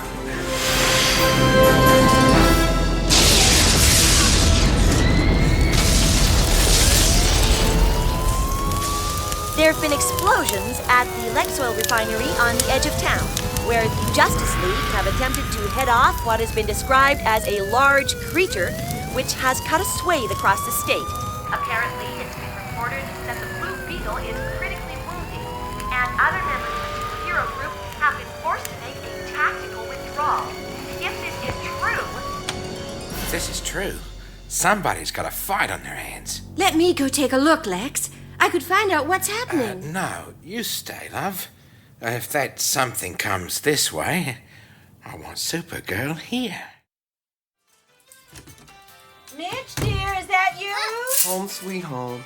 Nah, it's Axl Rose and the band. What's that, hon? Nothing. Help yourself to the fridge. Hey, what happened to all the soda? How is school? Like you care. Of course I care. Say, wasn't today the day Superman was due to dress high school students on TV? Yeah, except the Super Weasel was called away on some case, so he bailed early. They should have got Guy Gardner. Now he's bad.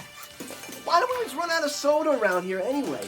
Why don't you ever buy enough to last? Oh, Mitchell, I am sorry, but your little sister isn't well. I didn't get time to go to the store. Dad always has soda for me at his new apartment. No wonder he left. Oh, Mitch. I'm going over to Aaron's. Joey was right. Nothing ever happens around here. We interrupt this program for an important announcement. Residents of the Timber Lake area are advised to evacuate their homes as quickly as possible. Superman and the Justice League are attempting to subdue a creature which is rampaging across the state. And the battle is moving into your part of town. Don't wait for a ringside seat. This thing's already wiped out a couple dozen people and at least one superhero.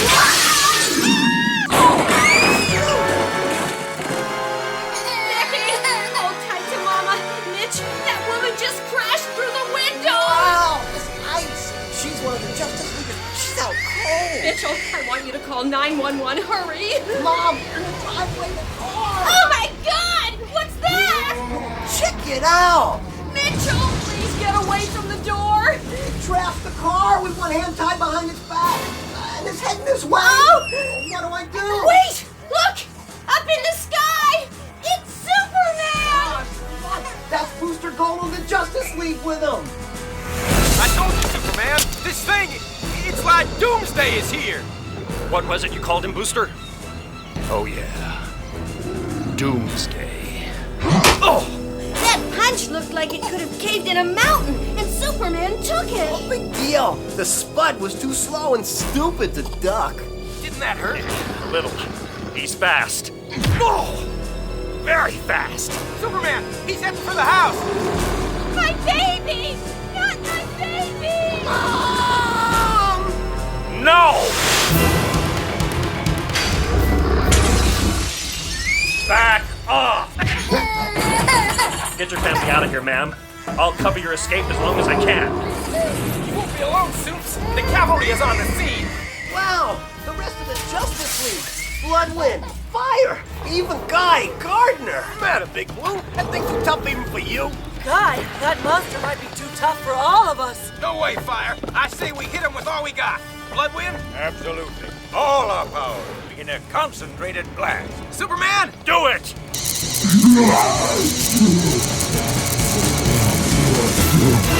Mitch, we've got to get out of here.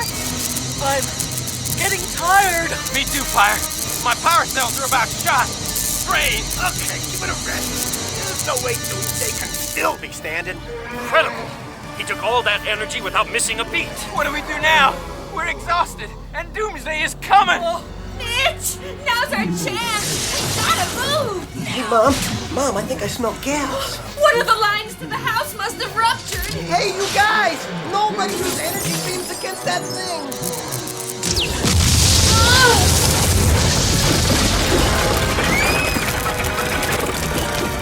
Mom! I can't see. There's so much smoke. Bloodwind. Booster. Anybody? Am I the only person left standing around here? No. Doomsday's still standing. What's it doing? It seems as if it were about to take off. Great Scott! It flies! No, it jumped. Maybe I can gain the upper hand. The sky is my element. Mom! Becky! Oh man, she must have heard of something. The fire surrounded us. I'll never get her out of here. And there's no one to help. I've got to stop this thing. It's heading straight to Metropolis. And if it can leap like this, it'll be there in a few hours.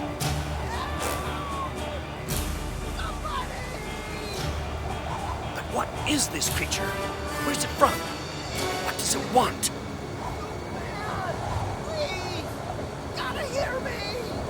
It's that boy from the house. I thought that family had gotten away. I can't turn back. Not now I'm on Doomsday's tail. Damn it! Got the upper hand. May not get a second chance. Not in my own element. Super! My voice is going again from the smoke. The mom and the baby are gonna die if I can't get help. Superman's bugged out on us. Mitch, take Becky and get yourself out of here. That beam's about to give way. Let's all get out of here. Superman! I thought you weren't coming back. I'm full of surprises. Now, let's get you all out of here. This is a GBS Newsbreak. I'm Steve Lombard. The destructive creature now called Doomsday, which has left over 100 dead and many more injured, including members of the Justice League, is on a straight path crossing from Ohio through New York State. The monster appears to be heading straight to or through Metropolis. After a short break earlier today, when he rescued a family from a burning house, Superman has remained on Doomsday's tail, and the two of them have been duking it out across country.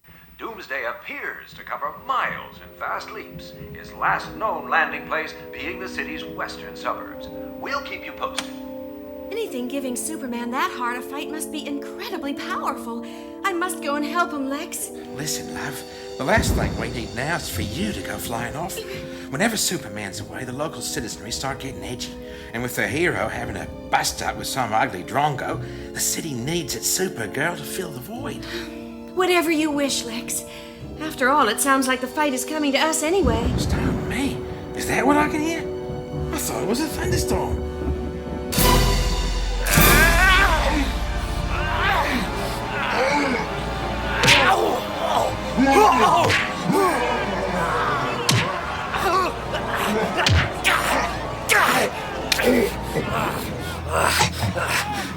This is not getting any easier. Just hitting Doomsday hurts. And it doesn't seem any weaker than when we began this morning.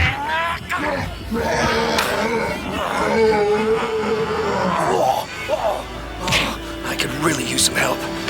But the JLA is incapacitated, and there's no sign of Supergirl.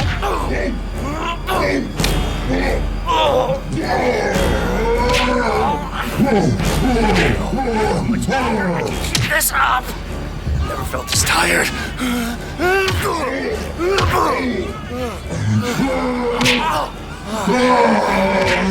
I only wish Lois could get clear of all this.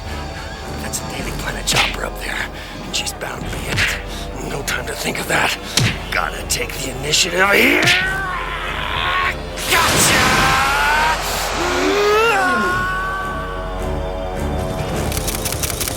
Man, this must be my lucky year. Those were some of the best shots I've ever taken.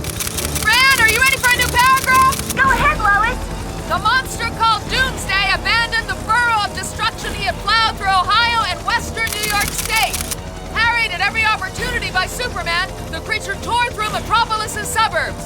At one point, Doomsday's rampage in Park Ridge was cut short when Superman momentarily overpowered him, rocketing him up toward the vacuum of space.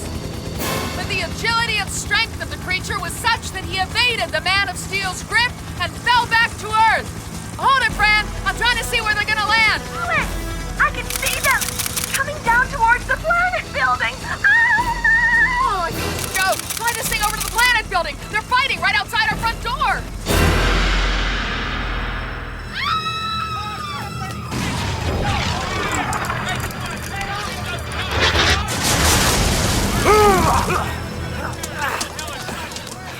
Doomsday!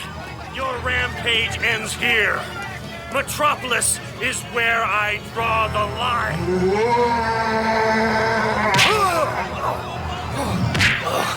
Groggy. Can't believe this thing isn't feeling as bad as I am. Gotta try to bring it down, even if it kills me. Jeez, Maggie! I've arrested some perps in my time, but this is one ugly sucker. You're a master of understatement, Inspector Turpin. All units in position! Nail the son of a...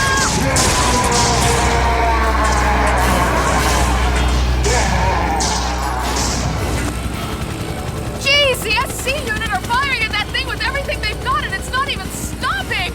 I don't like this. Can't we get any closer? Damn, should have brought my other lens. Jimmy, we're close enough as it is, and the GPS chopper's right on our tail. We don't want to... We got a collision, folks. Hang on. We're going down. Now what did we hit? It's me, Jimmy. The other helicopter's okay, but I've got to get you out of the way of that thing. Holy cow! The Special Crimes Unit are in full retreat from Doomsday. He's unstoppable. Lois, quickly, behind this wreckage. We gotta talk. Clark, you need help. Jimmy's right. Just remember, whatever happens, I'll always love you. Clark, you gotta see reason. But now, Doomsday gets his? No, wait! Hey, you! Get away from that thing! Sorry, Captain Sawyer. I'll never get another shot like this again. Nobody tears up my city and gets away with it! Yay! You tell him, Superman! And you got reinforcements! Need a little help? Supergirl. No! Wait! We need a strategy! What is this thing? Kind of alien. Jimmy, what happened? I don't know. 1 minute that thing was Supergirl, then Doomsday socked it, and it turned into silly putty. Oh, wow! There must be something we can do to help! I don't think so, Lois. Doomsday just buried Superman in the sidewalk, and now he's coming for us! Move while you can, Jimmy! I'll distract him while you run! Too late! Enough, Doomsday! If you want to get your hands on my friends, you're gonna have to kill me first! And while you're recovering from that, try a little heat vision! What is he? What does he want? He wants destruction and death. To stop him, I have to be every bit as ferocious, as unrelenting. But you can't! He wants to kill, and you can't! Oh, God! Oh, these bony protrusions erupting from his skin. He got me. I must take him down. Everybody stand back! If those bones are extensions of a skeleton, let's try this! I heard him this time! Jimmy! Jimmy, I can't look! I can't! Lois, forgive me! I have to shoot this! It's gonna end in seconds! It has to! This is it. We're both betting everything we got on this one.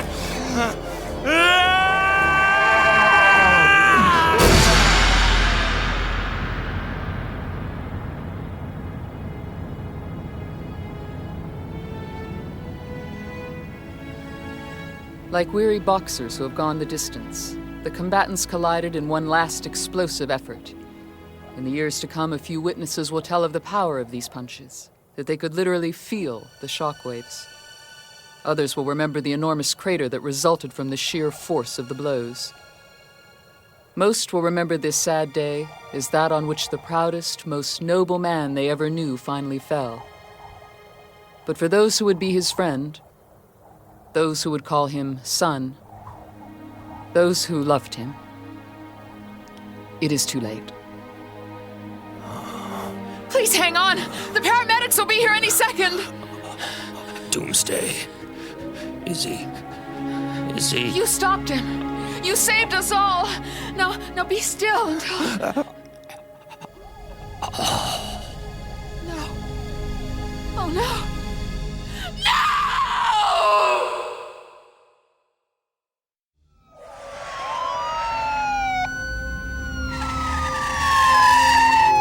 Right, let's get organized here. You two, keep that shock cannon pointed at the Doomsday creature.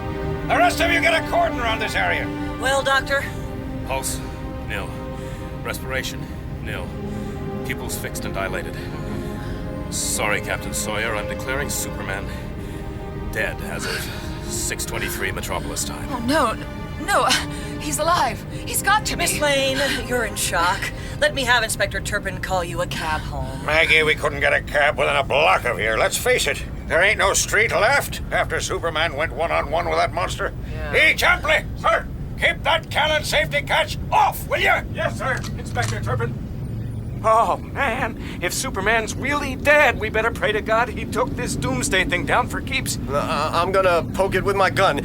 You guys cover me, okay? Okay. Do it. Doesn't look like it's breathing, but maybe it never needed to. Whoa! Oh, did it move? The debris shifted, I think. Yeah, that's what it was. Sheesh, but if you want to see something weird, look over there by the captain. Huh? What in the name of God is that? Maggie Sawyer, order your special crimes unit to back away from the creature Doomsday. Holy smoke. And what planet are you from, mister? This one, Inspector Turpin. My name is Double X. I am a genetically engineered empath with psychokinetic abilities. This is my colleague, Guardian. Good evening. Uh-huh. Him, I know. Cut to the chase, Mr. Double X. Among my abilities is the power to read minds. Let me examine the Doomsday creature. Let him throw! A fearsome creature. Before it was filled with rage and anger, and now there is nothing. Hey, forget that thing! What about Superman? Miss Lane, I monitored Superman when I arrived. I cannot pick up any brain activity at all. Damn it! Well, what does that mean? We've got to do something to bring him back! Miss Lane, if Double X says he's dead... Look, Superman is an alien. We know his body differs from ours. We owe the man more than this. Yes, you're right. Let me try mouth to mouth here.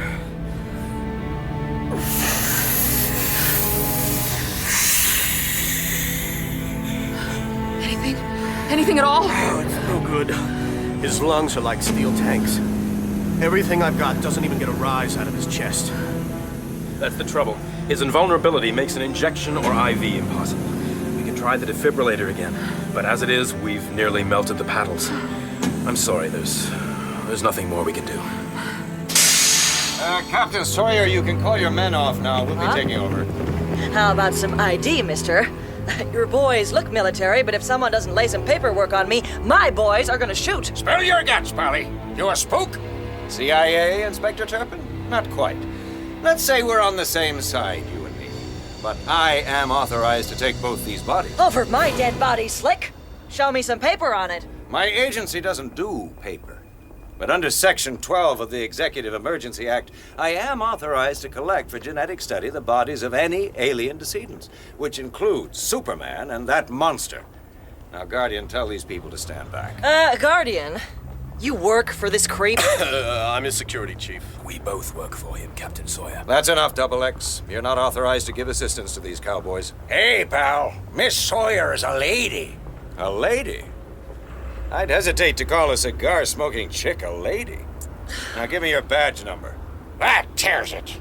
Turpin? No, that's Westfield. He's head of the Cadmus Project. Uh-huh. Well, now the jerk's curled up sucking his thumb. You won't get away with this, Sawyer. When Washington hears about this... Washington? You think they'd be prepared to weather the public outcry if it got out we gave up Superman's body for dissection? Maggie's right. Superman's gonna get a hero's burial right here in Metropolis. And if we knew any next of kin, I guess now's the time to inform them of his death. Miss Lane, you knew Superman better than most. Who do we contact? I really don't think I can help you. I'm sorry. Guess City Hall will be organizing the funeral. If only to keep Superman's body away from those vultures. Oh, God. Jonathan and Martha Kent. How are they gonna take all this? Superman himself would probably remind us to care for the many victims of Doomsday's attack. And so we do. But how could we not especially honor the man who died to save so many more? His powers and abilities were amazing, but how much more amazing was the way he chose to use those powers. For he proved that the greatest power of all is our own ability to care about and help each other. Mrs. Clinton and I also send our thoughts and prayers to Superman's loved ones, whoever they may be. Jonathan? I'm here, Martha. You don't think we should have gone to Clark's funeral, do you? Heck no. It was a media circus. You and I'd just have gotten lost in that huge crowd. And if they ever found out that he had folks, had us, they'd have never left us alone to grieve. I can't believe he's gone. I feel I want to say goodbye somehow. Maybe being there would have helped. Hush now. We'll say goodbye to our son in our own way. Mr. Luther, can you tell us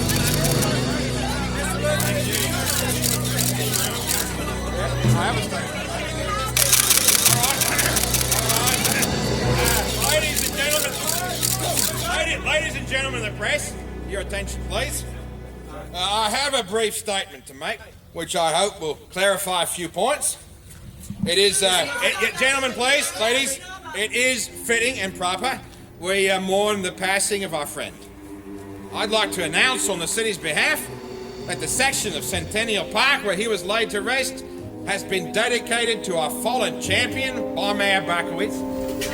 And on behalf of my corporation, I wish to announce that the building we have donated to serve as Superman's tomb will be adorned by an especially commissioned statue of the Man of Steel, entirely paid for by LexCorp. He's setting himself up as chief mourner. Opportunistic young...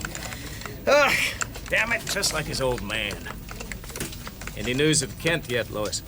Clark? No, Perry. I think his luck ran out when Superman died. Now, Lois, don't give up hope. There are hundreds of people missing after that monster's rampage. The phones is still in a mess. He could turn up any time. Yeah, sure. Right. There's your coverage of the funeral. I hope it makes sense. It'll be fine. You always were at your best in a crisis. What you need right now is plenty of work to take your mind off things. That's why I want you to investigate the consequences of the damage that Doomsday thing did around here. There are rumors that its fight with Superman opened up fault lines under the city, that there's a real risk of underground flooding. Yeah, sure. Look, I gotta make a phone call, then I'll be on it, Perry. I want hard copy by Friday now. Hey, Olson! One of your photos of the Doomsday fight was out of focus. Damn it, Lois Lane. Get a hold of yourself. There's the phone. Call them. You're hurting just as bad as you are. They loved him too. Here's where the rocket that brought you to Earth crashed, Clark. I'll never forget how amazed I was when I looked into this crater. How any creature could have lived through that, but there you were. I reached in and lifted you into my arms. We didn't know where you came from, but we didn't care. You were ours. Martha, you want to do this? Bury the scrapbook? His little toy? I need to feel that we laid something of him to rest too, Jonathan. And this place seems right. He was the sweetest little baby in the universe. Our gift from heaven. And now heaven has taken him back. It just don't seem like anything can plug the hole in our lives right now. Oh, Jonathan, what is it? No, nothing. Just my stomach acting up again. What's that? Oh, the telephone. You wait here and I'll go to... Oh, we'll both go. Somehow, we both gotta learn to bury the past.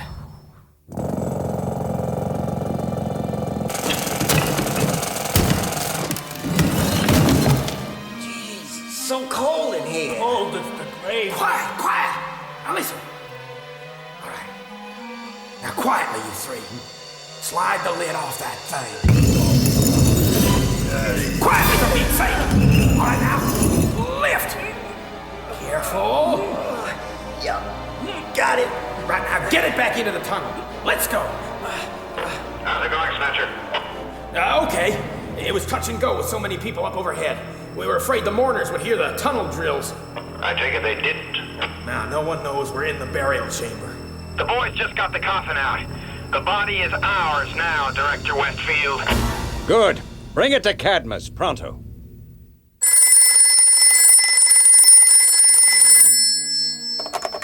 Hello? Jonathan Kent speaking. Mr. Kent, Jonathan, it's Lois. Oh, Lois. Who is it, Jonathan? It's Lois. Oh, that poor child. Jonathan, Martha, I couldn't believe he was really dead. I didn't know what I could say to you. Yes, child, we know, we know. I was there. I watched him fight that thing. I watched him die. I didn't do anything but watch him die. Lois, now listen. It's not your fault. You did all you could. Everyone did everything they could. Now you've got to get on with your life. We all have. You promise you will? Promise? Well, Perry White asked me if I'd cover a story for him about the flooding under the city. I'm out researching it now. If you can hang on a day or so, give me time to file it. Sure. I'd really like to see you. We'll come to Metropolis, Lois. Well, come when you're ready, sweetie. Yeah, sure. I'd like that. Please come. Sure we will. That's what Clark would have wanted. That's the least we could do for you both. Oh, if only I could have helped him, Lex. Oh, love, if I could turn back time, I'd have sent you and Team Luthor in to help. Superman would have owed me his very life, and I never would have let him forget it. Did you say something? Oh, I said, show me some spirit, Beauty. Come on, you're my Supergirl. Honey, it took all my shape-changing skill to recover from the blow Doomsday gave me. I had to come back from a near protoplasmic state. But I did it for you, Lex. I'd do anything for you. Just name it. Could you show me that again? The thing you can do with your appearance? My shape-shifting? What shall I become? One of LexCorp's power-dressing female executives. Or something a little more earthy. Maybe this robe is a little too revealing. Oh, yeah. I declare, I can be just about any old thing you want. Where are you? I can even disappear completely. Come back! Shape-changing does cause me some pain. This is the form I'm happiest with, as Supergirl. I hope you are too. Oh, yeah, of course. But how do you alter your clothing that way? Oh, I guess I just give the molecules a sort of push in the right direction. Why? Oh, just curious, Beauty. I want to know all there is to know about you. What's that? One of the surveillance computers. This is Luthor. Identify the problem. Infrared sensors registering movement in out Sector 10. Show me. Surveillance camera disabled, sir. Projecting out Sector 10. Heat source now moving away from point 0. Where is out Sector 10, Lex? Superman's tomb, love. Or to be more precise, 10 meters underneath the tomb. Heat source now moving north-northeast from point 0. Could he? I mean, is it possible he's alive? No, my dear Supergirl. It doesn't necessarily mean he's alive. But the body has definitely been moved. And I would like you to investigate it. Of course. Oh, let's not cause panic among those who came to pay their last respects, though. Use the secret access tunnel I had installed after the funeral. And take your communications headset. Yeah. I want you to tell me what you find. Sure, I'll keep you posted. After all, one very good reason for providing Superman with a tomb is to make sure he stays firmly in it.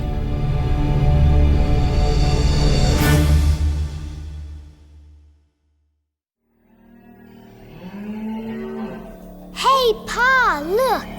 Clark? I got her cleaned up. What do you think? You're the best, aren't you, Bessie? Why, I never saw a prettier calf in my whole life. Really, Pa? Uh-huh. Do you think she has a chance for a blue ribbon at the fair? If hard work and care can make a calf a winner, son, that little gal is a blue ribbon champ. Thanks, Pa. If she wins, it will be because of you. That's because you took care of me. Jonathan? Dinner! No, son. We took care of each other. Jonathan? Did I hear you talking to somebody out here? No. Nobody's here, Martha. How could I be talking to anybody? Well, dinner's ready, anyhow. Double X, what are you doing here? This is a restricted area. Guardian, it's Westfield. He's locked up in Lab 7 with an advanced study team. But that's in violation of all known protocols, even here at Cadmus. He's up to something. He's set up psionic buffers all around the lab so I can't probe it. Jeez.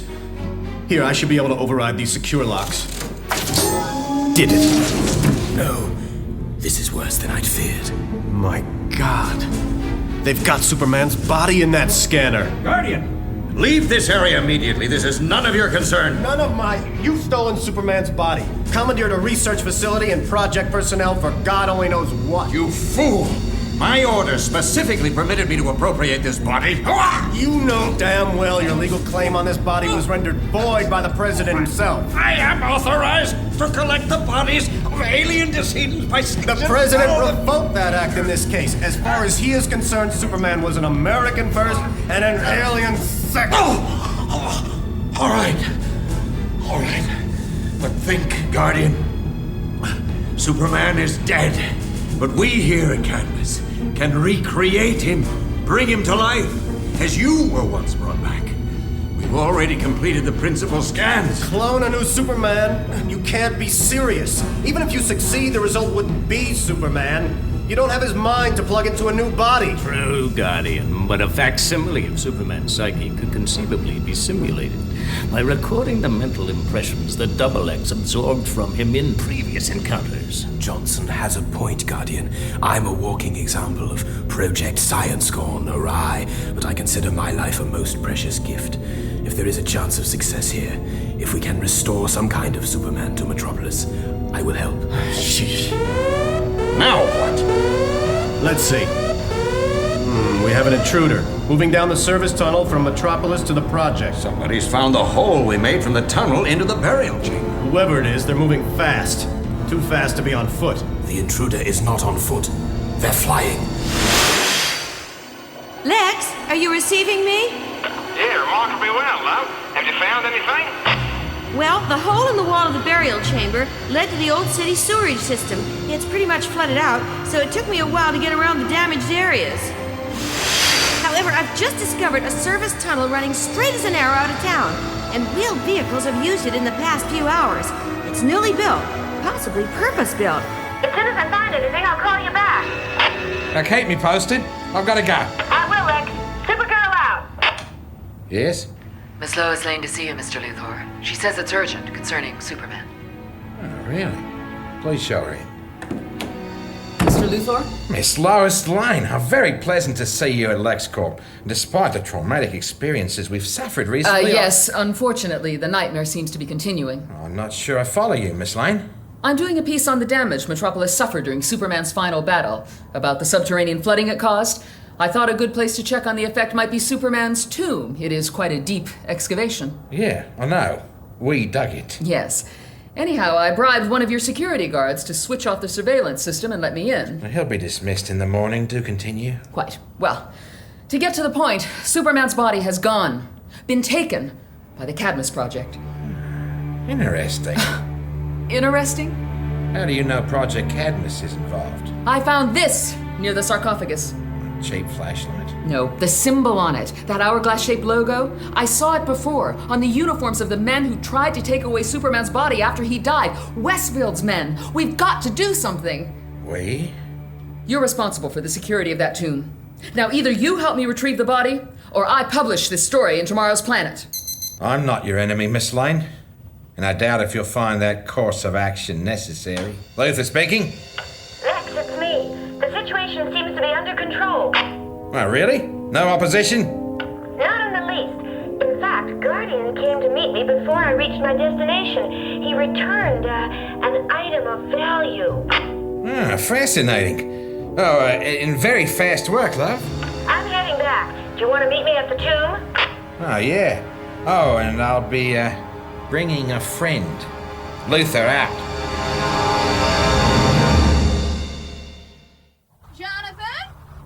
Jonathan! Oh, dear God, Jonathan, David, what in heaven's name are you doing way out here without your coat? It's freezing. For Lane's sakes alive, put this on before They've stolen his body, Martha. Honey, you know what Lois said when she called? She said she knew a way to get it back. Now, if Lois said she would, she would. I know. But these last few days, the pain of losing him...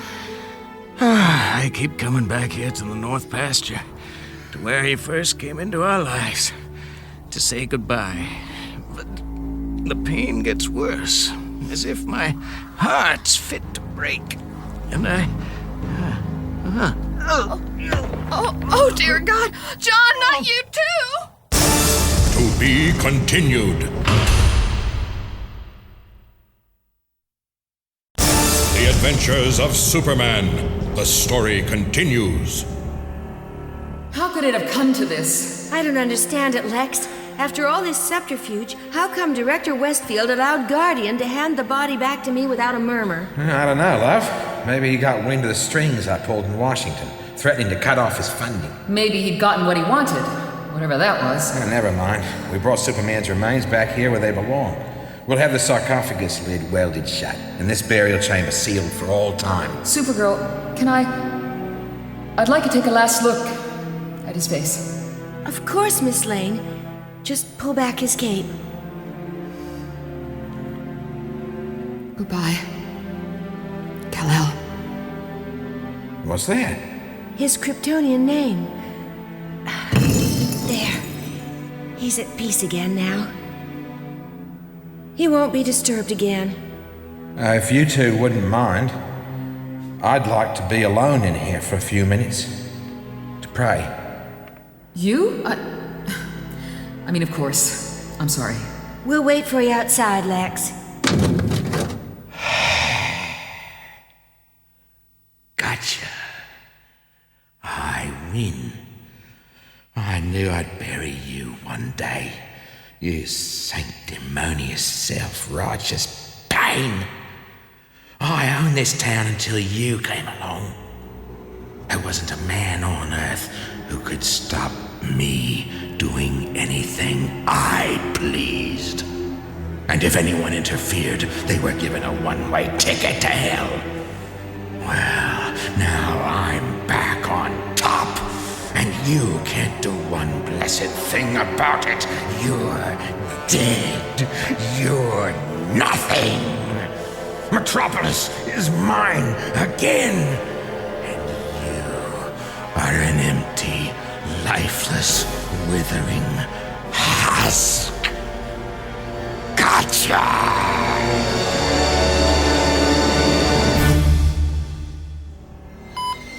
Jonathan Kent, you listen to me. Don't you give up. You're too blame stubborn to die on me now. Nurse! Lidocaine! Now! Oh, doctor, please. 100 milligrams coming out. I don't understand this. He's not fighting at all. His vitals are bottoming out, Doctor. Breathe, Jonathan! Breathe! Jonathan! Jonathan, I'm here, hon! We're losing him. Oh, don't leave me, Jonathan, please! Clark! We're flatlining here. Jonathan? Jonathan, it's me. It's me. It's me. Pa. It's me. Clark. Clark. Don't be afraid. Oh, no. I'm coming, son. No, Jonathan. No! Don't leave me alone. The light. So very bright. That is you, isn't it, boy? I found you. Clark? I have to go now, Pa. I have to go into the light. But you can't go, Clark. This is all that remains of Clark. These clothes. These glasses. You want to change into Superman. That's fine. Just don't go. From here on, the journey must be made by Kal-El, last son of Krypton. Go back. Rejoin the living Jonathan Kent. The voices whisper your time has not yet come. Not my time. Wait, son. Kal-El. It's not your time, either. I must leave you now. No! I love you, Pa. No! I'm coming to get you back! What's happening? Are you giving up on him? You can't let my husband die. Nobody's giving up, Mrs. Kent. Martha, the lidocaine should have boosted him more than this. I need to get Jonathan into a gown so I can run some more tests. He's as stable as I can get him for now, so why don't you head down to the nurse's station and get yourself a cup of coffee? Well, maybe I could use one. Martha? Dear God, Lois, child, you came all the way from Metropolis? I got the first flight out. Lana Lang called to tell me, but never mind. How is he? The doctors are doing all they can, Lois. But in all the years we've been together, I never felt so scared I was going to lose my Jonathan as I am now.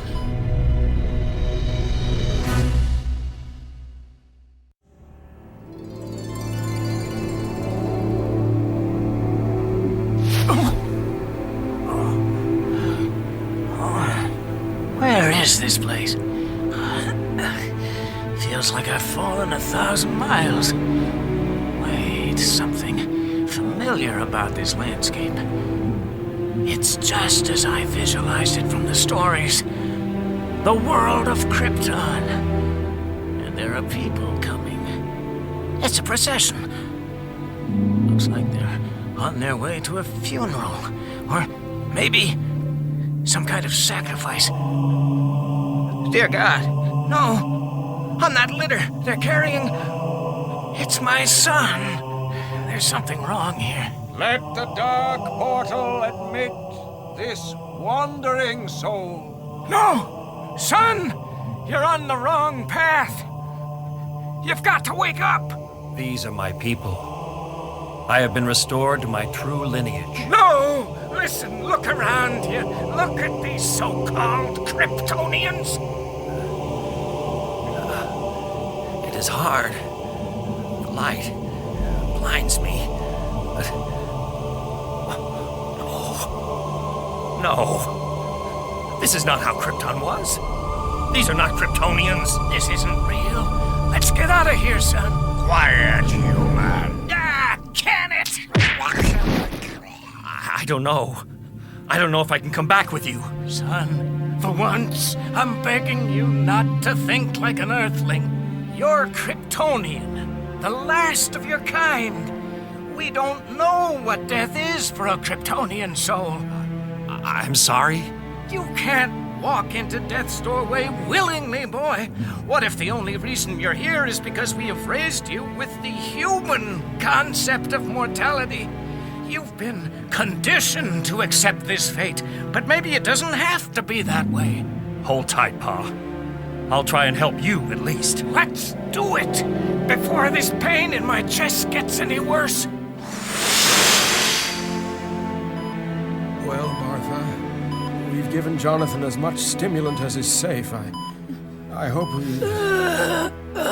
Jonathan? Mr. Kent?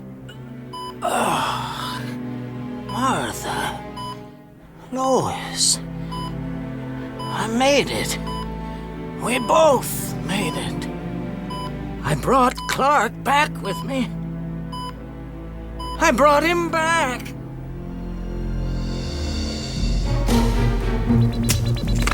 Will you hurry up? Just a minute. Look, we've done enough clearing up around here. I don't want to be the victim of a drive-by shooting, thanks all the same. Hey, you ever see someone hit by one of them postmasters? Ain't nothing left but a pile of smoking bones. Will you hush up? The thermal imager says there's a body under here. Yeah, after a week? This building collapsed almost the minute that Doomsday thing hit Metropolis. There can't be someone alive down there. Damn it. It's moving. Debris settling, ain't nothing but bodies. Oh, yeah? What kind of man could have survived this long under a ton of rubble? Doomsday! Where's Doomsday? Look at the size of him! Construction worker. This place must have collapsed before it was finished. Hey, pal, take it easy. Doomsday's dead. Superman defeated him. Superman died too! Superman dead? Been over a week now, big fella. Hey, you gotta see a doctor. Superman. He saved my life. Sure, buddy. Let's go, huh? I ain't feeling too safe. This is gang territory, and there ain't no Superman to keep things straight around here no more. No Superman? Car coming. Oh, God! Look, point out that car window! A Toastmaster! Get down! Back on this, crowd!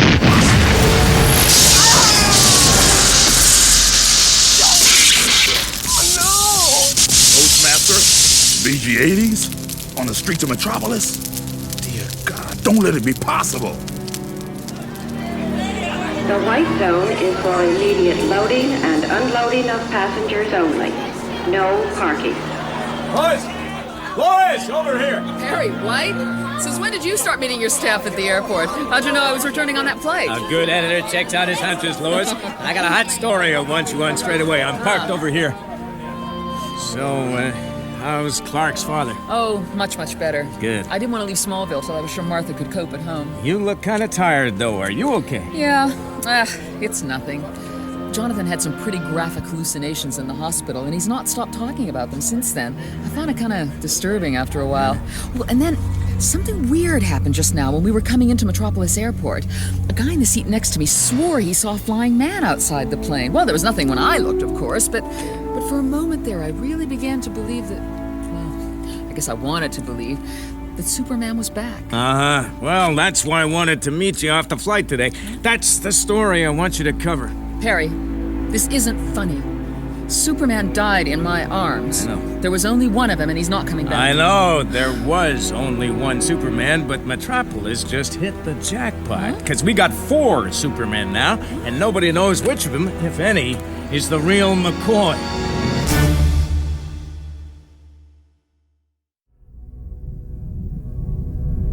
Disengage hyperdrive. Systems check running. Infrastructure secured. Earth. Where is Earth? Target planet on forward view screen, Exalted One. Weapon system? Primed and fully functional, my lord. Good. Proceed cautiously. We will not reveal ourselves yet. What the hell is that? Got me, Marty. I've spent 5 of the past 10 years in Antarctica, and I've never seen the aurora flare up like this. And that lightning! Feels like the air around us is carrying a charge.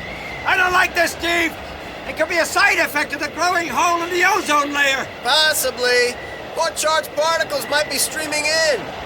It looks like that lightning storm is centered just beyond the Ellsworth Mountains. You mean where all that electromagnetic interference has been traced to?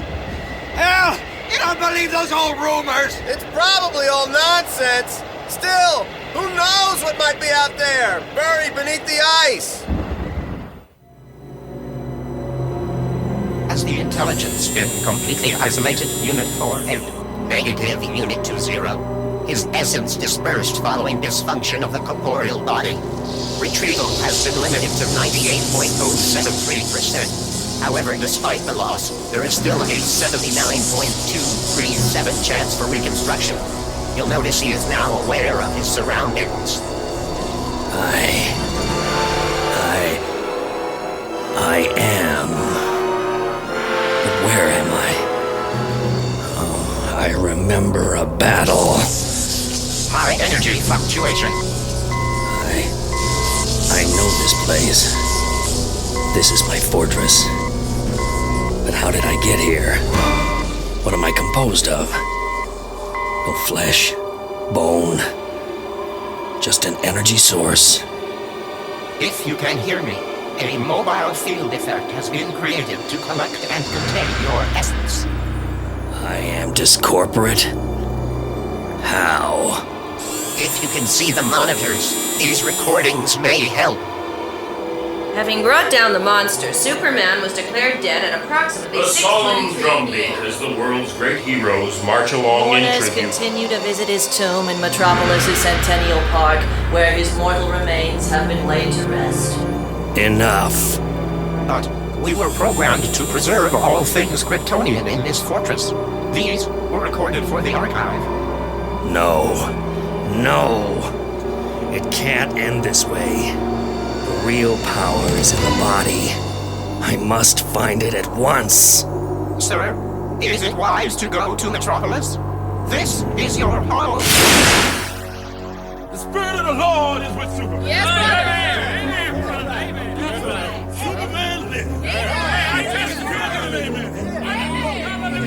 Get your souvenir t-shirts here. My mom visited Superman's tomb and all I got was this used cape, beanie hats, armbands, Doomsday versus Superman. So great a distance, but without form, I travel fast as thought.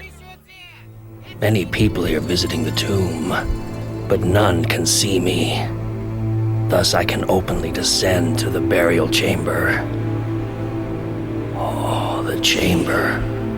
I can feel 30 years of solar energy still stored within the body. Yes. Already I can touch, feel again. This cape, the cloth, the texture. I live! Wait. Embedded in these walls, surveillance systems. And a tunnel? Did someone anticipate my coming? No matter. If it leads out. Yes. It appears a blank wall. But there's a hinge. The light blinds me. But why? I have stared into the sun without pain. Something has changed within me. I'm not safe here. Must return to the fortress.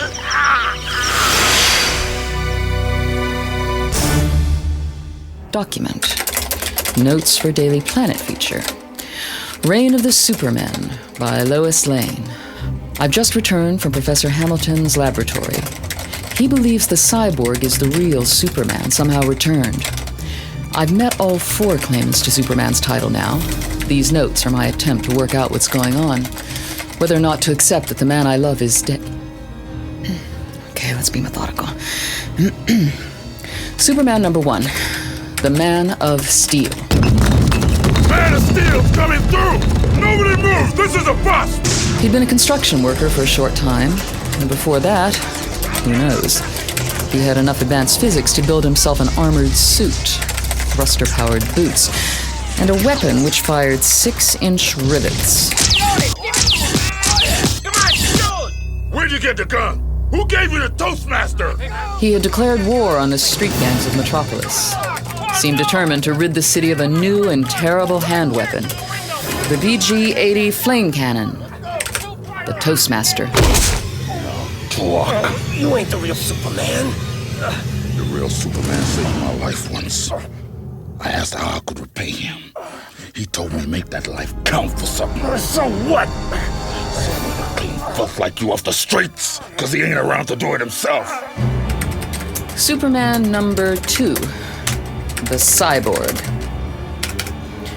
The death of Superman led to some interesting phenomena. A steep rise in crime, clinical depression statistics, and tourism. Well, they fixed this town up pretty good in such a short time, honey. Now, where do we find the Daily Planet building? Why in the heck we had to come here to Metropolis for a weekend when there were cheap flights to Niagara? I'll never know. Because I'd like to see where Superman died, that's why. But Harry... In memory of Superman, killed on this spot while defending Metropolis. Poor guy. Guess we'll never see his like again, huh, baby? Well, Hon, would you look at the sidewalk instead of rubbernecking like a cheap tourist? Harry, look, up in the sky. Very funny, Stand back.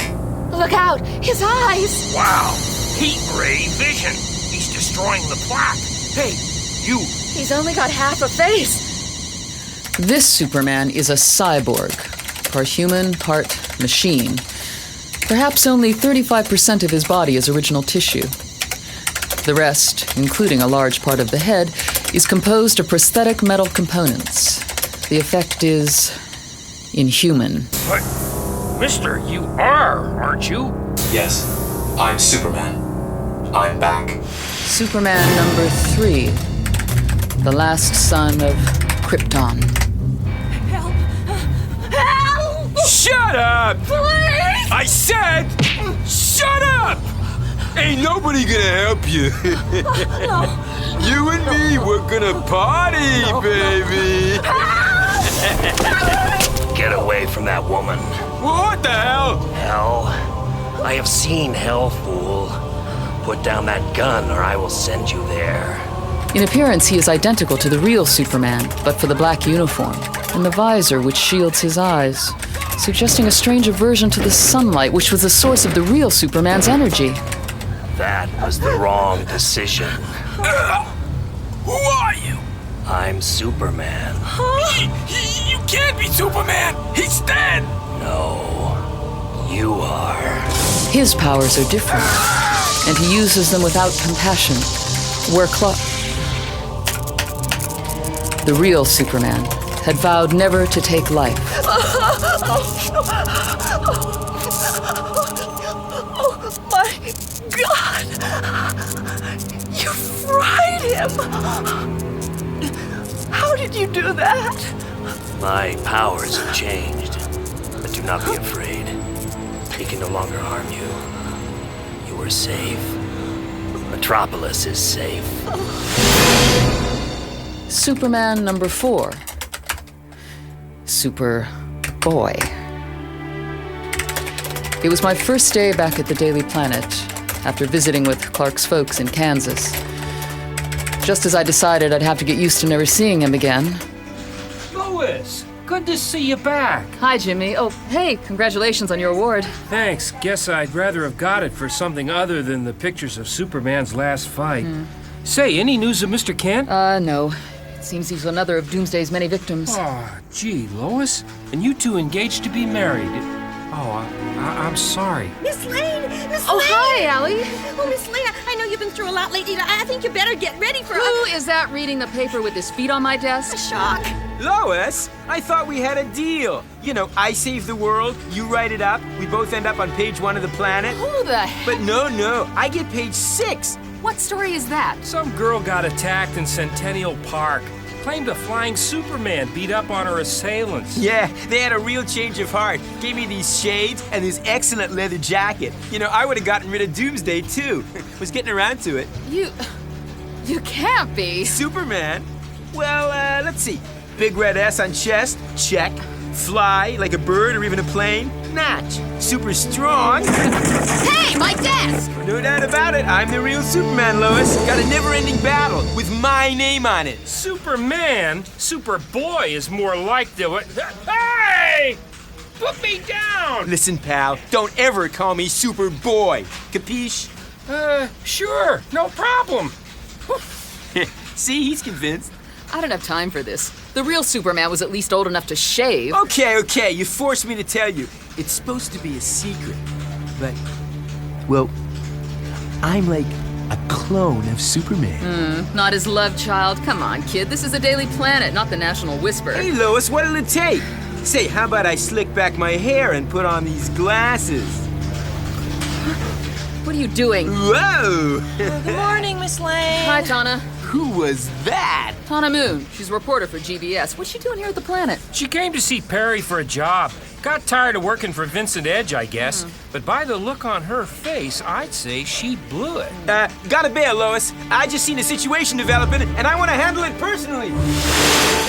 The situation was Tana Moon. Next morning, she'd suddenly got her own interview spot on GBS, a promotion she owed to the roving eye of her guest of honor, our newest and youngest Superman. But there was something about that boy. Come in. Lois? Oh, Jimmy, I heard the Man of Steel's in action over by Suicide Slum. Tenement on fire. You up for it? Sure. Lois, another agency report just came in. Thought you should know. Know what? The body's gone. What? Superman's tomb. It was found early this morning. Police say the body could have disappeared any time in the last few weeks. But that's impossible. I saw Supergirl put the body back in that coffin myself. Oh, Lex Luthor equipped that place with 24-hour surveillance. 24 hours of blank tape? How the hell could this have been overlooked, Happerson? Weeks go by before anybody checks this stuff, and all the time the body's long gone. I'm sorry, Mr. Luthor. After we recovered Superman's corpse from those genetic tinkerers of the Cadmus Project, you assured me that security was improved. And now this? I swear Superman's as much trouble to me dead as alive. Lex! Now what? Oh, I'm sorry, my dear. Good morning, Mr. Happerson. Good morning, Supergirl. Lex, I heard the news. I thought you'd want me to check it out. I went to the tomb and examined it. There's no sign of a break-in this time. Maybe Superman is really alive. What? He's a Kryptonian. They're not the same as humans. My God! Could he be one of these Supermen flying around the city? Surely not. But how ironic. Just as I'm intending to get one of them, all of them, on my payroll. Lex? Now, Apperson, put everyone we can spare on this. I want to know all about these claimants to the title Superman. I want to know for certain whether he is dead or alive. I want proof. Jimmy, try and get some shots of the Man of Steel in action. I'll just get this witness's details. You got it! So, Rosie, what's your last name? Just Rosie. I'm clairvoyant, you know. Oh, you've had a loss recently, haven't you, dear? Quite a blow. Yeah. Now, you were carried out of the burning building by the Man of Steel, right? Well, I knew all along Superman would come back, and now he has. Not necessarily in his own body, of course. You're talking about the Man of Steel? Why, surely you've heard of a walk-in spirit, Miss Lane. A soul so powerful it can occupy another's body. But hey, Louise, he got you too. A walk-in spirit. Yeah, I think I get the idea. Lois! Look out! Lady, get clear. This building's about to fall. Oh no, too late! Hold on.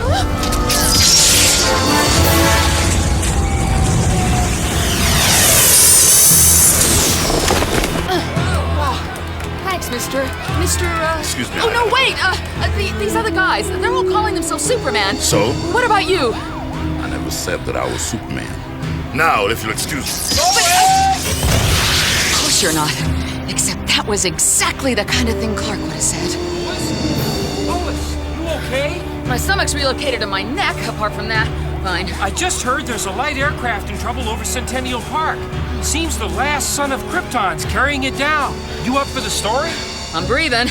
Let's go.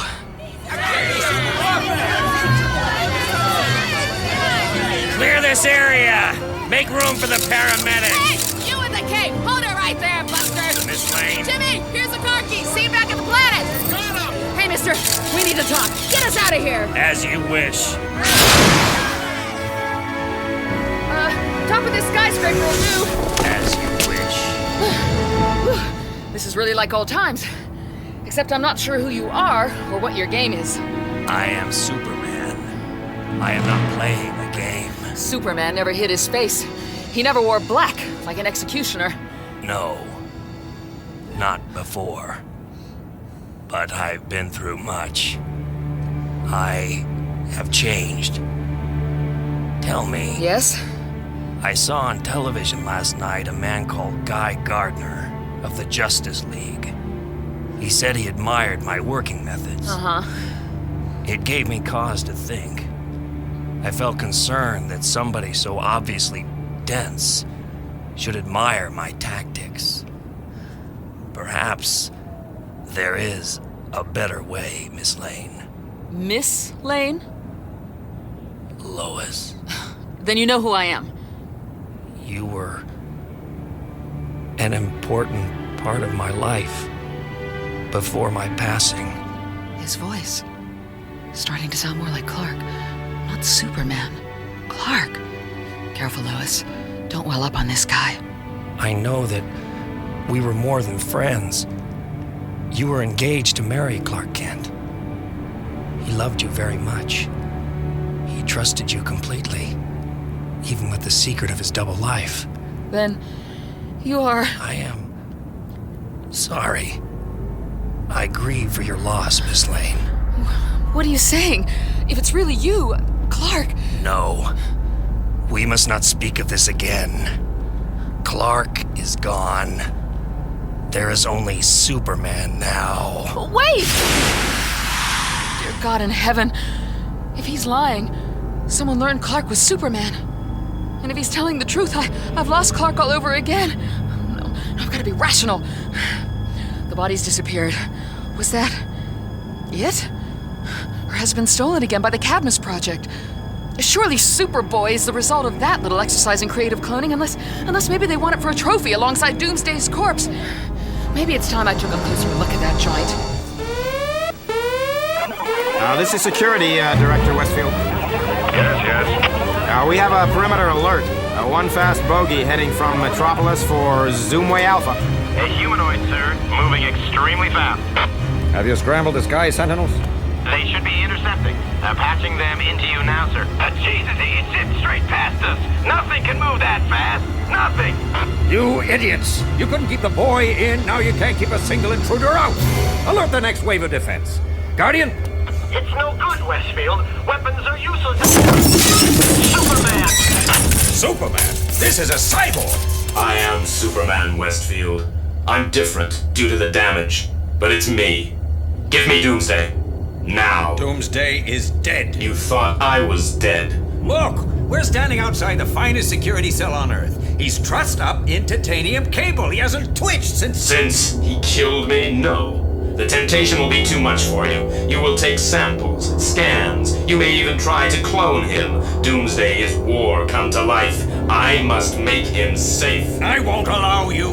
And not even the real Superman was powerful. I'm more than I used to be, Westfield. I'm part machine. It's child's play for me to tap into your computer to open the door. Doomsday. They never even bothered to wash my blood off you, you butcher! Will you back off, you freak? No! There's no way in hell I'm letting you remove that specimen from here! Watch me! Track him, somebody! It's no good, Mr. Westfield. He's already way out of range. Like, in outer space. Westfield, I'm flying this body into the asteroid belt. I marked out a suitable piece of rock. I'm tying Doomsday to it and attaching a warning device of my own creation.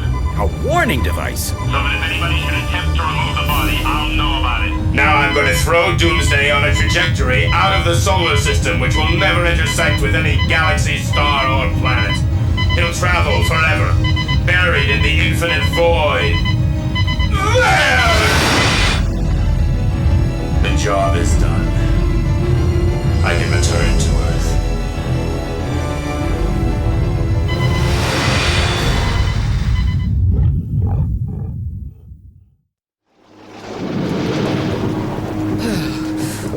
This is it. Middle of nowhere. Pitch dark, no battery in my flashlight, but near as I can tell, I should be standing right above Cadmus now. If they've taken Clark's body, I'll...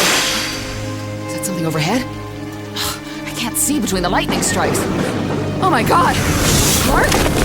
You are Lois Lane, the one who first named me Superman. What? Is that you? I only caught a glimpse in the... Oh! Your face! I know I'm different. Perhaps unpleasant to look at, but it's me. But your body, you're part machine. How did you come back? I can't remember. So much of the memory has gone, but It is me. Oh, uh-huh. Well, that's pretty convenient. Anybody can put on a blue suit and pretend to be Superman. Try and tell me something only he could know. There are snippets. A farm in Kansas. The name Kent. I want to remember. I want to know. You're doing pretty good so far. Look, have you got time to visit a friend of mine? I think he might be able to help. State of play on the Superman, Apperson. Are they for real? Which ones can we sign up? Well, the cyborg was seen this morning over Washington, D.C. There are rumors he's foiled a terrorist attack on the White House. The Superman with the eye shades is meeting out instant justice and then disappearing. The tracking station in Antarctica claims to have spotted him a couple times down there, if you can believe it. The Man of Steel won't say nothing, though we think he's found out the names of the Toastmaster supplier, and it's the White Rabbit, as we suspected. And Tanamoon of WGBS appears to have an exclusive with Superboy. Wrong. Superboy is ours. He agreed over dinner last night to sign with LexCorp. You got him to sign? I had Supergirl issue the invitation personally. When Superboy met Supergirl, his eyes nearly popped out of his head. That's what did it. Call on 3, Lex. Will you take it? In a second. Apperson, before you go, I want you to contact this White Rabbit woman. Persuade her to sell the franchise on these Toastmaster weapons to us. Use whatever means necessary. Metropolis is mine. I intend to keep it that way. Lex Luthor II speaking. Mr. Luthor, my name's Rex Leach, Superboy's agent. Leach. I've heard of you. A cheap hustler and associate of Mr. Vincent Edge of WGBS, I believe. Well, I'm so sorry. There'll be no commission fee when Superboy signs with WLEX. No, Superboy's already signed with WGBS. What? You're kidding me. I never kid, Mr. Luthor. Oh, and if you're looking to sign any of the other Superman, we're claiming ours as the real McCoy. And I'm issuing cease and desist notices forthwith on the pretenders. But how, goddammit? How in the hell did you get him to sign? Simple. My associate, Roxy, has got bigger eyes than Supergirl. You flesh peddler! I'll rip your arm off and whip you to death in the wind! Love to wind them up. So, Leach, where do I jump the kid? Stinger.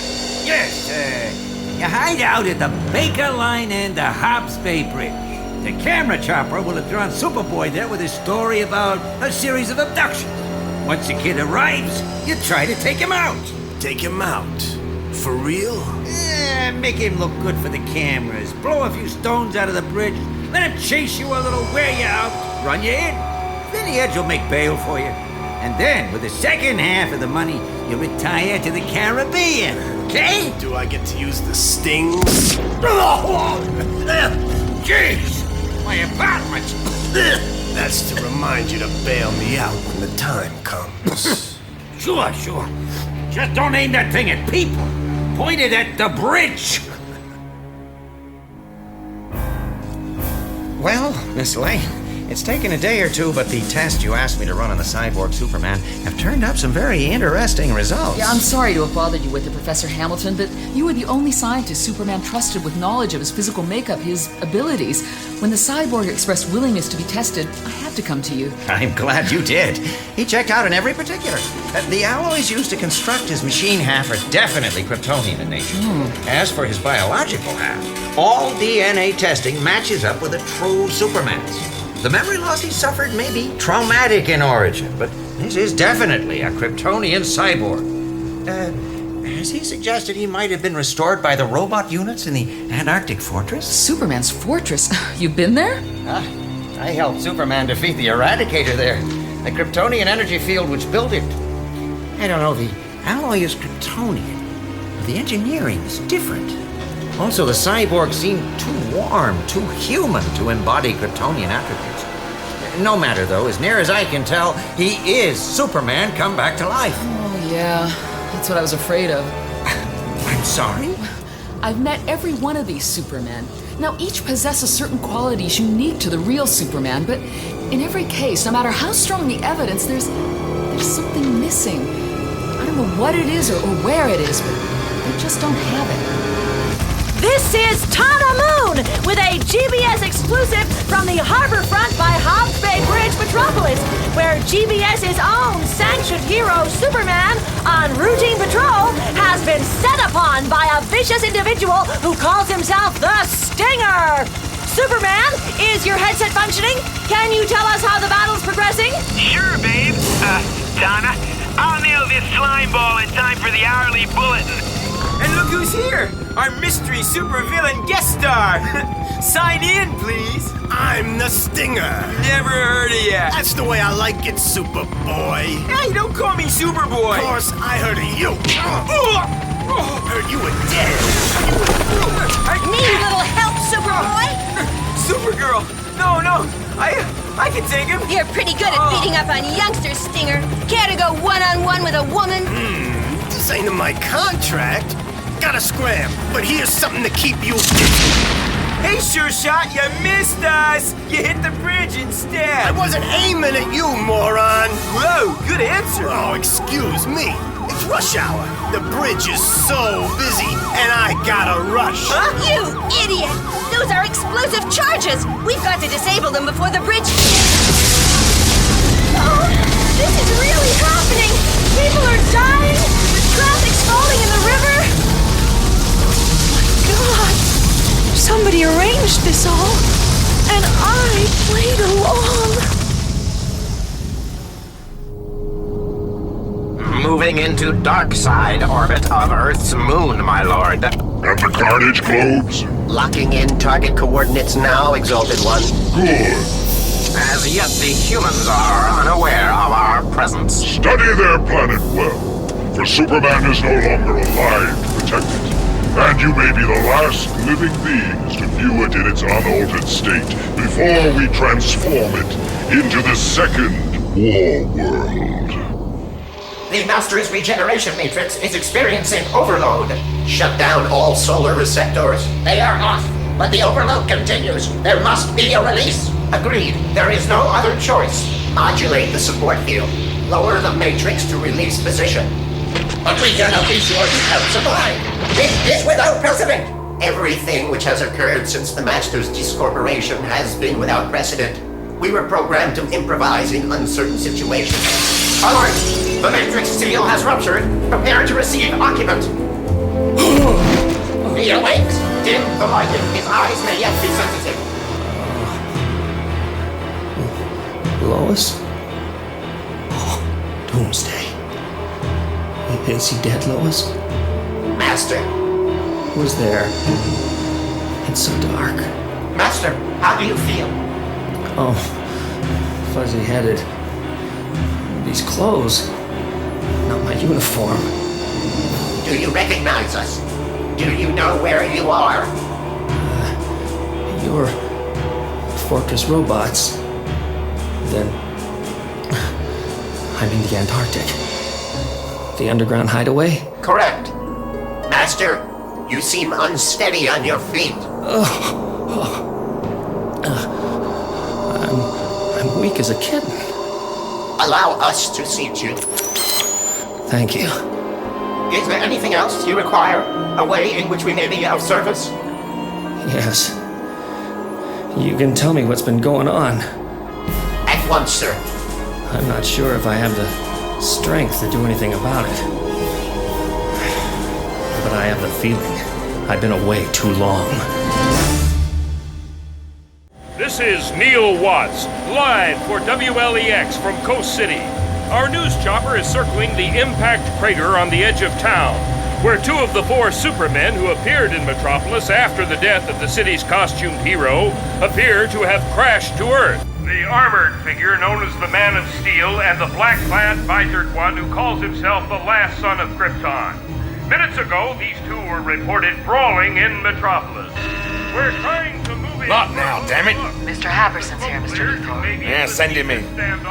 Lex, Superboy managed to clear up the mess he made at Hobbs Bay Bridge with Supergirl's help. Nobody drowned. And it's been confirmed the cyborg did foil a terrorist attack on the White House. Tomorrow's front page will have him and the president shaking hands, so he's the real Superman as far as Clinton's concerned. Yeah. Take a look at this, Apperson. Why, what? Like thousands of viewers, I'm asking myself, What are these two doing in California? And what is this fight all about? I must kill you, Man of Steel, for apparently death alone will convince you that I am the one. You want me to believe you're Superman? Then act like Superman.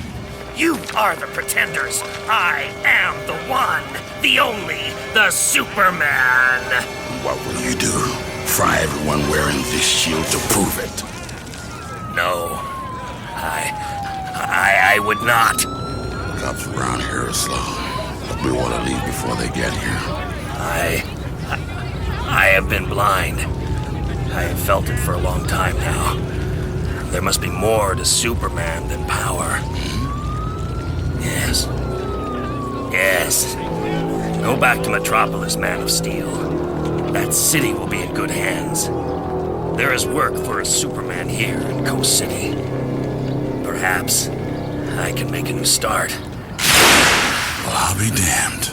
Get our news chopper at Coast City. Have him ferry the Man of Steel out to the airstrip. Get him on the next air flight back here. At once, Mr. Luthor. Oh, tell me that again, Averts. His real name is John Henry Irons, a physicist, a genius. Skipped out on his military contract after designing the BG-80 hand weapon, the Toastmaster. Once he saw the street gangs in Metropolis using them, he came out of hiding, built himself this armored suit, decided he would play Superman and declare war on the gangs. It seems he's succeeding. Our intelligence suggests the Toastmaster supplier, codename White Rabbit, has been permanently put out of action. Yeah, I've heard that. And her warehouse arsenal destroyed. I thought you wanted the rabbit out of the picture in Metropolis. Well, sure I did, but not before I had the key to her operation, damn it! The key? A Toastmaster, you idiot! How can I control the gangs if I don't control their ordnance? Now take these to Weapons Division and move your butt! What are they? Blueprints! I managed to salvage them, you dingo! I'm sorry? These are the plans for the BG-80. Now the stockpile's been destroyed, I'm gonna have to build my own Toastmasters, aren't I? Now move it, you useless weenie! Now what? Lex, we've got something coming in off our communications satellite cameras. What, another hurricane brewing up in the Gulf? No, not the cameras pointed at Earth. The ones pointing into space. Patch it into number 3. You got it. What the hell is that? The size of it. Could that be a space vessel? It's bigger than Long Island.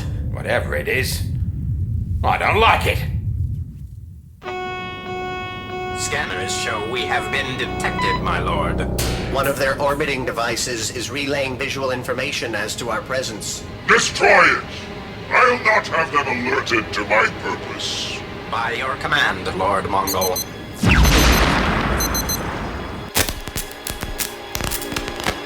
God! What the hell was that? Where's it going? We didn't get much telemetry information as to the ship's course, Lex.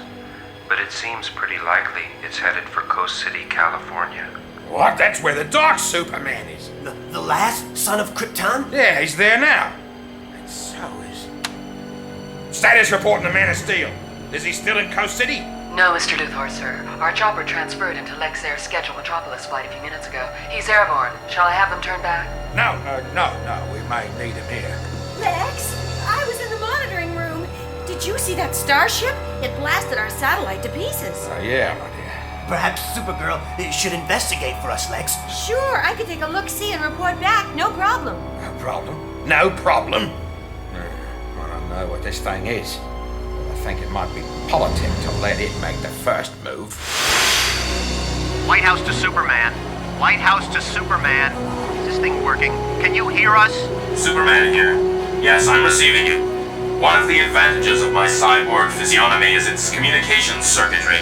That's why I built you that transceiver, so that I can always be on call. We have a situation developing. A large alien craft headed for Coast City. Origin and purpose unknown. I'm on my way. Be there in a couple of minutes. You may have some help. One of the fake Supermen is in Coast City right now. I'm aware of that, sir. It could be a coincidence, or it could also be that this imposter who claims my name is leading these aliens in some kind of attack. We have arrived at Point Zero Alpha, my Lord Mongol. And not before time. If our leader knew we were behind schedule like this, he'd have you fried. Yes, my lord. Alert the drop crews. Stabilize the ship in position over the city. In position now. Carnage globes primed and ready. If we launch them from here, we'll achieve even dispersal over a radius of 85 kilometers from 0 point. Good. Set the globes to detonate 90 seconds after my mark. Programming complete, my lord. Stand by for drop sequence. Superman! Are you Superman? I am the last son of Krypton. Well, I'm captain of this precinct. Our commissioner wants to know what that thing is over Coast City. There's panic in the streets. Try and calm the populace. I will... My God! We're being bombed! No. Those aren't bombs. Whatever they are, I'm not waiting to find out. This is Precinct 1325. Give the evacuation order. What is it? Why is it doing this? You don't know? Cyborg. I thought you were in Washington, D.C. You made a mistake, last son of Krypton. A mistake? Coming here to Coast City, a big mistake for you. Being here just as this ship arrived, just as this all began, proving you are responsible for what is to take place here. Responsible? This has nothing to do with me. So you say.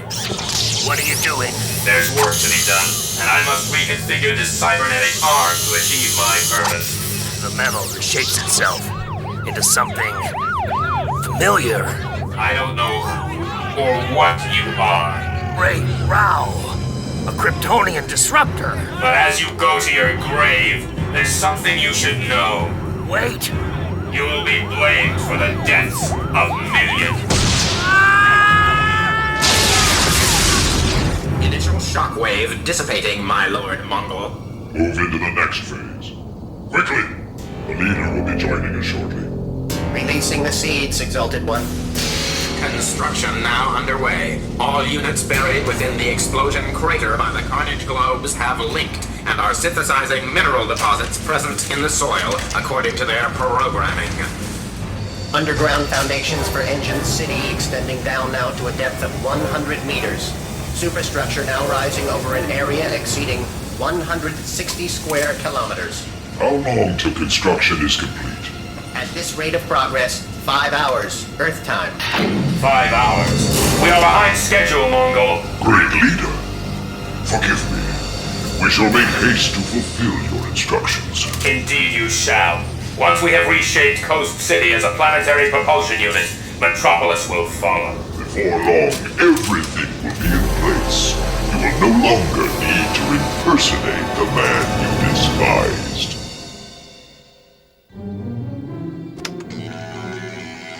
That's far enough, Doomsday. Metropolis is where I draw the line. Yeah, gonna get you this time, bonehead. Superman, you're bleeding! Hey, just a scratch, Lois. Stay back, Miss Lane. I can defeat this I win. I'm toast again! Next time I get to be Doomsday. Nuts. Yeah, what? Superman? Tana! Where are you, man? Our first date and you stand me up, man. I got my best colors on and I cleaned up the big S on my leather jacket. If the original Superman was still alive, he'd be proud to have me for a clone. You haven't been watching the news? You don't know? What's to know? I've been practicing these cool video games my manager got for me. You met him yet? Rex Leach. He's a great... He's a first-class slime. Now listen, forget your damn games. Forget the date. Something terrible's happened out at Coast City. Nobody's sure exactly what, but there's an ash cloud the size of China blowing east, and millions of people may have died. It's real scary. Whoa. Hey, don't be scared. You're talking to Superman here. Truth, justice, and mom's apple pie. If WGBS want me on the case, load a tape in the camera and I'll fly you super speed to California. We can make the next bulletin. No, forget the news coverage. WGBS have been manipulating you through Leach, setting up situations so they could cover your heroics live on TV and improve their ratings. Huh?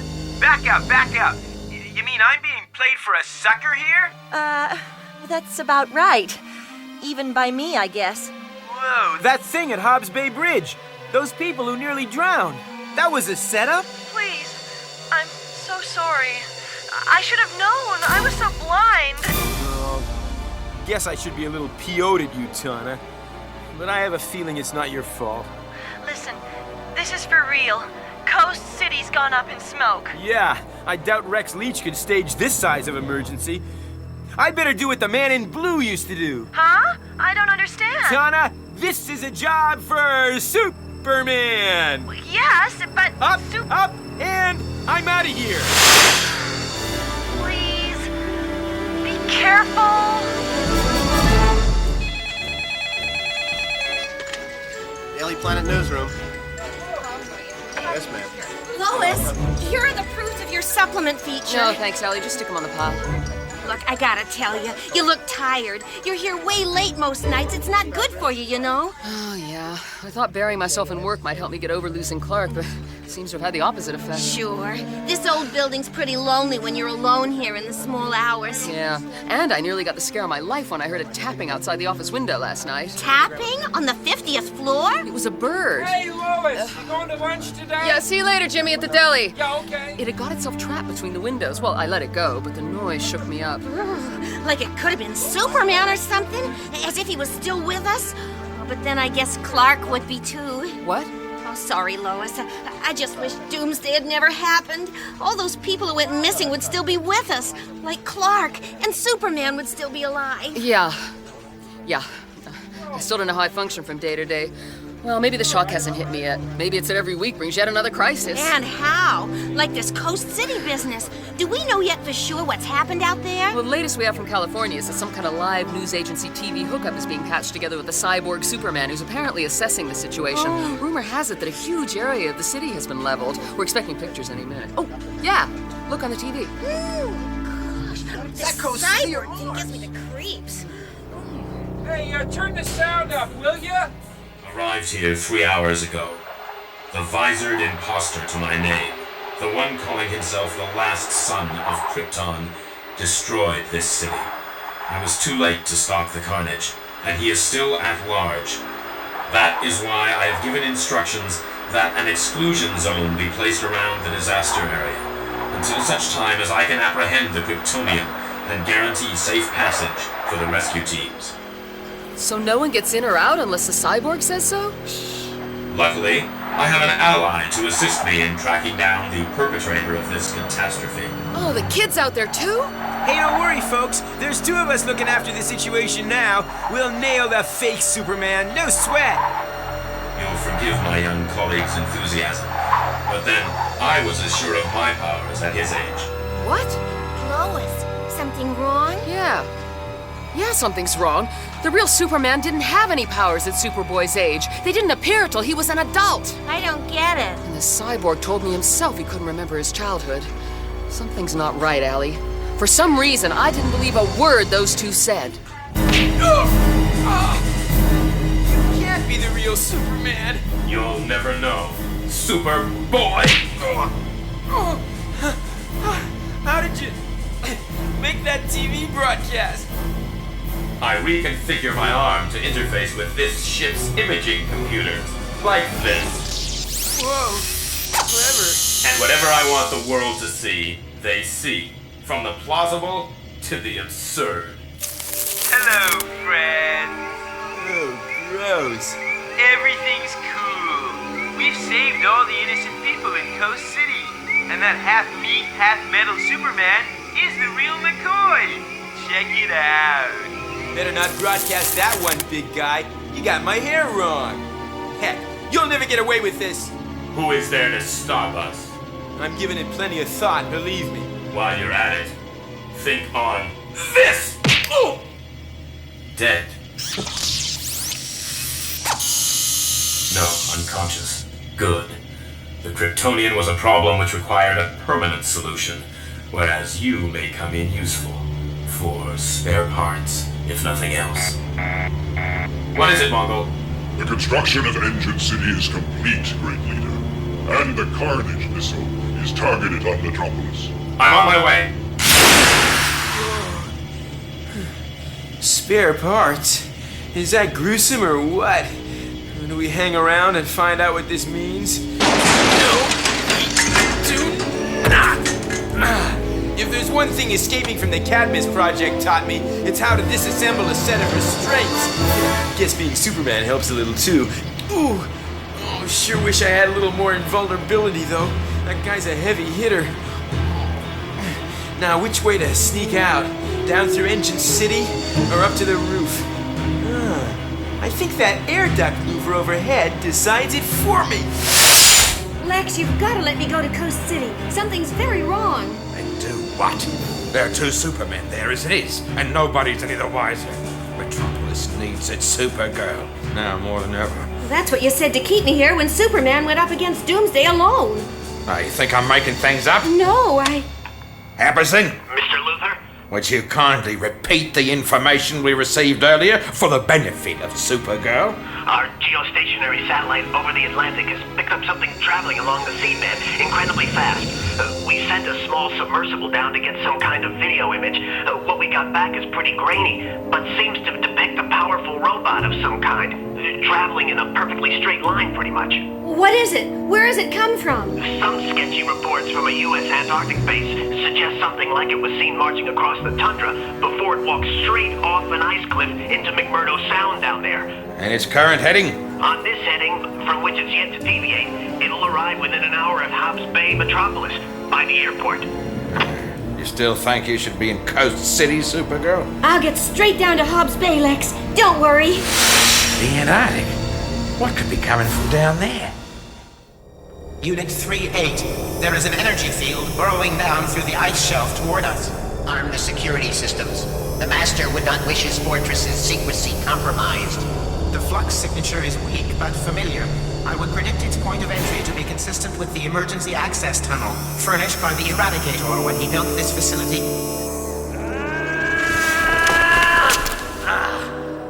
Quickly, my power is ebbing. A disruptor blast almost destroyed me. Get me to the regeneration matrix. Hurry! Sir, that will now be impossible. It is empty. The occupant was removed. No, it is the source of my power. You must restore the egg. Put the body back. Sir, we cannot obey that instruction. The Master insisted. Great row. I am your master. I am the last son of Krypton. Sir, as the Eradicator, you created us, but the last son of Krypton emerged alive from the regeneration egg. The body lives. We equipped him with the Kryptonian battlesuit to protect him on his journey back to Metropolis. But he cannot prevail. Not against an evil such as I have encountered. We must find a way to restore my strength before...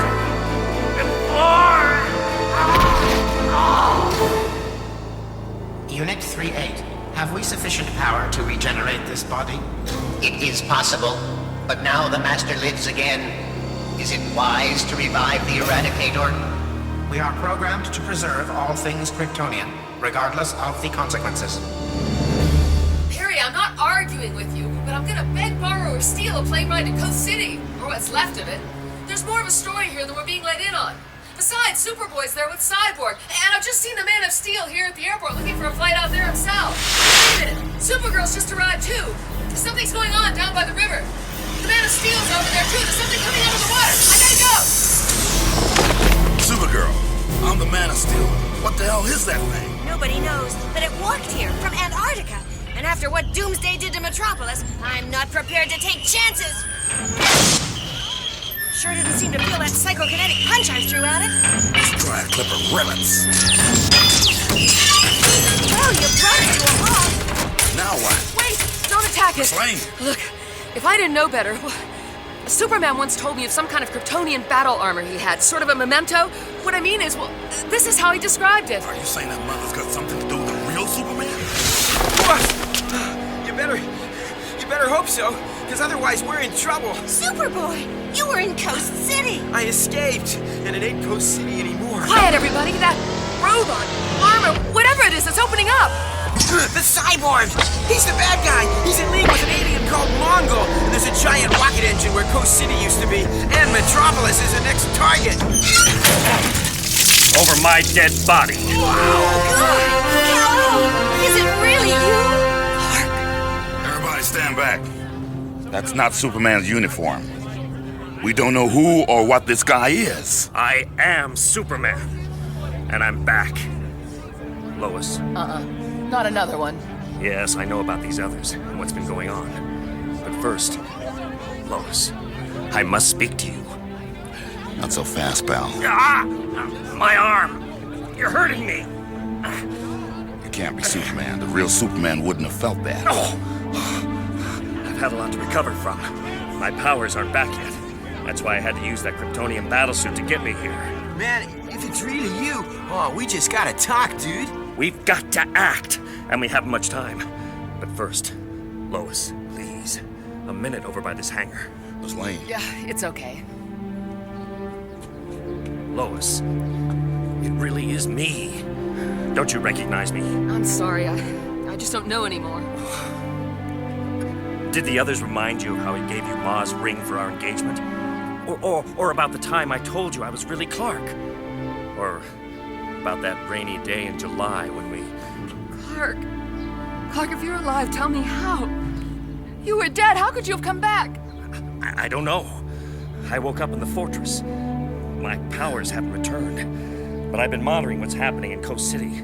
I've got to mold these people here into a team. We've got to take out Mongol. Are you crazy? You're no stronger than I am. That cyborg's killed millions of people, and he's wearing my uniform, my shield. It's up to me to do what's necessary to get it back. Oh, Clark. Lois, I'll always love you. But right now, I've got to get to Coast City. And with the power cells and the battlesuit all but drained, I'll need to hitch a ride. Hey, kid! Man of Steel! Supergirl! It's Council of War time! The Kent's farm? Martha? Oh, Lois, we saw on the news. Is it him? Is it really Clark this time? It's Clark, Martha. As near as I can tell, it is. What is it, honey? You sound troubled. He's headed for Coast City, with the armored man and the kid. He's gonna have to face that Mongol thing, but his powers haven't returned yet. Oh, dear Lord. You mean we could lose him all over again? Please, God, don't let it happen twice. It couldn't happen twice! But they say Coast City's turned into a giant rocket motor, that the same thing could happen to Metropolis. If Superman's really back, we need him like never before. That's what I mean, Haverson, you stupid dag! I want him to defeat this damn cyborg and save the blasted planet! Oh, right. For a minute there, I thought you wanted him dead. Of course I want him dead! But I choose the time. I choose the place. I deliver the blow. Metropolis engine bomb warhead armed. Missile countdown commencing. 30. Crush Metropolis, just as we crushed Coast City. Within hours, another engine city will be constructed on the ashes, and we will blast this planet out of its solar system. The new war. 27. Yes, my leader. Your boasting begins to tire me, Mongol. Through your crew's incompetence, the boy was allowed to escape. Yes, my leader. But I can promise you, from here on, everything will proceed as planned. Really?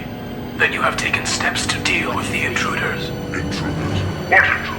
According to the central control computer, 3 of them are fighting their way into the complex. My sensors have picked up the Man of Steel, Superboy, and a Kryptonian life form. They're nearing the bomb silo. That's impossible. How can the security system have failed? The Kryptonian may be the original Superman. All the readings match up. Deal with it.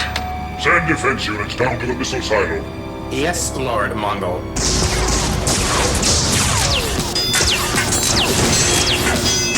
We'll never stop the countdown. This place is crawling with alien troops. We're trapped unless we can break out. These aren't aliens. They're defense robots. Whoa! They're good shots, too. Stay close, Super Dude. You've got no invulnerability, remember? No powers. True. But these weapons racks give me an idea. Lex Luthor used to call me the world's biggest Boy Scout. Guess I'll follow the Scout's motto. Be prepared. Whoa, nice shooting, cowboy. Let's move out. Which way? Corridor forks up ahead. Left. Right. Let's try left. It's wider.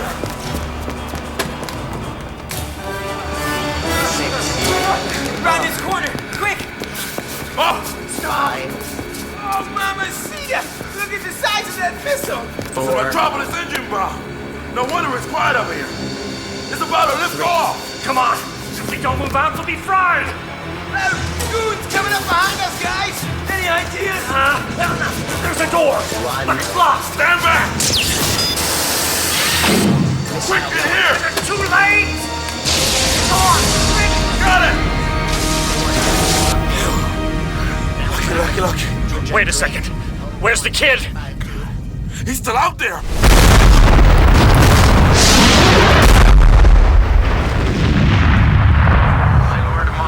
The engine bomb has been successfully launched on course for Metropolis, but there appears to be a passenger. What? Put it on the screen. It's Superboy. Looks like he must have decided to hitch a ride home. Superman. So you are alive. Quick thinking for a youngster, wouldn't you say, Mongol? He'll be dead very shortly when that missile impacts on Metropolis, and I move a step closer to converting this planet into the new War World. I remember the time I spent as your prisoner on the original War World. I've no intention of letting you turn this planet into another one.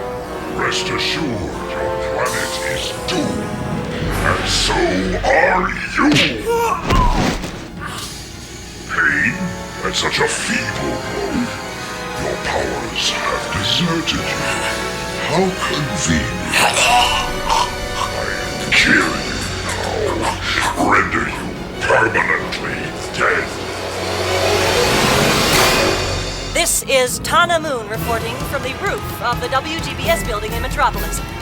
As the minutes tick away before death comes like thunder out of a clear sky, because with the first accurate reports of what has really happened in Coast City, we have also learned that a huge missile is targeted on us. And we now pray for a miracle. Jeez, knew I should have had a plan when I jumped aboard this thing. Let's take a look under this inspection hatch. Wow, must be hundreds and thousands of wires, but which one screws up the guidance system?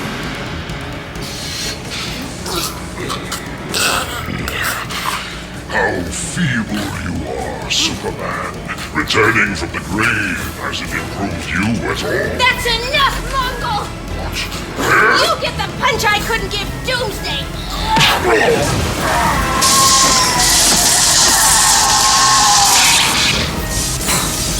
Supergirl? Is that you? I'm sorry I took so long. There was a lot of security gear to sabotage. You got us through just fine.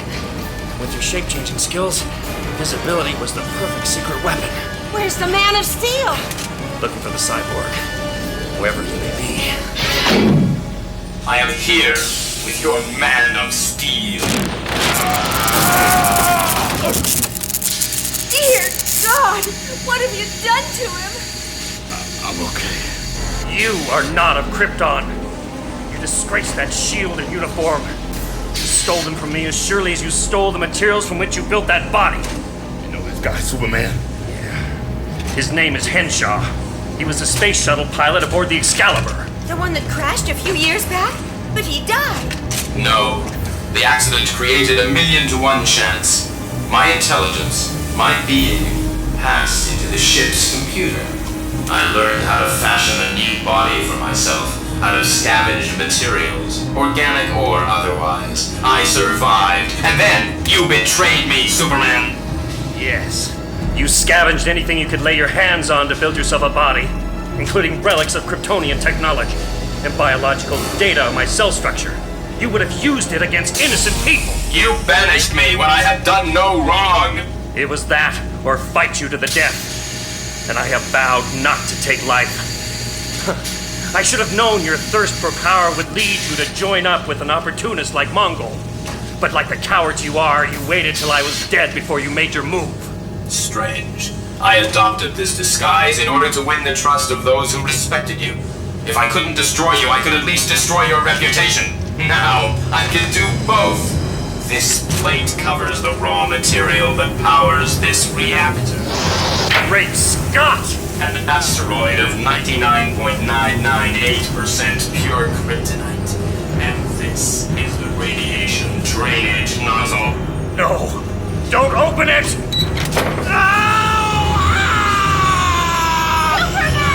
Let me at that mother! No! No, stay back! The radiation would kill you! Say goodbye to Superman, everybody. Looks like he and Metropolis are about to strike out together! Darn it! I've ripped 1,000 components out of this missile, and it hasn't deviated an inch off course! I've got seconds to come up with a miracle! The missile is clearly visible now from the roof of the WGBS building. As you can see from the picture, it's speeding towards us, getting bigger every second. Are we staring death in the... Wait a minute. There's a tiny figure riding on the nose cone of that thing. I guess my only chance of saving Metropolis is to give this thing a darn good push and hope I can repeal the law of physics. Here goes! He's pushing against it. Oh, it's swinging around. It's headed for the bay. He did it!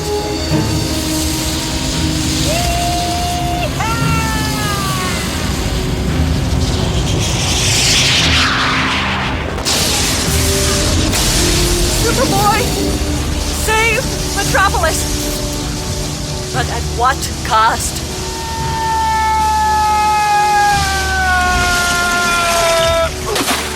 Did the Metropolis kid give his life to save ours? My jacket! I put a rip in my jacket, man! The final showdown, and I look like a dweeb. Henshaw, for pity's sake, turn off the kryptonite radiation! No, this will not be tolerated. What the hell? It's the last son of Krypton! No, the last son of Krypton lives. I am the Eradicator, programmed to preserve all things Kryptonian. Oh, please, you've got to help him! Eradicator? The Force Superman? Your death awakened me, Kal-El. Your body was not beyond repair. Your unique Kryptonian physiognomy had stored solar energy which I combined with mine in the fortress. It was this which ultimately brought you back and gave me physical substance, which I can now place between you and the kryptonite. Get out of my way! No, I will absorb the radiation to preserve my master. But the radiation's passing through you! It's still affecting Superman! Supergirl, the colors are different. As it hits the Eradicator, it's green, but he's filtering it. The rays hitting Superman are blue. What do you mean? The Eradicator's physical mass is somehow reversing the polarity of the radiation, which means it has an opposite effect on Superman. He's actually drawing the power off of that asteroid, draining it. No! No! You will die! Forget it, Henshaw. I'll tear you to pieces myself! Fine. You asked for it?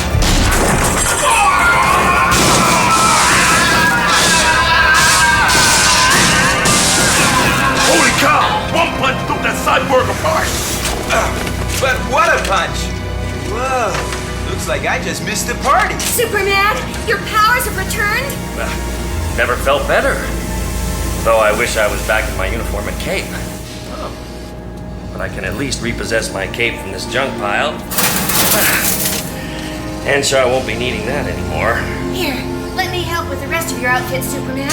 I can shift the molecular structure of this Kryptonian garment so it transforms into the blue, red, and gold of Superman.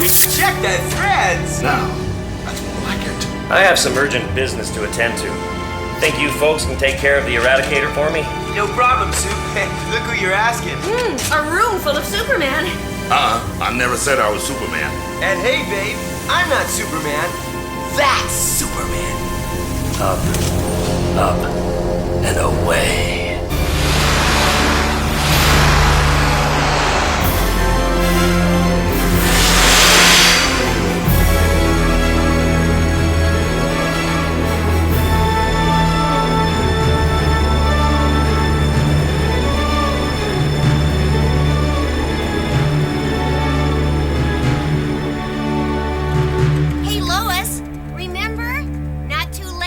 you okay? You okay, Allie?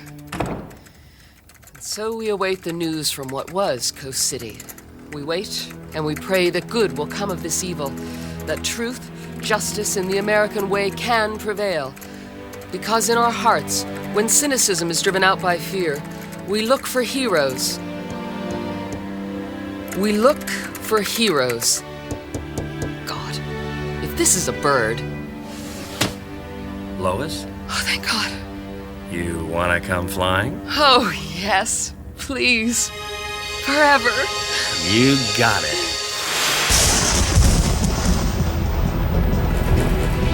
Faster than a speeding bullet. More powerful than a locomotive. Able to leap tall buildings at a single bound. Look! Up in the sky! It's a bird. It's a plane! It's Superman! You've been listening to The Adventures of Superman to Doomsday and Beyond, starring William Hoopkins, Lorelei King, Vincent Marzello, Carrie Shale, Leon Herbert, Garrick Hagan, Liza Ross, Eric Myers, Bill Roberts, and Tanika Fairman, with Stuart Milligan as Superman, the character created by Jerry Siegel and Joe Shuster, and special guest star Bert Kwok, based on stories by Roger Stern, Dan Jurgens, Louise Simonson, Carl Kiesel, and Jerry Ordway, edited by Mike Carlin and published and copyrighted by DC Comics. Technical realization was by Paul Deely. The program was adapted, written, and directed by Dirk Meggs.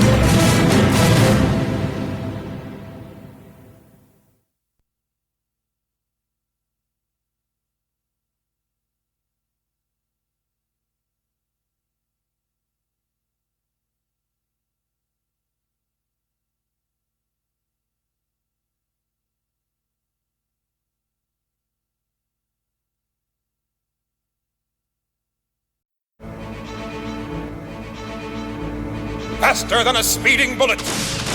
More powerful than a locomotive. Able to leap tall buildings at a single bound. Look! Up in the sky. It's a bird. It's a plane. It's Superman!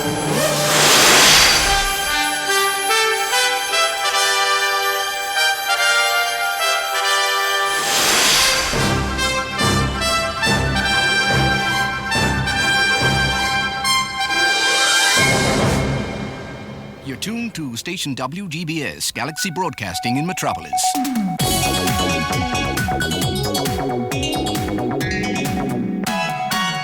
It's time for the news from our sponsors LexCorp and the Metropolis Daily Planet. All over the world, shock reaction is still being registered as Metropolis #1 superhero stands in chains before a court of inquiry accused of crimes against humanity. For coverage of today's proceedings, we now go live to join our reporter outside the city courthouse. Mounting tension on this third and last day of the trial of Superman, as Lex Luthor, president of LexCorp Industries and candidate for city mayor, presses home his attack as prosecuting counsel against the Man of Steel.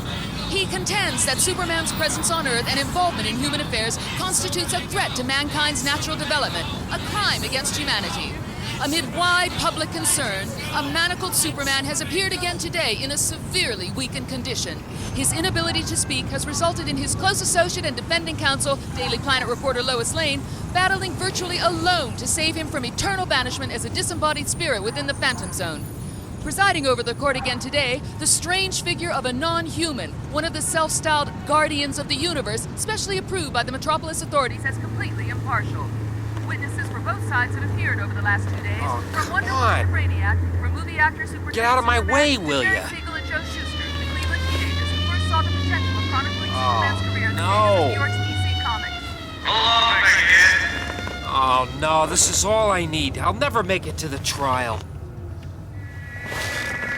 Out of the car, buddy. Keep your hands where I can see you. Officer, I'm in a real hurry.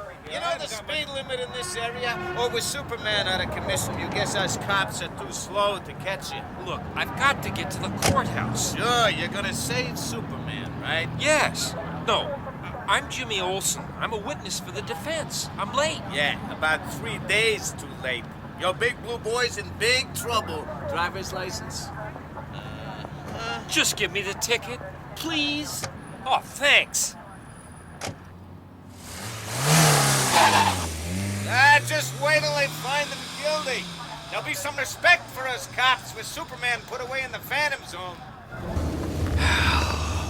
Damn. Apologies again for the absence of our regular trial reporter, Clark Kent, by the way. We're through to the courtroom now. There seems to be quite a commotion in there as prosecuting counsel Lex Luthor approaches the accused. Stop him, somebody! Order! There must be order in this court! Exhibit K, ladies and gentlemen. Kryptonite. Take it away. Objection, Your Honor! That lead box was empty when it was labeled as Exhibit K. Now we find it's filled with the one substance deadly to Superman. Please. Miss Lane's objection sustained. Close the box. Nonetheless, the point has been made. Your Honor, kryptonite is a radioactive mineral formed by the explosion of the planet Krypton. Fragments of that distant world were flung out deep into space. This exhibit is one of the smaller pieces that landed on Earth. To a human being, an encounter with kryptonite is relatively harmless, but to a native of Krypton, it is deadly. Objection, Your Honor. The existence of kryptonite has nothing to do with Superman's fight for justice on Earth. On the contrary, Lois. Miss Lane. The effect you have just observed of kryptonite on Superman is central to my case. Objection overruled. Your Honor, for the past 2 days, we have examined the deeds of the creature we conveniently call Superman, but in truth, we are not dealing with a Superman. We are dealing with a super alien, a cuckoo in the nest, threatening the independence of humanity, and whose presence is inimical to the exercise of mankind's free will. The defense moved for a mistrial. Motion denied. Miss Lane, I feel it is my duty to warn you that over the past 2 days, Mr. Luthor's witness have provided strong evidence to suggest that Superman's activities on Earth have already disrupted and will continue to disrupt history. If you do not convince this court of Superman's innocence, that he truly belongs here on Earth, he will surely be found guilty of crimes against humanity. He will suffer eternal imprisonment as a disembodied spirit within the Phantom Zone. Your Honor, Superman is held here in chains, sick and helpless. How could he have been brought here so easily? Who did this to him? The defendant was brought here by the prosecuting counsel. The court cannot pass judgment on his physical condition. This is so wrong. Superman. Superman. Can you hear me? Forget it, Lois. He obviously doesn't choose to defend himself. His lips are moving, damn it. May we proceed? Lois, don't walk away. Can't speak. My eyes, images crowding me. Must fight it. Oh. Let there be no doubt. Here is an alien born on another world, on Krypton. Krypton. Home. What was it like? My mother. My father. My son. Jor-El, why have you taken our child from the gestation chamber? He's not yet come to term. Is it the disease which clouds your judgment? You endanger our baby's life. What I hope to do will not endanger him, Lara. He will survive. Long after all of Krypton is a shattered ruin, our son will survive. There must be a cure for the Great Plague. The physicians... Physicians cannot stop the chain reaction which builds within the core of Krypton. Vast pressures have fused the native elements of our planet into a new metal, a radioactive metal. It is the radiation that is killing us, Lara. And when the pressure cannot be contained within a day, within an hour, Krypton will explode. But our child will perish with us. No! Sealed within that matrix orb, he is shielded from the radiation which kills us. The orb could not survive the destruction of our planet, but it can withstand a journey through hyperspace. What? Across the reaches of the galaxy, I have searched and found a world like Krypton of millennia past. A world called by its natives Earth. But they are savages. They bare their skin to the air. They touch unprocessed soil. It is hell. Not a hell, Lara. Not for him. Earth orbits a yellow star, young and powerful, not like our red sun. He will absorb that greater light. His cells will become living batteries. He will be powerful, a supreme being among them, a god. Take cover. Planetary crust disruption. Take cover. He will rule them. He will live. Look now, all is ready. The drive units are primed. Is there no other way? No, Lara. The eruptions have begun. So soon. Only our child, only Kal-El, can hope to save the legacy of that which was great in our world. Great powers have mercy. I must launch the capsule. Then do it. Quickly. Kal-El! Farewell, my son.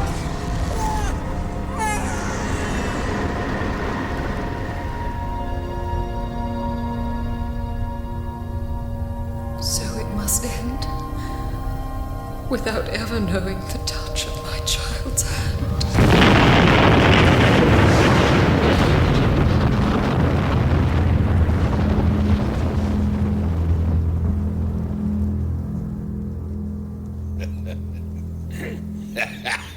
Oh, I beg your pardon, Your Honor. But how richly ironic it is that Jor-El, the alien that sired Superman, was also the Kryptonian scientist who created the eternal prison of the Phantom Zone. And here today, it is his son that will be sentenced to drift for centuries in that benighted hell. Miss Lane, does the defense wish to answer Mr. Luthor's statement regarding Superman's alien origin? Your Honor, Superman was indeed born of Kryptonian parents.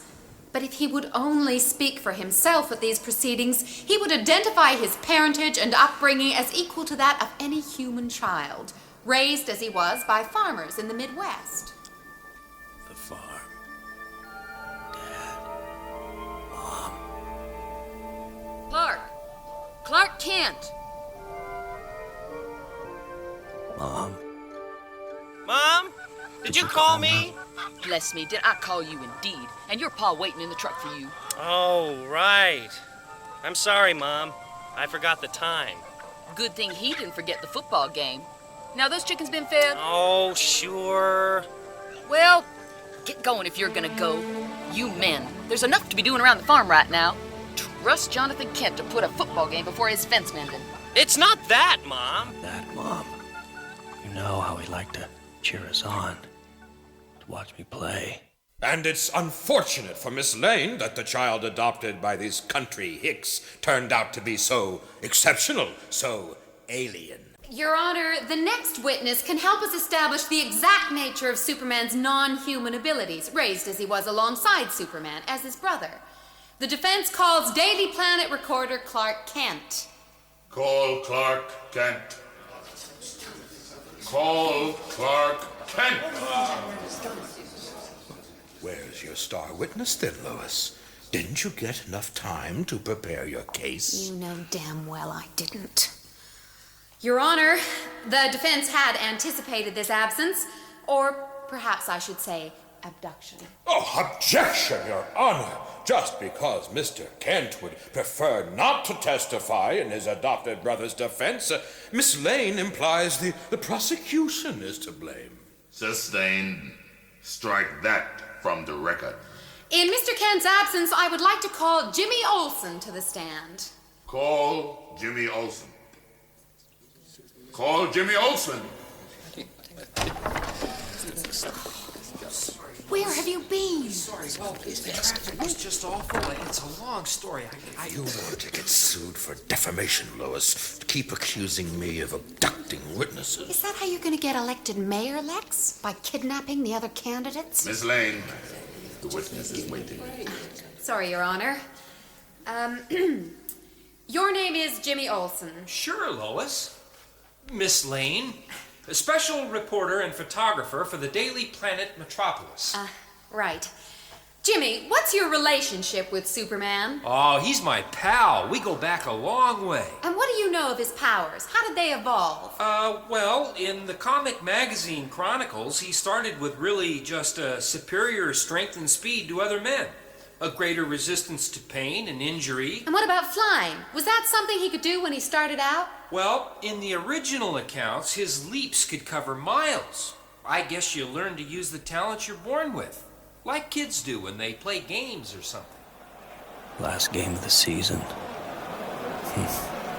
Smallville High. Smallville High, Smallville High. Go for a touchdown, see him fly. Go for it, yay! Go, Clark, go! Yeah, there's just never been a football player like this amazing all-round champion, young Clark Kent.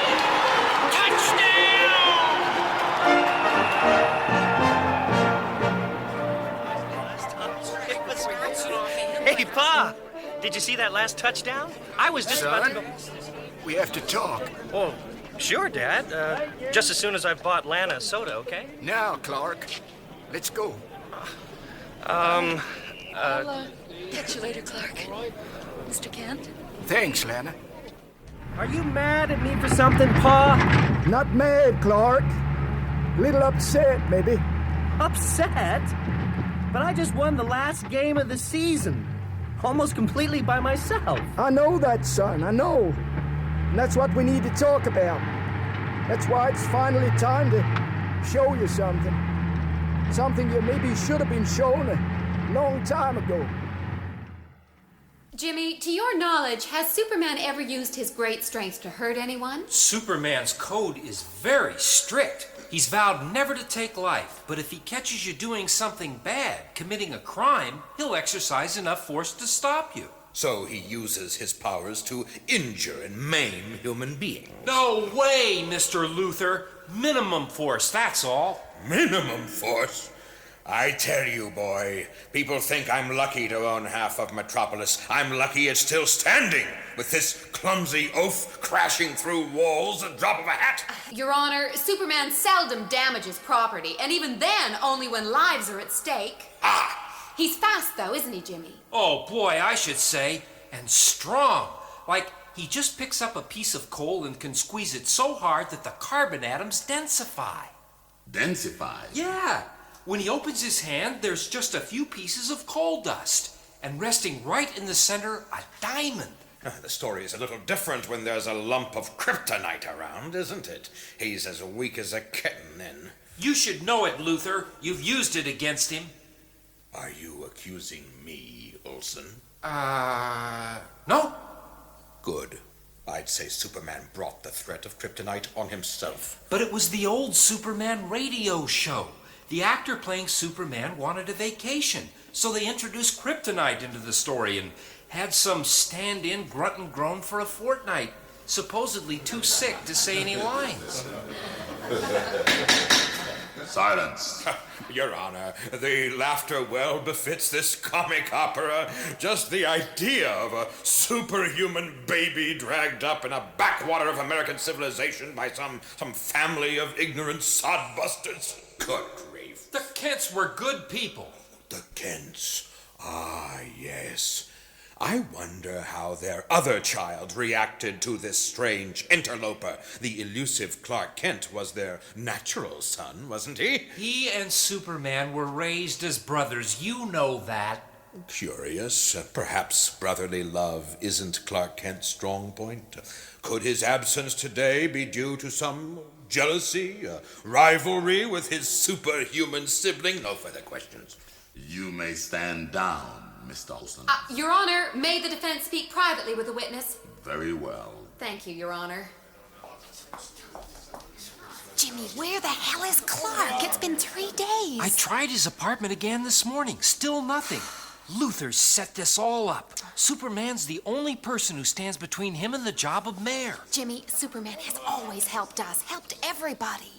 Now we've got to pay him back. We must find Clark. He can speak for Superman. They were raised together. I'm on it, Lois. I also sneaked these out of Luther's case yesterday. Huh?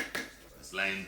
What are all those figures? Luther's campaign accounts, a great work of fiction. Nice work. Miss Lane. I'll call you. Good luck. Your Honor. It will help the court's records if you could relate to us your understanding of the circumstances surrounding the discovery of the infant Superman by the Kents. A discovery I only made at age 18. As Pa lifted the boards in the south pasture, I always thought covered a cesspit. Adopted? I'm adopted? I don't understand, Pa. What is this thing? Why did you bury it? It's where you came from, Clark. It's where your ma and me found you. Are you kidding? We thought it was lightning shooting over the barn, till we came out and saw the meteor shower over here. Oh, come on. Jonathan! What in the world is it? Looks like one of those Sputniks or something. Little rocket. You know, the Russians. Martha, stay clear. But look! There's something down there. Something alive. Oh, I heard they were sending up monkeys and dogs. Don't touch it. What? Oh, Jonathan! Those monsters. They put a baby in a Sputnik. What kind of people are they? Don't you worry, baby. I'm gonna make sure whoever shot you up in that tin can will never get their hands on you again. Know your mother, Clark. Just when we got you back in the house, the granddaddy of all blizzards slammed down. Heck, we didn't get into Smallville for 5 months. When we did, why, Martha just announced you to everyone as our new family member. Oh, wow. After 8 years of trying for a child, our friends were just as thrilled as we were to meet little Clark Kent, the baby we'd so often prayed for. Beautiful, bright, perfect. Perfect? What kind of perfect child grows to find himself able to lift a tractor with one hand? What kind of perfect child grows to be able to see through walls? Well, I don't know. I had it a minute ago. There's your purse, Mom. It's fallen behind the bread bin. What? Behind the... How did he see that? He's 2 rooms away. What kind of perfect child finds himself hopping over a gate, only to gain altitude till the whole of Smallville is spread 1,000 feet below?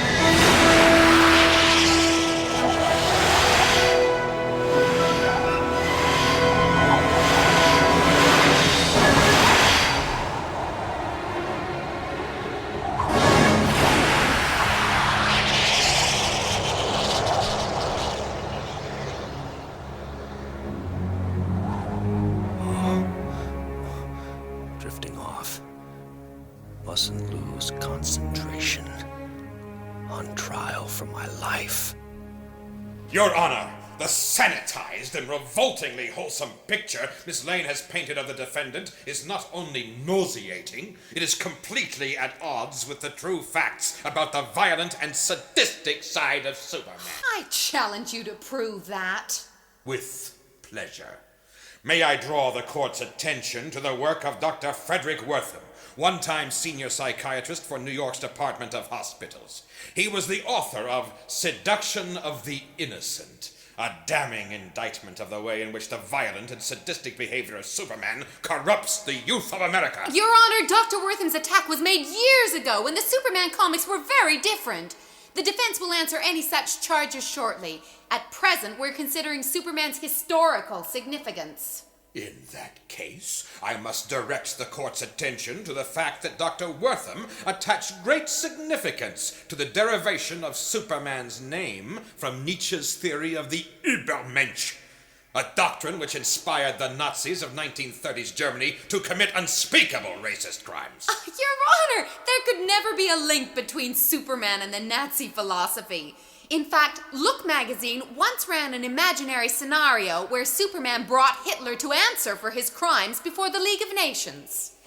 Of course, all this begs the obvious question. If Superman is such a friend to mankind, why doesn't he oblige in the hour of need and fight our wars for us? Your Honor, Superman vowed many years ago that he would not involve himself in the political conflicts of the world. This is precisely where Lex Luthor's charge of crimes against humanity and its development collapses. For Superman knows mankind must be let alone to learn by its mistakes. Your Honor, this level of non-interference just means Superman is doubly guilty by convincing people that it's easier to leave life's problems to someone else. And the easy violence of his working methods belies this dubious morality. Your Honor, Superman seems agitated. May I move for a recess? Give him time to calm down? 5 minutes recess. Anything to buy time, eh, Lois? I'll find a way to stop you, Luthor. We interrupt this program to bring you this message. Who is Lex Luthor? Sure, he's president of LexCorp, a well-known face on TV. But what kind of mayor would he make for Metropolis? Has he got what it takes? Well, we at the City Chamber of Commerce think he has. Lex Luthor as mayor can steer us firmly into the 21st century. Why don't you join the team? Phone LexCorp toll-free for your information fun pack. Say, Mr. White. Olson, how the hell do I get tomorrow's front page trial pictures with you here? Mr. White, we gotta find Clark. I bet you do. My two best reporters AWOL at a time like this. You seen him? No, and Lois needs a witness to speak for Superman. She's gotta save him from the Phantom Zone. You still can't talk? Lex Luthor's behind this. But we can't prove it. Say, can I check in Clark's desk? Might find a clue or something. You can try. Neatest damn desk in the building. Oh, thanks. But I still need a picture, you hear? Yo, Chief! And don't call me Chief! Your Honor, at this point in the trial, we move on to examine closely the principal medium by which Superman first became world famous. A medium which still provides by far the richest chronicle of his career here on Earth. Miss Lane refers to comic books, Your Honor. Call the next witness. Called Jeanette Kahn, president and publisher of DC Comics. It's going to be a pleasure to prove you wrong, Lex. Nobody treats Lex Luthor the way these people do and gets away with it. Ms. Kahn, the original Superman chronicles by Siegel and Shuster were written and drawn mainly for children. But today's DC Comics cater to a more adult readership, do they not? Yes, most of our readers are adults, albeit they're young ones, and our comic books reflect their interests. Superman's appeal, however, knows no barrier of age, sex, creed, or country. Just like the Bible, comic books convey many basic truths. Really? I thought comic books were designed to make a fast buck out of simple minds.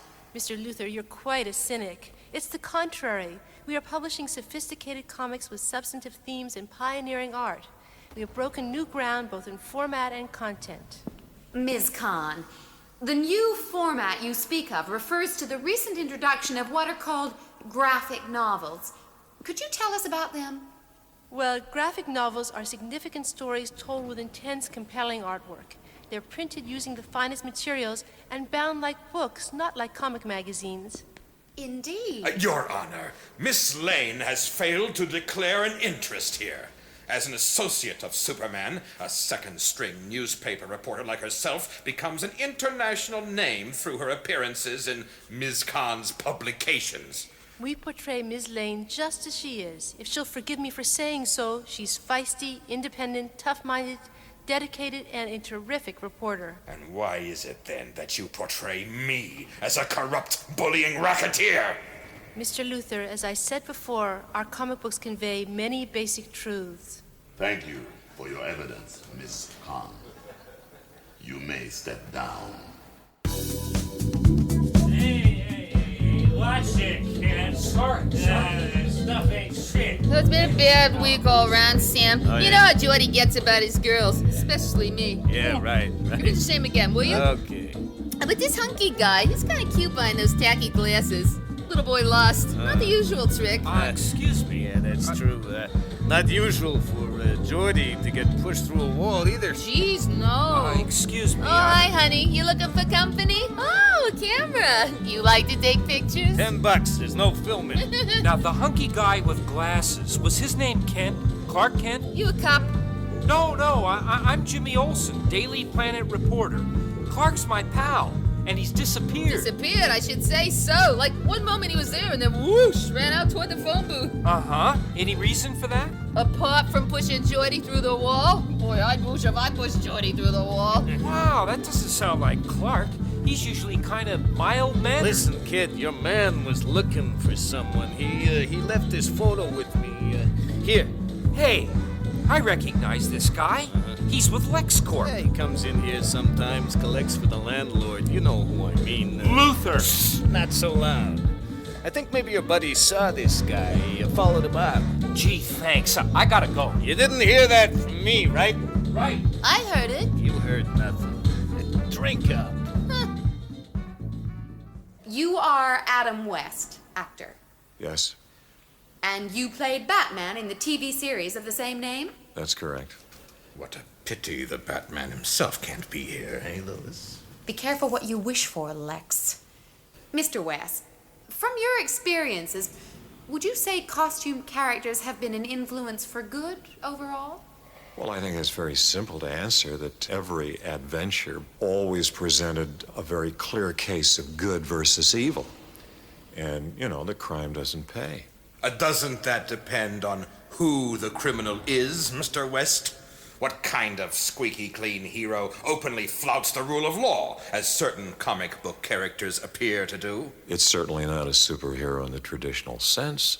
Are you talking about a specific superhero? I'm talking about the defendant. Well, to my knowledge, Superman has not gratuitously gone around on the streets beating up people. And let's move on to the comic chronicles, Mr. West. Don't you agree that these publications reveal superheroes to be psychotic sadists living out reactionary fantasies? Objection. Prosecuting counsel is asking the witness to condone his libelous remarks. Mr. West may answer. I think when it's overt or gratuitous sex, violence, and so on, no, it's not good. But you wouldn't read these publications if they had no artistic merit? I think there is an imaginative aspect to creative aspect that's very good. So you wouldn't dismiss graphic novels as too graphic? Or would you happily go back to the comic books of yesteryear? No. I'd like to see things as a blend, a synergism, a combination. In other words, keep developing, keep imaginative, keep changing, keep progressing, but keep some of the basic wit, humor, and the tone. Thank you. No further questions? Mr. West, thank you for your testimony. You're welcome, sir. Your Honor, I must object at the way the prosecuting counsel attempts to falsely represent the evidence of these witnesses. He continually obstructs the purpose of this trial, which is to establish the truth. Obstructing the truth. Luther's trademark, along with all the other self-serving talents he brought to bear at our first meeting. Welcome to LexCorp, Superman. Please excuse the informality of my attire. I've just been entertaining a young lady of your acquaintance, Miss Lane of the Daily Planet. Yes, we've met. She was very taken with you, I believe. Ah, I didn't realize you and Lois, Miss Lane, were close. We've been closer. More so before I made my mark in the financial community. Lois doesn't really understand the world of commerce, and blinded by your impressive arrival in Metropolis, she doesn't realize how my success in business heralds a new age for this city. Not that you aren't a valued citizen. I try to help. Indeed. You've earned every penny of this. This is a check for $25,000. Everyone who's anyone in Metropolis works for me. I didn't come here today to entertain offers, Luther. I came to warn you that the corruption in this town has got to stop. You've made a mistake, Superman. I run this town. Metropolis belongs to me. The people are mine. They've looked at you with your costume and your flashy superhuman powers, and they've forgotten who their master is. Who is number one? Well, I intend to remind them, Superman. I'm going to show them that you're nothing. You're going to be destroyed. Superman, you're a dead man. It's just a question of how soon. It took you a little time, Luther. Oh, my mind must concentrate before it's too late. Your Honor, our last witness lives and works in the United Kingdom and represents the new breed of critically acclaimed writers and artists who have reestablished the importance of classic heroes like Superman. I'd like to invite Dave Gibbons to give evidence. The witness is on the stand. Proceed. Thank you. Mr. Gibbons, what consideration do you give to the sensibilities of your readers when writing and drawing these stories?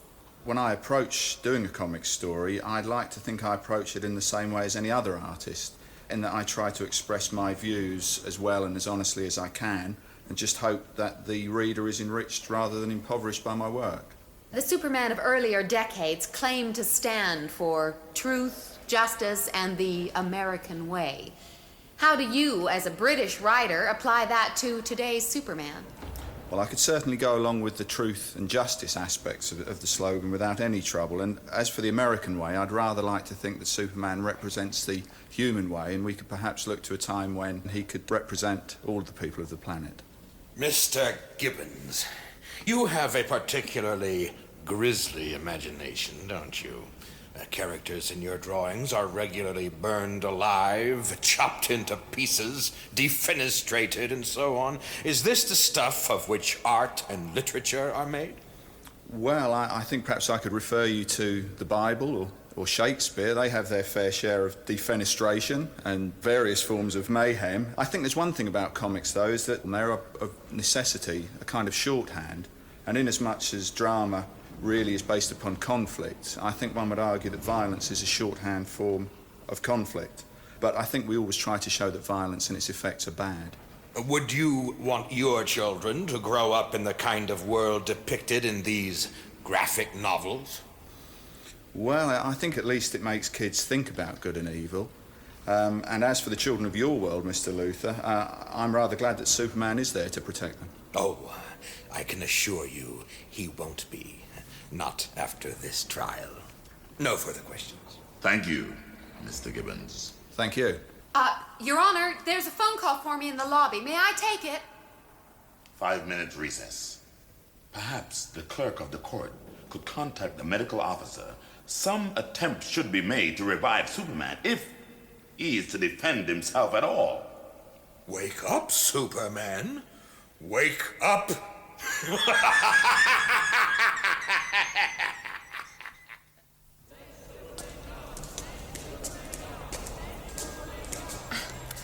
Tell me that again, Jimmy.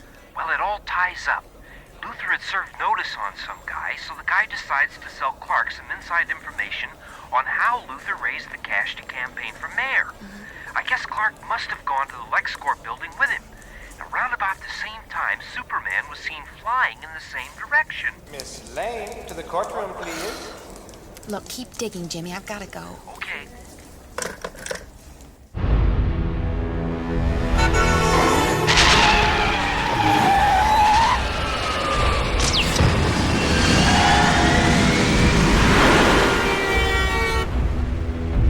WGBS Traffic News. Drivers on the interstate freeway heading east into Metropolis, please be advised a turbocharged armored jet vehicle with Gotham City plates is approaching at high speed.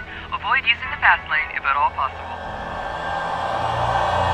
Miss Lane, I am concerned that time is running short and that we have heard nothing from Superman himself in his own defense. I'm just as concerned, Your Honor, but he is obviously still under this debilitating influence administered by Lois puts up a good fight, like the night she first met Superman, when my ignorance of the big city led us to the wrong location for our first date. Oh, thanks for coming out tonight, Lois.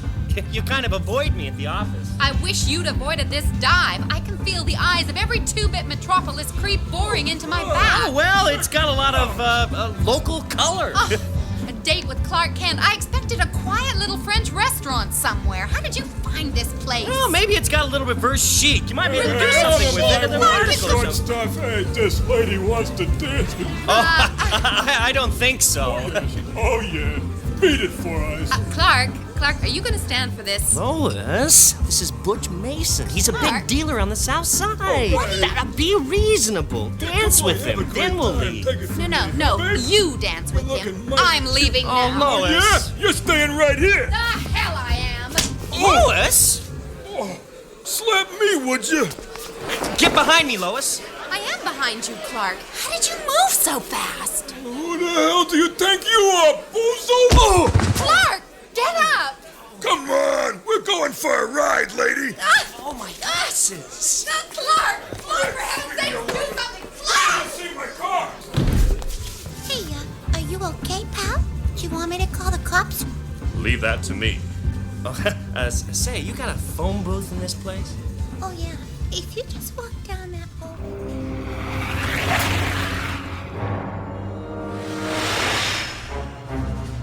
Just keep still while I'm driving, sweet cakes, huh? I'm just sorry I let that klutz off so light. What's that up ahead? Relax. Oh, there is someone in the road. Yeah, I see him. Let's see if he sees us, huh? God, he must be under the car. Ugh. Yeah, just see the outfit? What is this, Halloween? Excuse me, young lady. This is where you get out. What are you doing?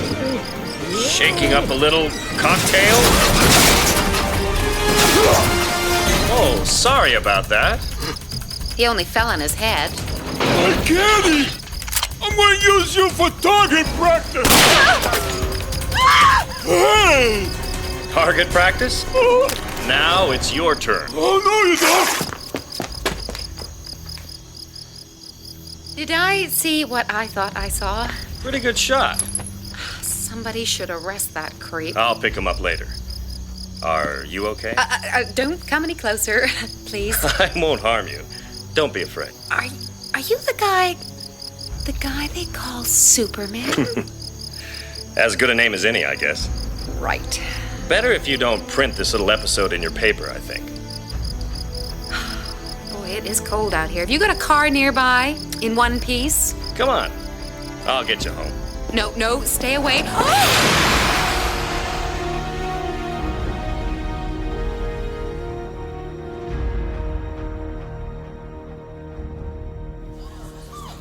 What is that commotion at the back of the courtroom? Just Adam West leaving, Your Honor. Can you identify the cloaked figure who is shaking hands with him? Oh, indeed I can, Your Honor. And if it please the court, the defense would like to enter this gentleman as a witness. He's just arrived from Gotham City. I'll allow it. Let him take the stand. The Dark Knight arrives to help the Man of Steel. How exciting. If there's an antidote to whatever you've slipped, Superman Luthor, he'll find it. Forget it. There's no antidote. You son of a... The witness will identify himself. I am known as the Batman. Your real name, Batman. What's your true identity? Ah, Luthor. Superman's been far too soft on you. If you only lived in Gotham City, by now you'd have learned respect. Respect? A masked vigilante? The mind boggles. That's enough, gentlemen. Your Honor, I would like permission to examine the defendant's physical condition. There is no objection. Cal? Cal, try to look at me. That mask. It's Bruce. Good to know he's here. this bioscanner's adjusted to human coordinates.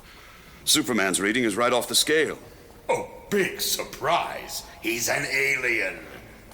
Batman, can you tell what's affecting him? Nothing chemical, but there's a weak radioactive presence. Kryptonite poisoning?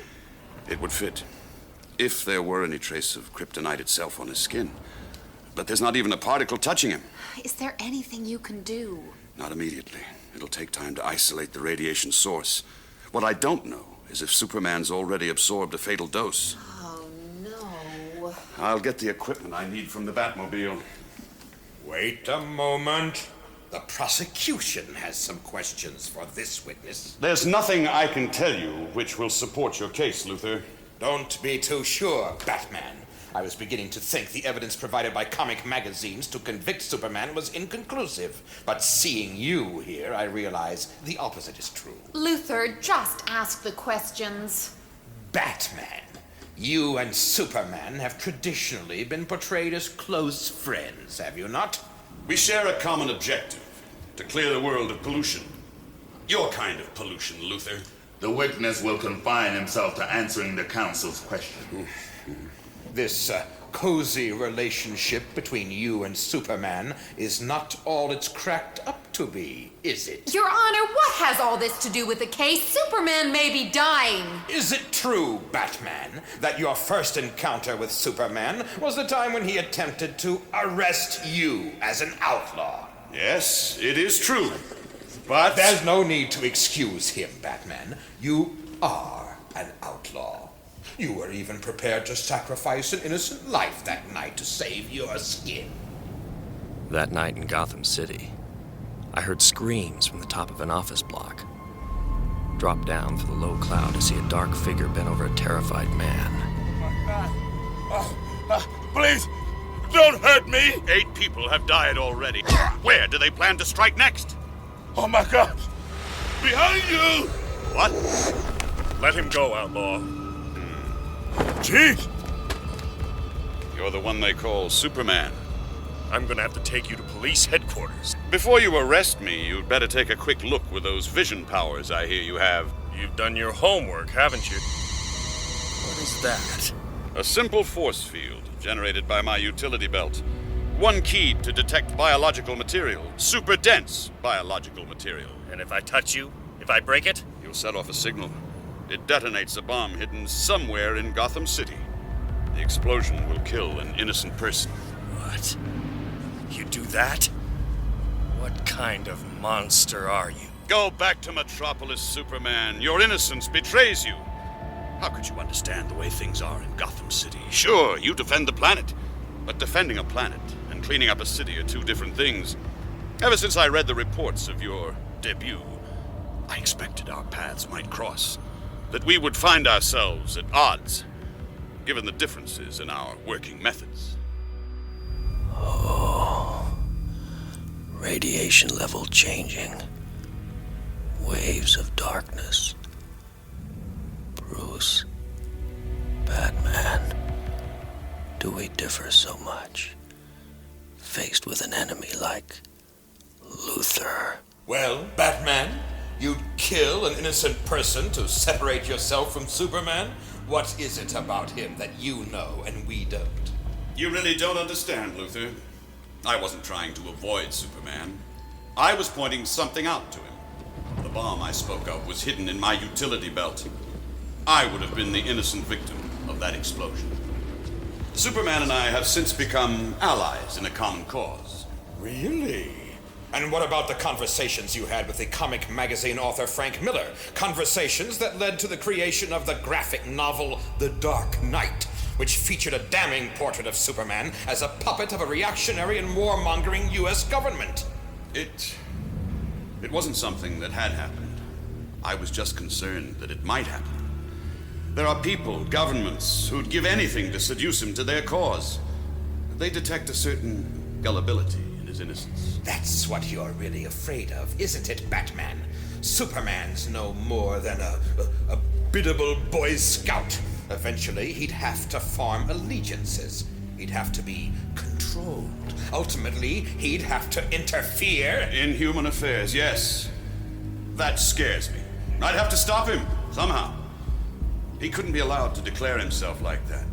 It would be the end of any hope for mankind. An end to any freedom. God, Batman, you really mean this? A sworn testimony? Sorry, Miss Lane, I have to tell the truth. I can see how Superman's presence on Earth could constitute interference in human affairs, a crime against humanity. Poor Lois. Looks like the old team spirit let you down in the final reel. Don't bet on it, Lex.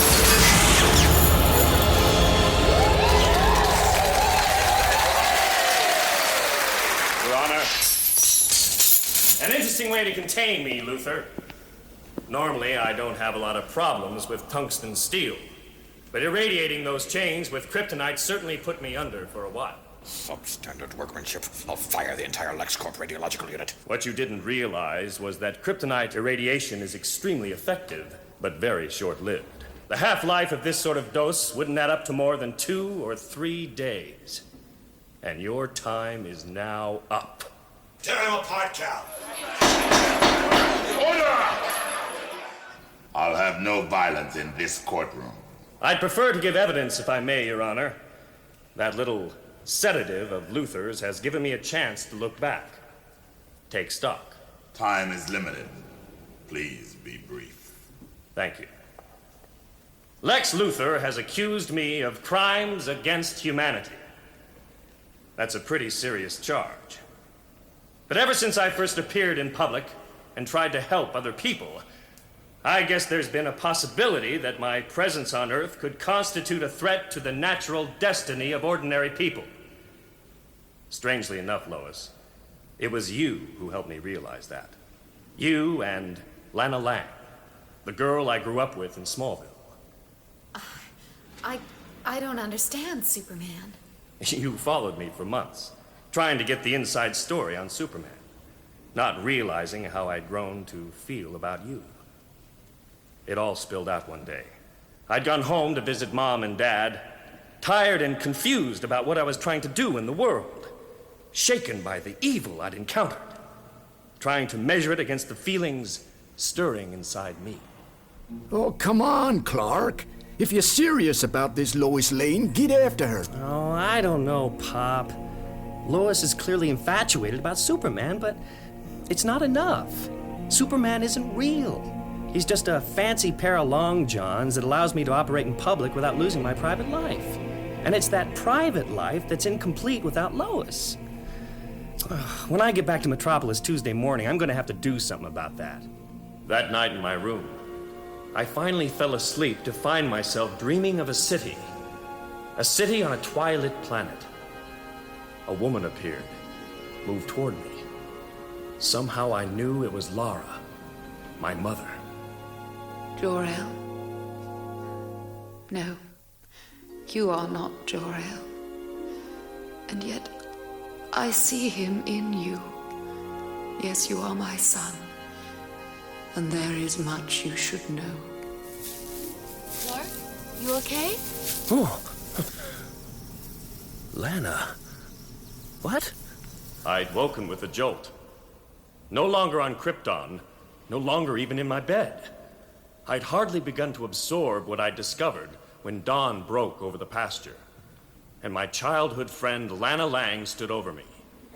The one person outside my family who knew my true identity. The one innocent human that I had hurt. What's wrong? You came charging across your father's field like the devil himself was after you. Lana, what are you doing here? It's so long since you were in Smallville. Why didn't you let me know you were back? I made your parents promise not to tell you. I don't understand. Clark, the night before you left Smallville, the night I half expected you to propose to me, and instead you took me out for a walk to tell me you were leaving and gave me the shock of my life by flying me home. Clark, as soon as I read the papers about Superman, I knew it was you. And I never wanted to see you again. Oh, Lana. Why? When I saw that paper, I knew you were taken from me. Because from then on, you could never love one woman, Clark. You're Superman. And Superman belongs to the world. Oh, Superman. Clark. That poor girl. That's when I began to see. To understand what hopes Lana had had to abandon when Superman first appeared. And then, slowly, to comprehend how many more ambitions I could never hope to fulfill as Superman. Lana had lost Clark. And Clark could never hope to win Lois. And all because Superman belongs to the world. But which world? It was Krypton that made me Superman, but it is Earth that makes me human. My mission now is to help my fellow human beings, but never to upset the delicate system of checks and balances which preserve freedom and order in my earthly home. If I have failed in that, I am guilty as charged, and you must prepare the Phantom Zone projector. Ah, how noble. And so kind of you to reveal your secret identity, Mr. Kent. The radio listeners at home must be thrilled to catch you with your tights down. Damn you, Luther! The court will come to order.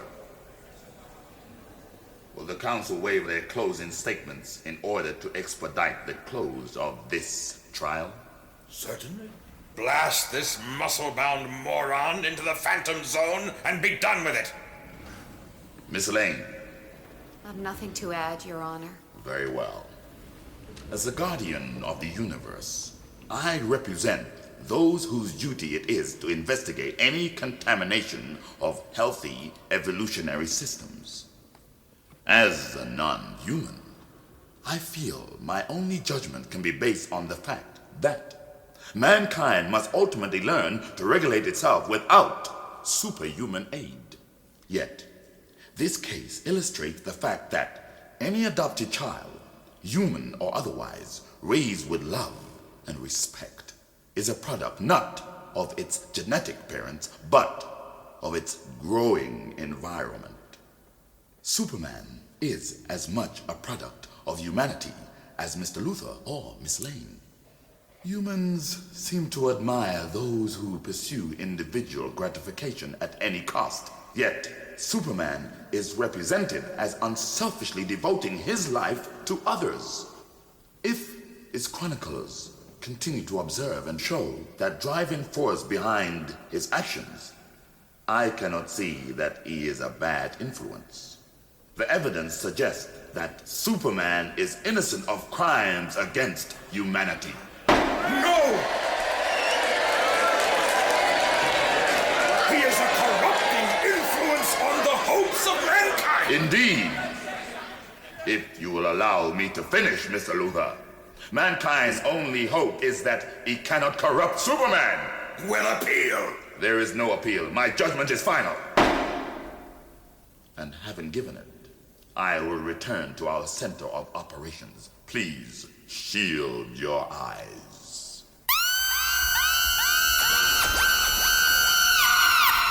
Get him back! Lois! I found Clark. I found him. Clark? Clark Kent? Jimmy, it isn't possible. You see, Clark is... Superman! You've recovered! Jimmy, thanks for your help, pal. You're lying, Olsen. Show me Kent. Show him to me now. Sure. Follow me, Mr. Luther. Oh, I nearly forgot. A present from the police commissioner. He's waiting outside for you. Soon as this trial's over, yours starts. Get these handcuffs off me, you carrot-headed fraudulent handling of campaign funds, abduction and bribery, and that's just for openers. I'll tell you what's for openers, boy. You'll show me Clark Kent if you can, while my attorneys throw out these charges. Where is he, Jimmy? It's so dumb, but there's nowhere else he can be. Follow me. Yes, the special counsels, one in handcuffs, left the courtroom a minute or so ago with Daily Planet photographer Jimmy Olsen, just before Superman himself, no doubt still recovering from his ordeal, manacled as he was with kryptonite irradiated chains. In And if you've tuned in late, it appears the case against Superman has I should have been thought. defeated. Clark works here sometimes. His duty rota for the last 2 days show he was on leave. But today he was due back. Show me. Where is he? Jimmy's right. Look there, through the glass. His back's turned. This is a setup. Clark? Oh, hi, Lois. I hear you were looking for me. Clark Kent! How'd you like that? Just got back from a couple of days in Smallville in time to record my trial report. Great verdict, huh? This won't work, Kent. I know you're Superman. Well, you said so. He's a joker, isn't he? Ever since we were kids together, he used my name to protect his secret identity. Confusing, isn't it? Listen, Kent. Superman. Kent. Well, damn it! I'm gonna sue everybody. Where's the nearest phone? This way, Mr. Luther. Clark Kent, I am not sure what's going on between you and Superman, but I am sure as hell gonna find out! Oh, Lois, wait! Oh, boy. She's gonna make my life hell as Clark Kent for a while, but... As Superman, I think I owe her a candlelit dinner for two. Something Japanese, perhaps. 3 minutes to Tokyo, a pleasant evening. Then drop her home and back to work, I guess. What was it George Reeves used to say in the TV show? Up, up, and away!